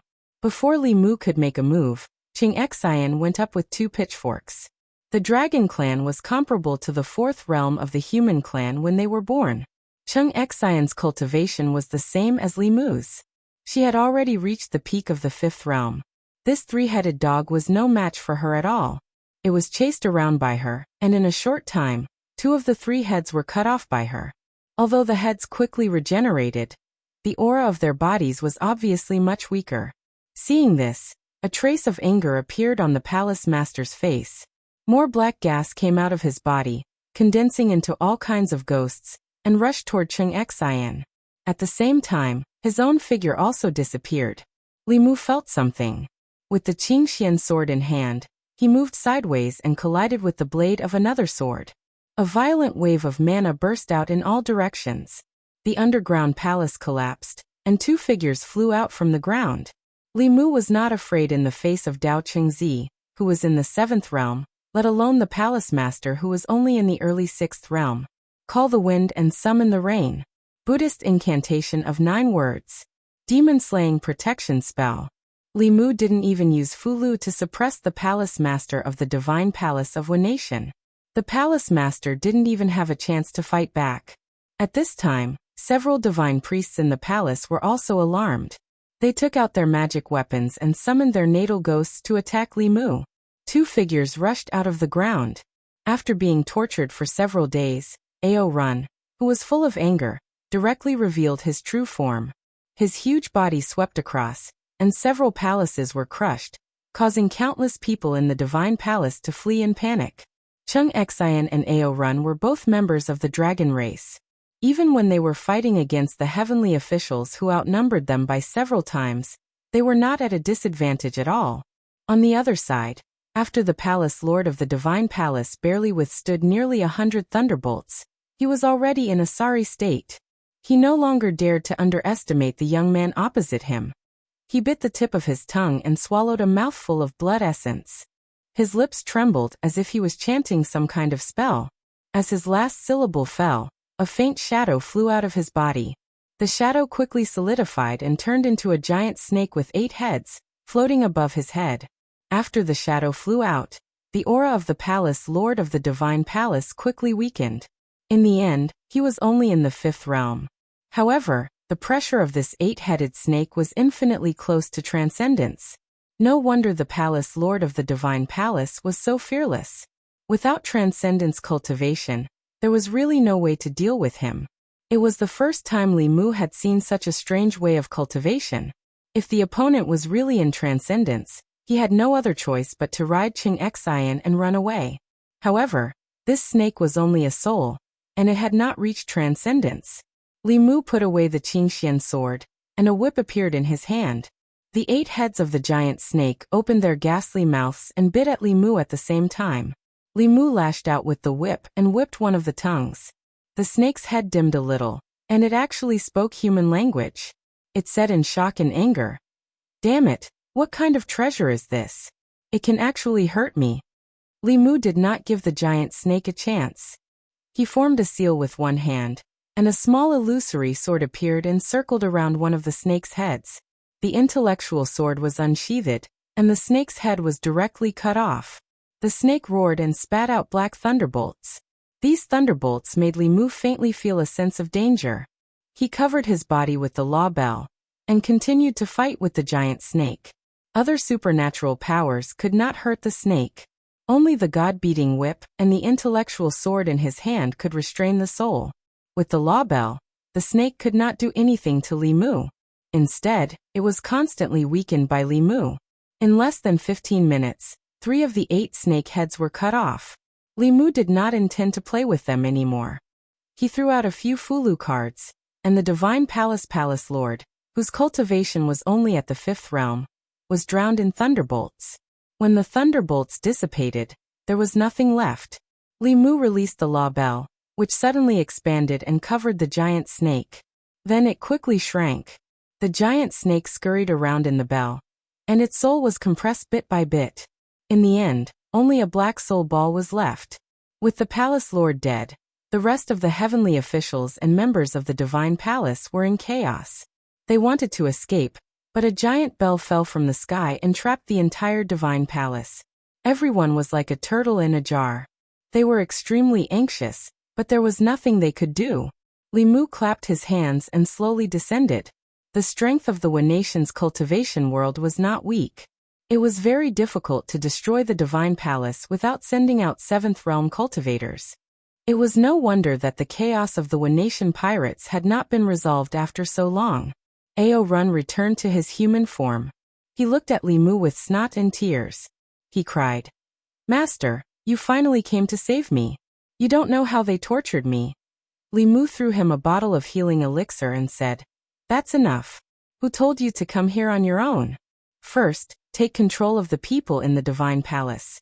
Although the palace lord of the divine palace was dead, the divine palace was still there. If Li Mu left like this, there would still be pirates causing trouble at sea. Before he left, he had to completely solve this problem.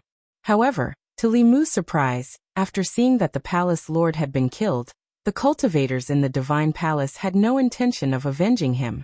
After a while of chaos, they all knelt down and begged for mercy, willing to serve Li Mu as their new master.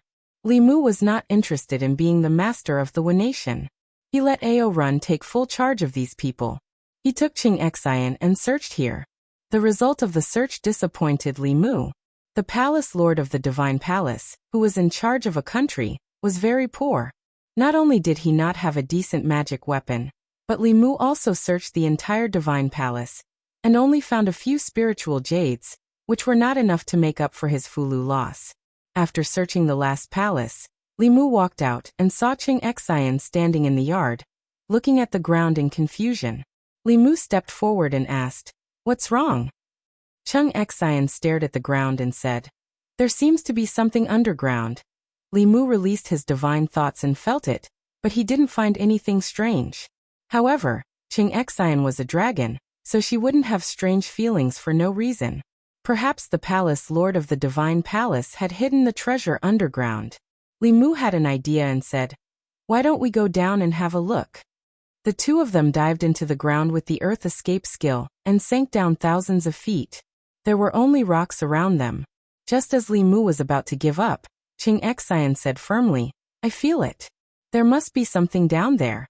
Since she was so sure, Li Mu continued to sink down thousands of feet. When he sank down to more than 10,000 feet, the pressure around him suddenly decreased greatly. The surrounding rocks were gone. This seemed to be an underground cave. It was dark underground and nothing could be seen. Li Mu's divine thoughts swept through, and everything in the cave appeared in his mind. This was a very large underground cave. The stones under their feet were blood red. In the middle of the cave, there was a huge skeleton. The skeleton looked like a snake, but it wasn't a snake. It stretched for about 1,000 feet. Li Mu looked at the front and saw a huge dragon skull. No wonder Qing Xian had sensed it. This was the tomb of a dragon. Li Mu walked to the side of the dragon's skull and saw a stone tablet that was about 10 feet high on the ground. There were a few lines of words written in the dragon language on the stone tablet. The first line read, "Ao Qing of the Azure Dragon tribe sleeps here." This name sounded familiar to Li Mu. He quickly recalled that the owner of the diary that he had read as a pornographic book was none other than the Dragon King, Ao Qing. It was very likely that the Wen nation was ancient Fusang. In that case, this perverted dragon had actually come to Fusang and died here. There were a few more lines. Li Mu continued to read in the dragon language. "I have roamed the world for 300 years and have never met a match. In the end, I was defeated by my lifespan. Before I died, I left an opportunity here to give to the descendants of my tribe. Recite this secret incantation, and you will receive my inheritance." Dragon language was, after all, a foreign language to Li Mu. He needed to read it once before he could understand the meaning of a sentence. When he realized that he shouldn't be so reckless, he had already finished reading all the dragon language on the stone tablet. As the last syllable of the dragon language fell, a green light flashed in front of his eyes. The dragon bone emitted a dazzling green light. From the dragon's spine, a white liquid floated out and instantly entered Li Mu's body. Li Mu's eyes widened. Veins popped out on his forehead. He felt an extremely violent energy surging into his body, as if it was going to burst his body. Seeing more liquid floating out from the dragon's spine, Li Mu knew that his body would definitely not be able to withstand another drop. Li Mu was shocked. He gritted his teeth and said, "Satisfactory." The moment the liquid was about to enter Li Mu's body, a figure flew up and blocked in front of him. After the few drops of liquid entered Chung Xian's body, she also let out a painful cry. Her face was pale. It was obvious that she was suffering a great deal of torture. However, she was much better than Li Mu. Blood had already seeped out of Li Mu's skin. The meridians in his body were broken and reconstructed. Broken and reconstructed. Li Mu sat down cross-legged with great difficulty, keeping his mind clear as he allowed this strength to wreak havoc in his body. Although the few drops of liquid were extremely violent and brought him endless pain, the extremely compressed spiritual energy contained within them was also something Li Mu had never seen before. The cultivation barrier that had been stagnant in his body for a long time was already showing signs of loosening, and his body was also becoming stronger through the repeated destruction and repair. Even after thousands of years, the legacy of a ninth realm cultivator still had incredible effects. Li Mu quickly realized that this was a rare opportunity for him. One man and one dragon sat cross-legged in the underground cave. Their auras were growing bit by bit. Chapter 553. Li Mu sat cross-legged in the dark underground cave. He deeply experienced what it meant to be happy and painful at the same time. His body was enduring tremendous torment. The meridians in his body were bursting from the massive amount of mana, then being repaired, then bursting again, then being repaired again. The cycle repeated over and over again. During this process, every time his body collapsed and reformed, he would become even stronger. Li Mu even guessed that his physical body had entered the 6th level before his mana. Compared to his physical body, the growth of his mana was slightly slower.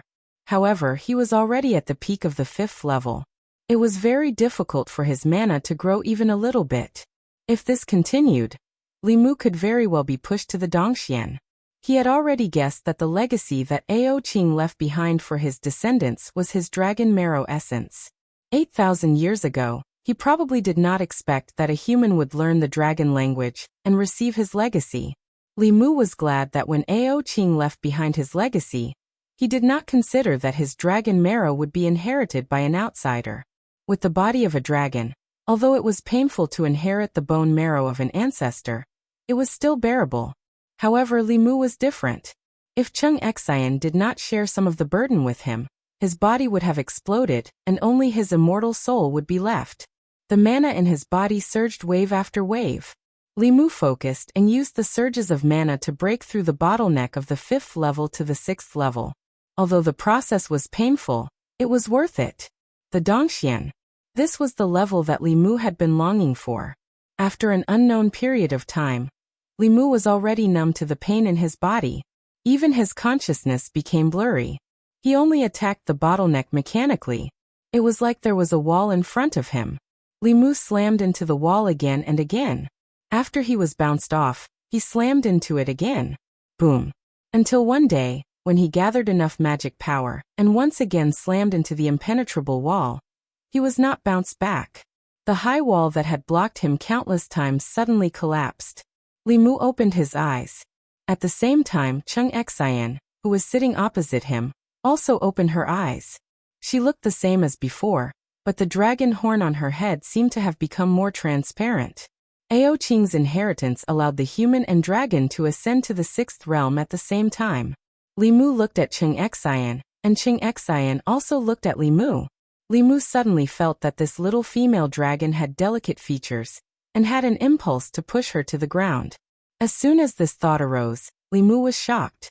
Although he used to think that Chung Xian was delicate and pretty, he had never had any other thoughts about her, let alone this kind of lust. Could it be because of those few drops of dragon marrow? After absorbing a few drops of dragon marrow, his body had naturally acquired some of the dragon's habits.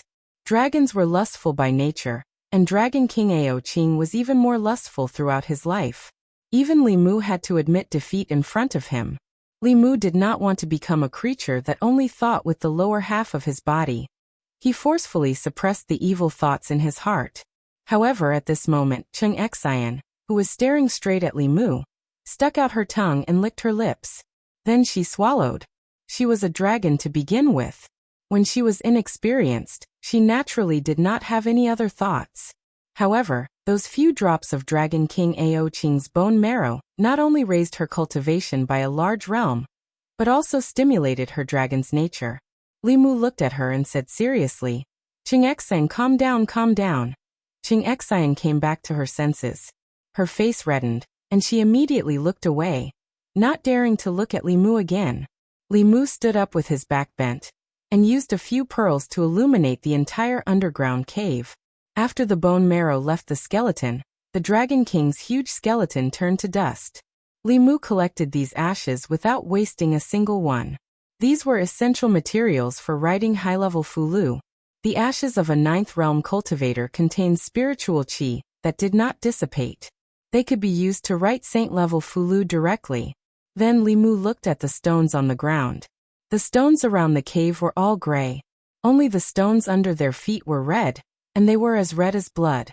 These ordinary stones had been soaked in dragon blood for nearly 10,000 years. They had long become indestructible treasures, and were perfect for refining artifacts. Li Mu cut the area soaked in dragon blood with his flying sword, and moved the entire area into the Fey Emperor's space. Then his eyes looked elsewhere. This was the tomb that Ao Qing had prepared for herself. There were not many things in the tomb. Other than dragon bones and dragon bloodstones, there were only a few artifacts left. On a platform at the end of the cave, there was a spear and a book. The book seemed to be made of the same material as the diary in Li Mu's hands. After nearly 10,000 years, it was still in good condition. Li Mu used a whirlwind technique to remove the dust on the book. He flipped to a page and saw the picture of a naked man and woman. Chung Xian, who had curiously looked over, immediately blushed. Li Mu walked to the side and said, "Children shouldn't look at it." He flipped through a few more pages and found that what was recorded in the book was a dual cultivation technique. Dragon King Ao Qing had cultivated the great Tao of dual cultivation. Li Mu put the book away. A top-grade dual cultivation technique would be useful to him in the future. Then he looked at the spear. After 8,000 years, the spear had already lost its luster. It was as if it had lost all its spirituality.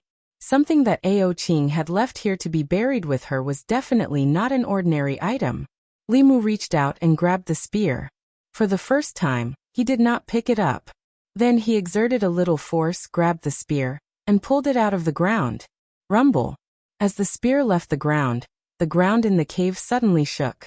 Rubble flew everywhere, as if resonating with Li Mu's aura. A dazzling green light was emitted from the spear in Li Mu's hand. A clang resounded throughout the cave. What a treasure!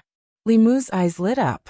The spear gave him the feeling that it far surpassed a heaven-grade treasure.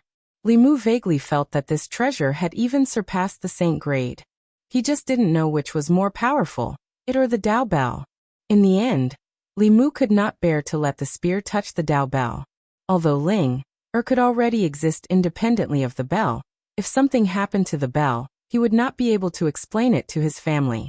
After putting away the spear, the underground cave was empty. Li Mu and Qing Xian returned to the surface. He had just entered the 6th realm, and still had many things to do.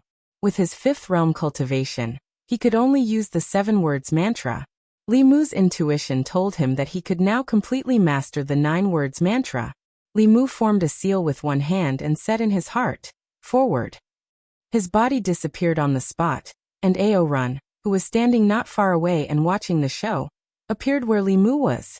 Li Mu stood where Ao Run was and looked at the stunned Ao Run in front of him. He said in a low voice, "What a good shadow shift." He had never heard of this kind of magical power before. During a battle, if he switched places with his opponent after they used their magical power, wouldn't his opponent die under his own magical power? Of course, this technique had its limitations. When Li Mu used this technique again and switched places with Qing Xian, she did not appear where Li Mu was. Instead, she was slightly offset. It seemed that this technique was difficult to use accurately on opponents who were similar or stronger than him. Even so, in a head-on battle, this magical power would definitely give his opponent a headache. Then Li Mu changed his hand seal again and said in a low voice, "Okay." He felt something and took a step forward. In the next moment, Li Mu floated above the East Sea and looked into the distance. The Wanation had become a line. He took another step and appeared in the Divine Palace again. With his level 6 cultivation, even level 7 cultivators would not be able to catch up to him. Ao Run and Qing Xian stood behind Li Mu. They felt that this figure was even more unfathomable. Feeling the call of the sea, Li Mu took another step and disappeared again. This time, he jumped into the sea. He did not chant the water avoidance spell, nor did he use any Fulu Dharma treasures. In the past, Li Mu would feel a lot of obstacles in the water.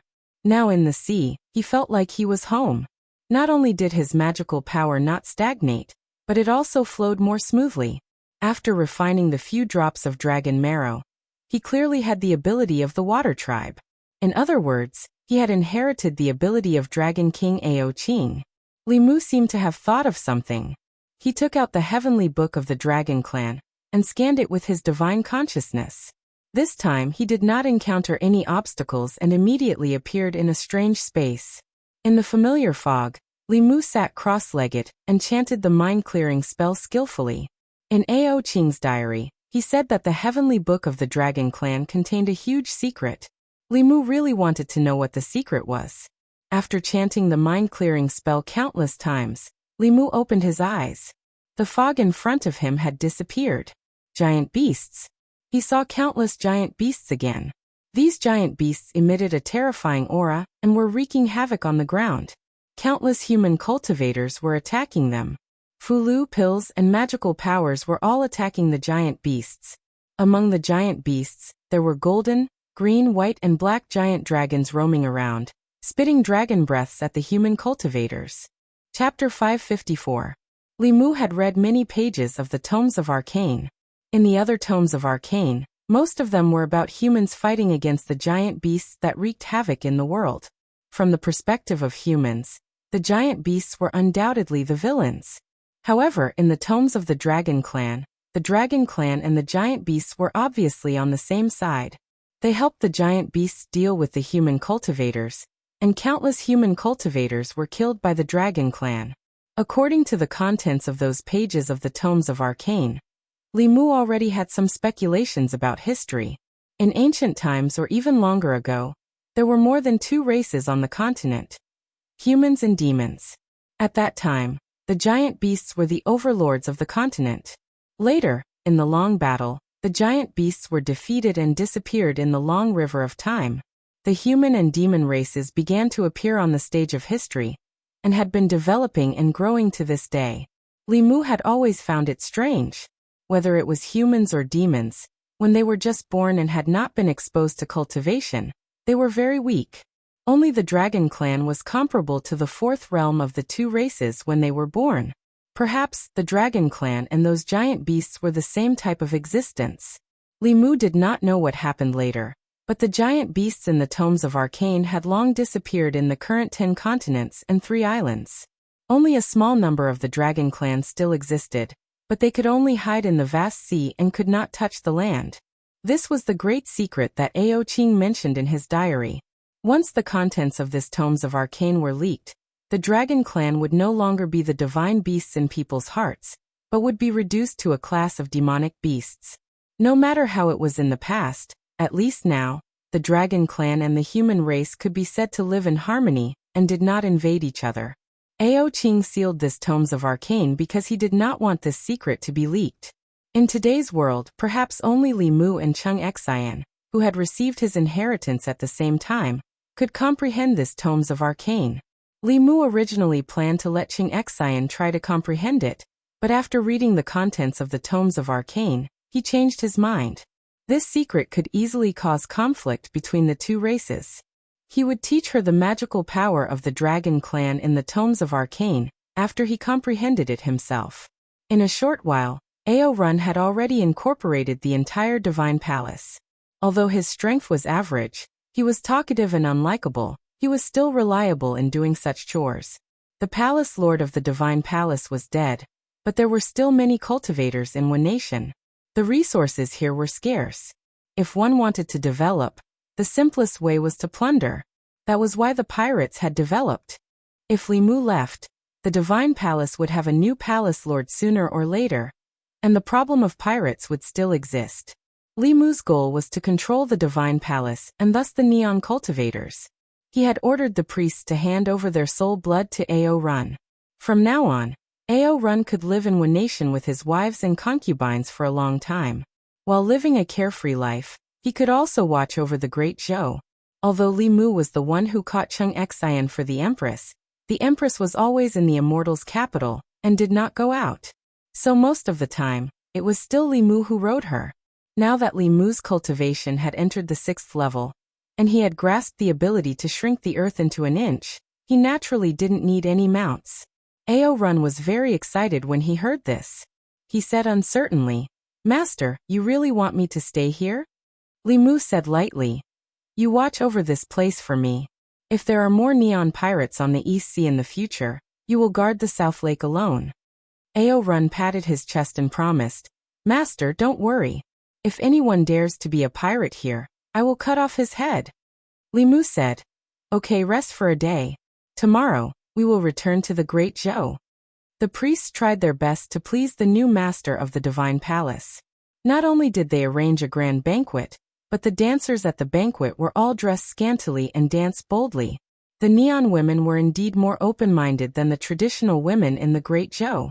More importantly, after his cultivation had improved, Li Mu found that his resistance to certain kinds of temptation had decreased a lot. It seemed that he still needed some time to completely get rid of Ao Qing's influence. Early the next morning, Li Mu set off on his journey back. Ao Run also followed him. After returning to the East County, he would take his wives and concubines to Neon and guard there. When Li Mu returned to Chengdu, Lu Hanyan and Li Qing had already returned to Mount Baiyun. Wanwan was also taken by her. Only Xiao Bai stayed at home to wait for Li Mu. Xian Jizi and Jaitson's dual cultivation ceremony was about to be held at Mount Baiyun. One of them was the head of Fulu school, while the other was an elder of the Danding sect. Becoming Dao companions was a major event for the entire Dao sect. Fulu school had already sent out invitations to invite fellow Daoists in the cultivation world to participate in this ceremony. For a large sect like this, even if it was just the union of ordinary elders, there would be a deeper meaning behind it. What's more, the head of a sect and the elder of a sect were two 7th realm cultivators. This undoubtedly meant that from now on, Fulu school and the Danding sect would become an inseparable alliance. Previously, there was the falling out between Fulu school and Xuanzong. Later, there was the marriage alliance between Fulu school and the Danding sect. This might be the first great change in the Dao sect in the past 100 years. The imperial court and Fulu school worked closely together. Therefore, Mr. Mei would represent the empress at this ceremony. Li Mu would go back with her. The market outside Chengdu had been opened one after another. Li Mu named it Wishing Lane. He hoped that the cultivators who came here would be able to choose treasures that they liked. As soon as the exchange meeting in Xuanzong ended, the cultivators of Zhu province all rushed to Chengdu for one thing. Xuanzong was located in the Eastern Sea. It was an extremely remote location. Many cultivators happened to pass by Chengdu on their way back. For another, some individual cultivators and aristocratic families earned spiritual jades in Xuanzong, so that it would be easier for them to buy the cultivation resources they needed. The Great Zhou court only took 10% of the spiritual jades from the merchants in the market. This directly lowered the price of the goods. Moreover, Wishing Lane had just opened. Almost every shop had a discount. It attracted not only the cultivators of Xuanzong's exchange meeting, but also many cultivators of the Great Zhou from other prefectures. For the prefectures that were too far away from Chengdu, such as the 4 prefectures in the east, west, south, north, and Zhejiang prefecture, if they needed anything, they only needed to register with the local government and pay spiritual jades.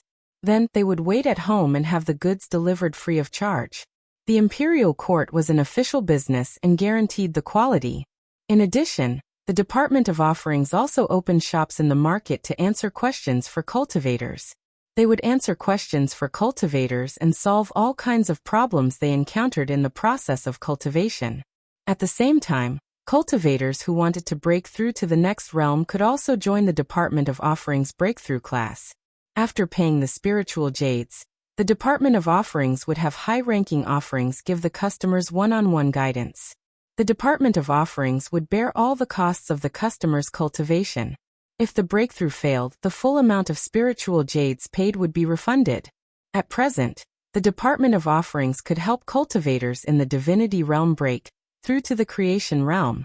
Of course, the price for high-level cultivators to break through was also astronomical.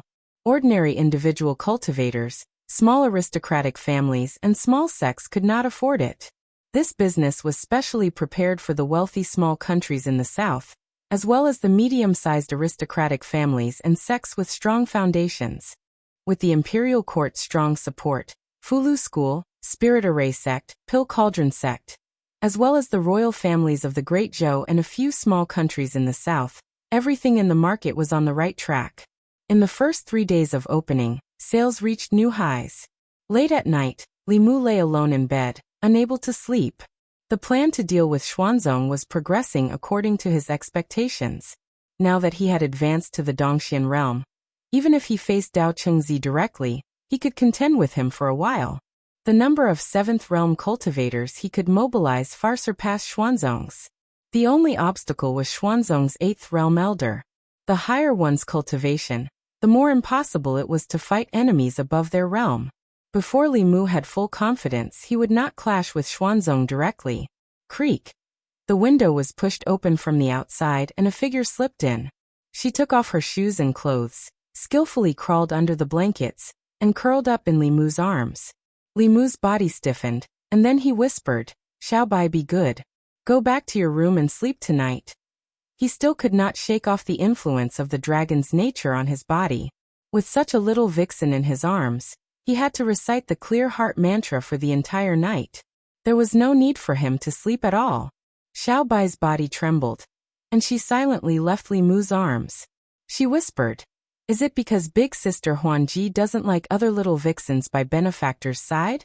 I will be obedient in the future. Benefactor, don't chase me away. Without you I have nothing." Li Mu hugged her again and said, "Who said that? You must remember that you came first. You will always be benefactor's little vixen." Xiaobai said pitifully, "But benefactor has never chased me away before." Li Mu explained helplessly, "I'm not chasing you away. It's just that, Xiaobai, you've already grown up. I'm afraid that one day, I won't be able to resist." Xiaobai buried her head in Li Mu's chest and said, "Xiaobai has already grown up. Benefactor, you don't have to endure it. I will be benefactor's woman sooner or later." Chapter 555. Li Mu had always thought that Xiaobai was a naive fox, but she actually knew everything. However, she never fought or snatched. When Li Mu needed her, she was always by his side. When Li Mu didn't need her, she would silently leave. Li Mu never knew that she had such an insecure heart.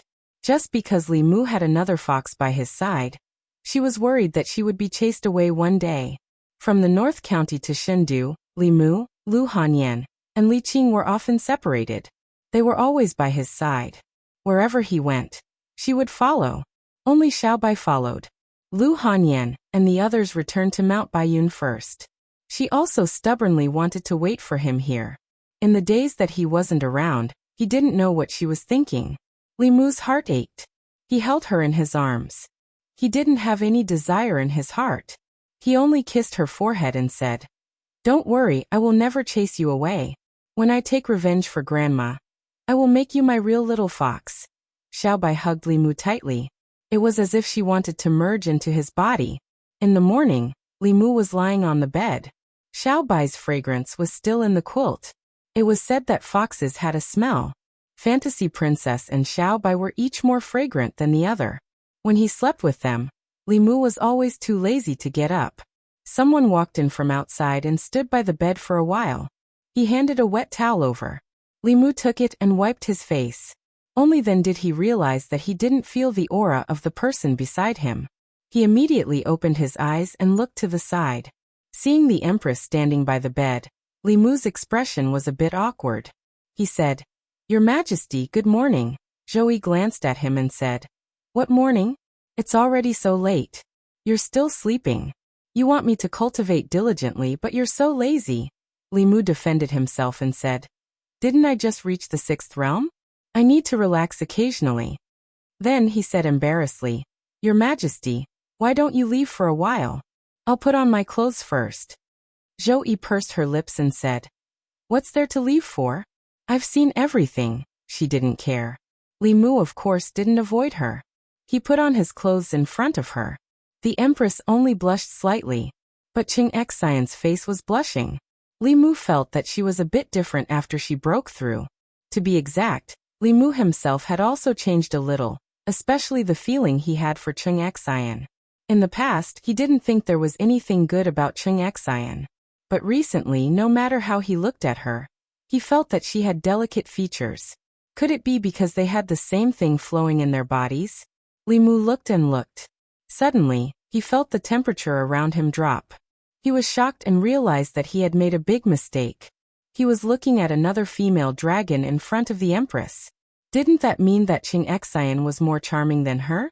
Li Mu immediately looked away, but it was too late. Zhou waved her sleeve and said, "Return to the palace." Then, she and Qing Xian disappeared in front of Li Mu's eyes.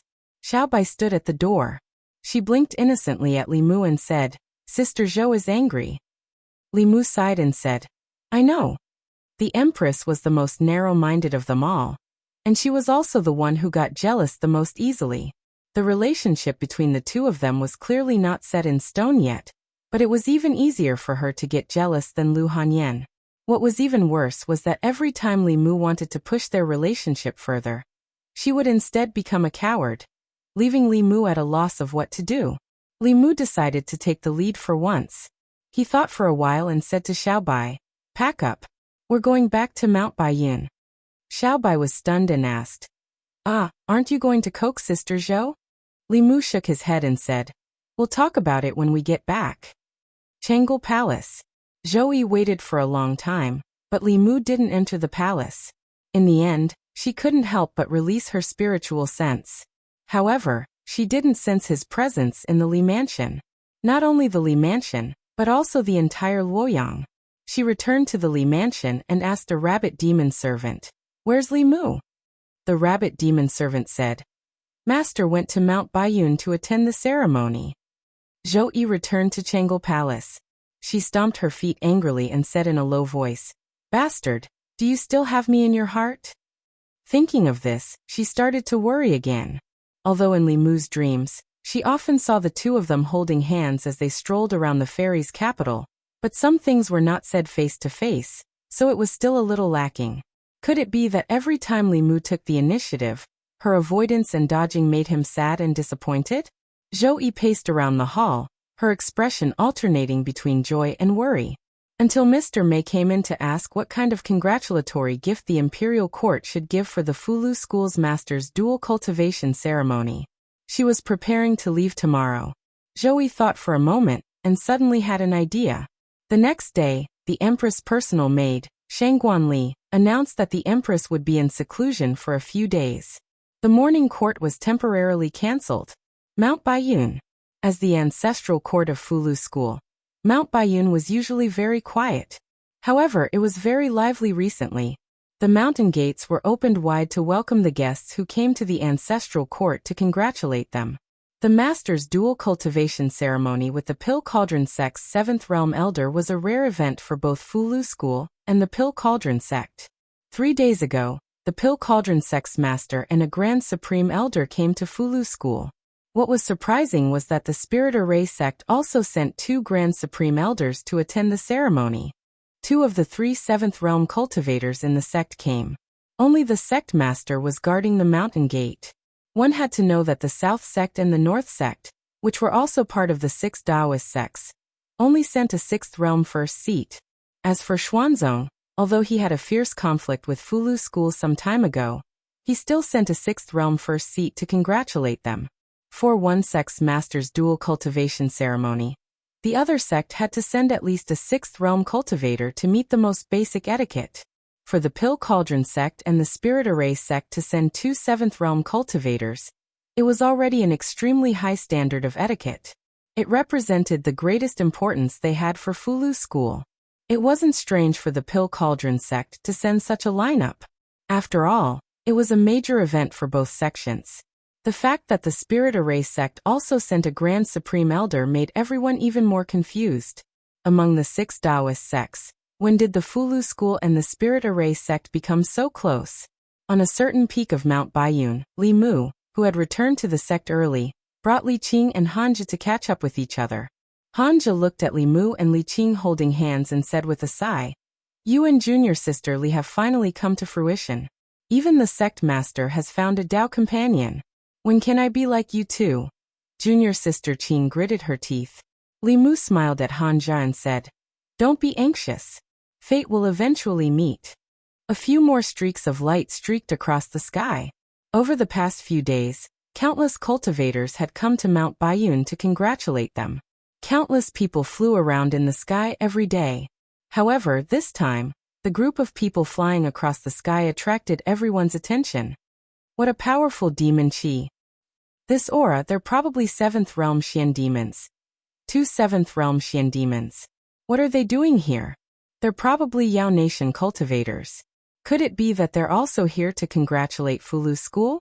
Since when did Fulu School have so much face? I heard that the Yao Nation doesn't give any face to the Taoist sects at all.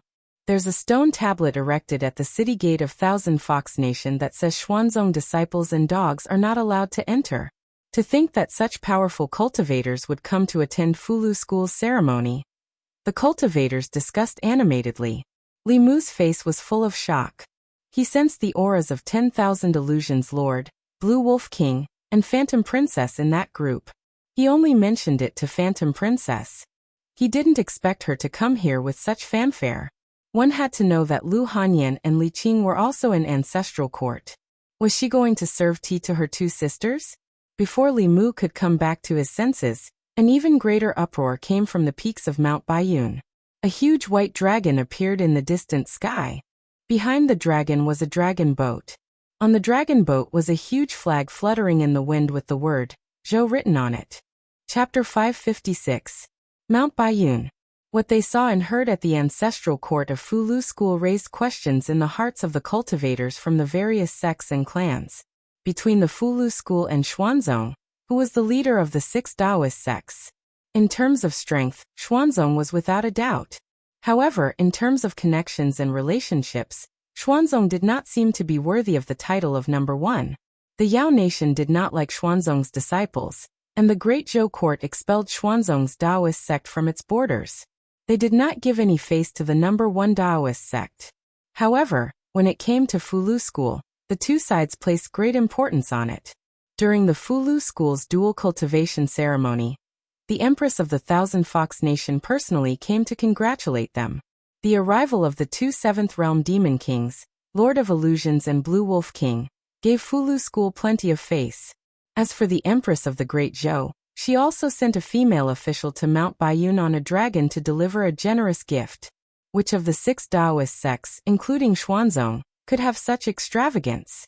If Fulu school could have an 8th realm elder, then Xuanzong would lose its position as the #1 Taoist sect in terms of strength and influence. In the main Peaks Taoist palace, Xianjizi personally welcomed the guests from the Yao nation and the Great Zhou court. The Lord of Illusions smiled at him and said, "We came uninvited. Please forgive us, sect master." Xianjizi cupped his hands and said, "You are our guests from afar. Please forgive us if we have not received you well." The Lord of Illusions said, "The Thousand Fox Nation and Fulu School do not distinguish between you and me. Sect master, please do not be so polite." These words stunned the Fulu School's elders. It was understandable that the Fulu School and the Danding sect did not distinguish between you and me. But since when did their sect and the Yao nation not distinguish between you and me? However, the arrival of the Empress of the Yao nation and 2 7th realm cultivators was a great show of respect for the Fulu School. After some polite greetings, Hyun Jinko personally led them to a Taoist palace to rest. Li Mu walked to the Holy Ji Palace on the main peak. Xianjizi looked at him meaningfully and said, "I'll have to trouble you to entertain our friends from the Yao nation." Thinking about this matter, Li Mu felt a headache. It was fine if Huan Ji stayed in Thousand Fox Nation, but she had to come here to join in the fun. Li Qing was by his side, and Lu Hanyan was also watching him from behind Yu Zhenzi. He didn't know whether to go see Huan Ji or not. Fortunately, the Empress had not come in person. Otherwise, it would really be lively. On behalf of the Empress, Mr. Mei and Cheng Xian came to congratulate them. Li Mu took them to another Taoist palace to rest. The dual cultivation ceremony was actually a cultivator's wedding. It would begin in 3 days. Those who came to Fulu school early were all sects and clans with status. On the day of the ceremony, even more cultivators would come. After sending them to the Taoist palace where they were staying, Li Mu said, "You two rest first. I still have to entertain other guests." Mr. Mei asked, "Before you left, did you make Her Majesty angry again?" Li Mu said, "Her Majesty just likes to get angry. Don't mind her. She'll be fine in a while." Mr. Mei said, "When I left, Her Majesty was still angry. Don't you know how to appease Her Majesty before leaving?" Li Mu looked at her and asked suspiciously, "You're not Her Majesty in disguise, are you?" Mr. Mei glanced at him indifferently and said, "Do you think Her Majesty is that bored?" She didn't understand how bored the Empress could be. It wasn't the first time that she had turned into Lord Mei to test Li Mu. If she were to act on a whim again this time, with Li Mu's cultivation, he wouldn't be able to tell the difference. To prevent him from saying or doing something he should not say or do, Li Mu took out the spiritual snail. After injecting his spiritual power, the Empress's voice came from the other side. "What are you doing?" Li Mu confirmed that it was Mr. Mei in front of him. He said, "Nothing. I just forgot to tell Her Majesty that I went back to the North County to attend the dual cultivation ceremony. I'll go back in a few days." "Got it." After saying that, the Empress cut off the snail. Li Mu put it away and said to Mr. Mei, "I really have a lot of things to do. You've been on the road for so long. Take a rest. I'll come back later." Mr. Mei did not say anything. After Li Mu left, he said, "Let's go out for a walk too." She walked out of the Taoist palace. Cheng Xian followed her step by step. Li Mu went back to the Taoist palace on the main peak alone. It was not that he deliberately neglected Huan Ji and Mr. Mei, but that he had more important things to do. The people from the South Clan and the North Clan had come to congratulate him. Like Xuanzong, they each sent a 6th realm chief. This was to maintain the basic etiquette between the major clans. Fulu school did not have much of a relationship with the South Clan and the North Clan. In the market of Shundu, these 2 clans did not have shops. If they wanted to, they would have sent people to contact the imperial court already. Obviously, the South Clan and the North Clan did not want to offend Xuanzong for benefits. To be more precise, the benefits that Li Mu could offer were not enough to move them. The North Clan was good at making ritual implements, while the South Clan was good at refining bodies. The ritual implements and body-tempering liquid produced by these 2 clans were very popular in the cultivation world. If he could win over these two clans, Luoyang's wishing square could completely replace Xuanzong's market. The two Taishang elders of the Spirit Array sect were already waiting for Li Mu in the side hall. Li Mu walked in and saluted the two elders. "Greetings, Uncle Masters," he said. "No need to be so polite." A red-faced old man waved his hand at Li Mu and said, "If it wasn't for Marshal Nephew's evil suppressing pill, I would have already killed myself. Now I can live on for more than 10 years. I still haven't thanked Marshal Nephew." Li Mu smiled and said, "You're too polite, Uncle Masters. This is what we should do." After exchanging a few pleasantries, the red-faced old man finally cut to the chase. He stretched out his hand, and a simple page appeared in front of him. He slowly said, "I'll have to ask Marshal Nephew to help me decipher this page of the Heavenly Book of the Spirit Array sect." Li Mu had already helped the Danding sect decipher the entire Heavenly Book. Because of what happened last time, the Spirit Array sect stood with them. Li Mu never mistreated his allies. The Taishang elder personally went to the Spirit Array sect and told them that he had the heart of 7 orifices and could decipher the Heavenly Book. The inheritances of the 6 sects originated from the contents of the Heavenly Book. The Spirit Array sect knew very well what it meant to completely decipher the Heavenly Book. Of course, they wouldn't let go of this opportunity to make their sect prosper. This time, they sent 2 Taishang elders. Other than congratulating the Fulu school, they also had the important task of asking Li Mu to decipher the Heavenly Book. He accepted the Heavenly Book and nodded. "Rest assured, Uncle Masters. Within a month, I will engrave the contents of this page of the Heavenly Book into a jade slip. At that time you can send someone to retrieve it."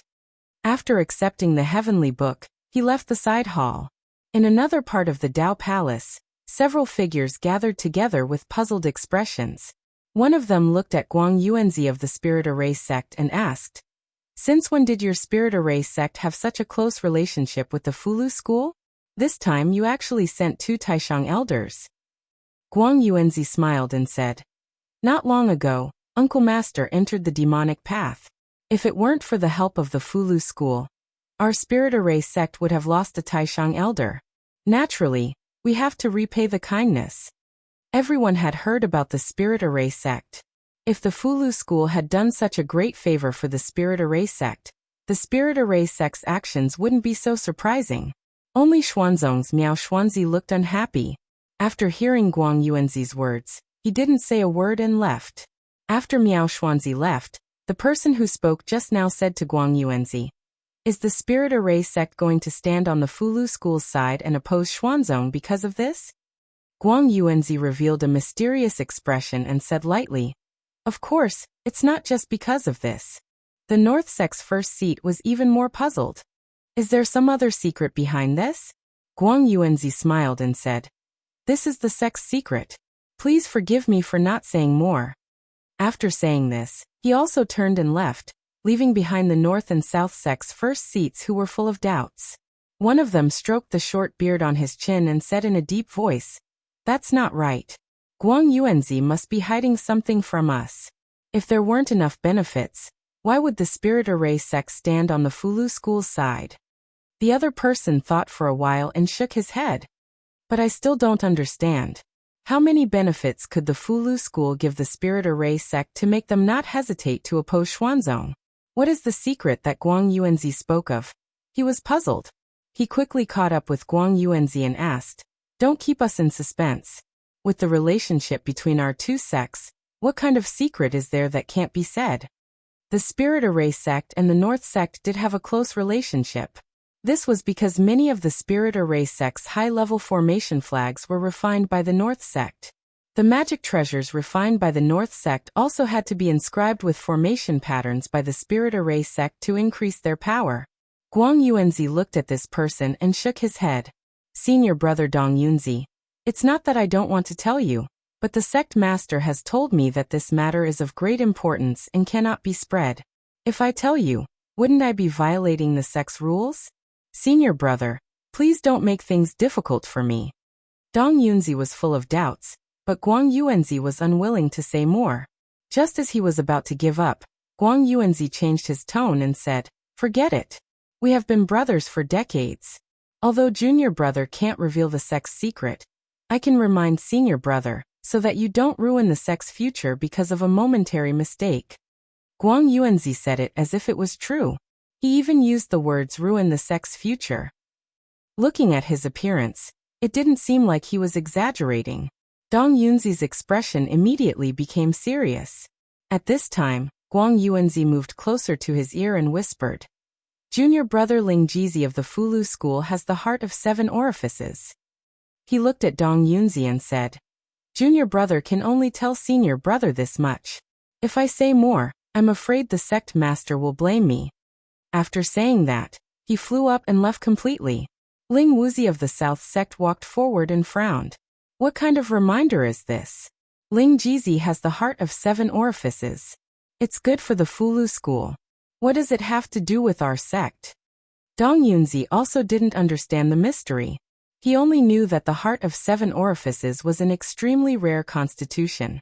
Cultivators with this kind of constitution, although it didn't help their cultivation, had extraordinary talent in writing talismans and alchemy. Even so, what did this have to do with the future of the North sect? However, he believed that Guang Yuanzi wouldn't tell him this for no reason. After hesitating for a while, he immediately used a magic tool to send a message to the sect master. At the same time, Ling Wuzi also sent the news back to the South sect. North sect. The sect master of the North sect paced in the Dao Palace and muttered, "Heart of 7 orifices. The Fulu school has really picked up a treasure." It's said that people with this kind of constitution can multitask. The success rate of writing talismans is several times higher than people with other constitutions. No wonder they have written so many saint-level Fulu books in the past 2 years. It should have something to do with Ling Jizi. A grand elder of the North sect thought for a moment and said indifferently, "What does this have to do with the Spirit Array sect? Is the heart of 7 orifices of the Fulu school worth offending Xuanzong?" The two of them looked at each other and thought of the same thing at the same time. Their expressions changed and they blurted out, "Heavenly Book." 15 minutes later, a stream of light flew out of the North sect's mountain gate and headed straight for Baiyun Mountain. South sect. After Ling Wuzi's news was sent back, a few cries of surprise came from the Dao Palace on an inverted mountain peak. Heart of 7 orifices. Grandmaster once said that people with this kind of constitution must be recruited into the sect at all costs. The most important use of the heart of 7 orifices is not talisman writing or alchemy, but to decipher the heavenly book. No wonder the Pill Cauldron sect and the Spirit Array sect are so anxious to tie themselves to the Fulu school. They must have benefited greatly from it. Not long after, an extremely powerful aura flew out of the South sect's ancestral court and streaked across the sky, disappearing into the northern horizon. Baiyun Mountain. After the Spirit Array sect, the South sect and the North sect each sent a grand elder to the Fulu school's dual cultivation ceremony. In this way, other than Xuanzong, the other 4 sects of the Dao sect had given the Fulu school enough face. This made the cultivators who did not know the situation suspect that the position of the leader of the Dao sect had been transferred from Xuanzong to the Fulu school. Li Mu immediately sensed the auras of the 2 7th realm cultivators. This meant that he had used Guanji Wanzi as bait, and the fish he wanted to catch had already taken the bait. Although the 6 Dao sects were nominally led by Xuanzong, which little brother did not want to be the big brother. If the heavenly books of the Fulu school, the Pill Cauldron sect, and the Spirit Array sect were completely deciphered, perhaps Xuanzong, who had an 8th realm cultivator, could continue its glory for a few more decades before that cultivator's lifespan ran out. However, the South sect and the North sect would soon be pulled apart by these 3 sects, and would be left further and further behind. The cultivators of these 2 sects would not fail to see the pros and cons of this. Continuing to be Xuanzong's little brother, or developing their own sects was a choice that did not need to be considered at all. Li Mu did not need to do anything now. The South sect and the North sect would come to him and beg him to do it. He stood at the peak of the main peak, and an aura quickly approached him from behind. Huan Ji flew to his side and snorted coldly, saying, "If I don't come to you, you won't come to me, right?" Li Mu turned around and looked around. He asked softly, "Why are you here? Why can't I be here?" Huan Ji glared at him and asked, "You are my man, so your senior brother is my senior brother. Or are you trying to deny it after putting on your clothes? Li Mu said helplessly. I didn't. Huan Ji finally smiled and jumped into Li Mu's arms. She said, I missed you. This was the main peak, and there were many people here. Li Mu used a concealment technique and flew to a nameless peak in the Baiyun mountain range with her. Huan Ji looked around and said with a red face, You bad guy, don't tell me you want to. Li Mu looked at the soft grass under his feet and was stunned for a moment. Just as he was about to speak, he saw two figures walking out from the mountain path in front of him. Li Mu and Mr. Mei looked at each other, and the atmosphere suddenly became very awkward. Mr. Mei looked at Li Mu and then at Huan Ji, who was beside Li Mu. A layer of frost suddenly formed on the ground within 1,000 feet radius.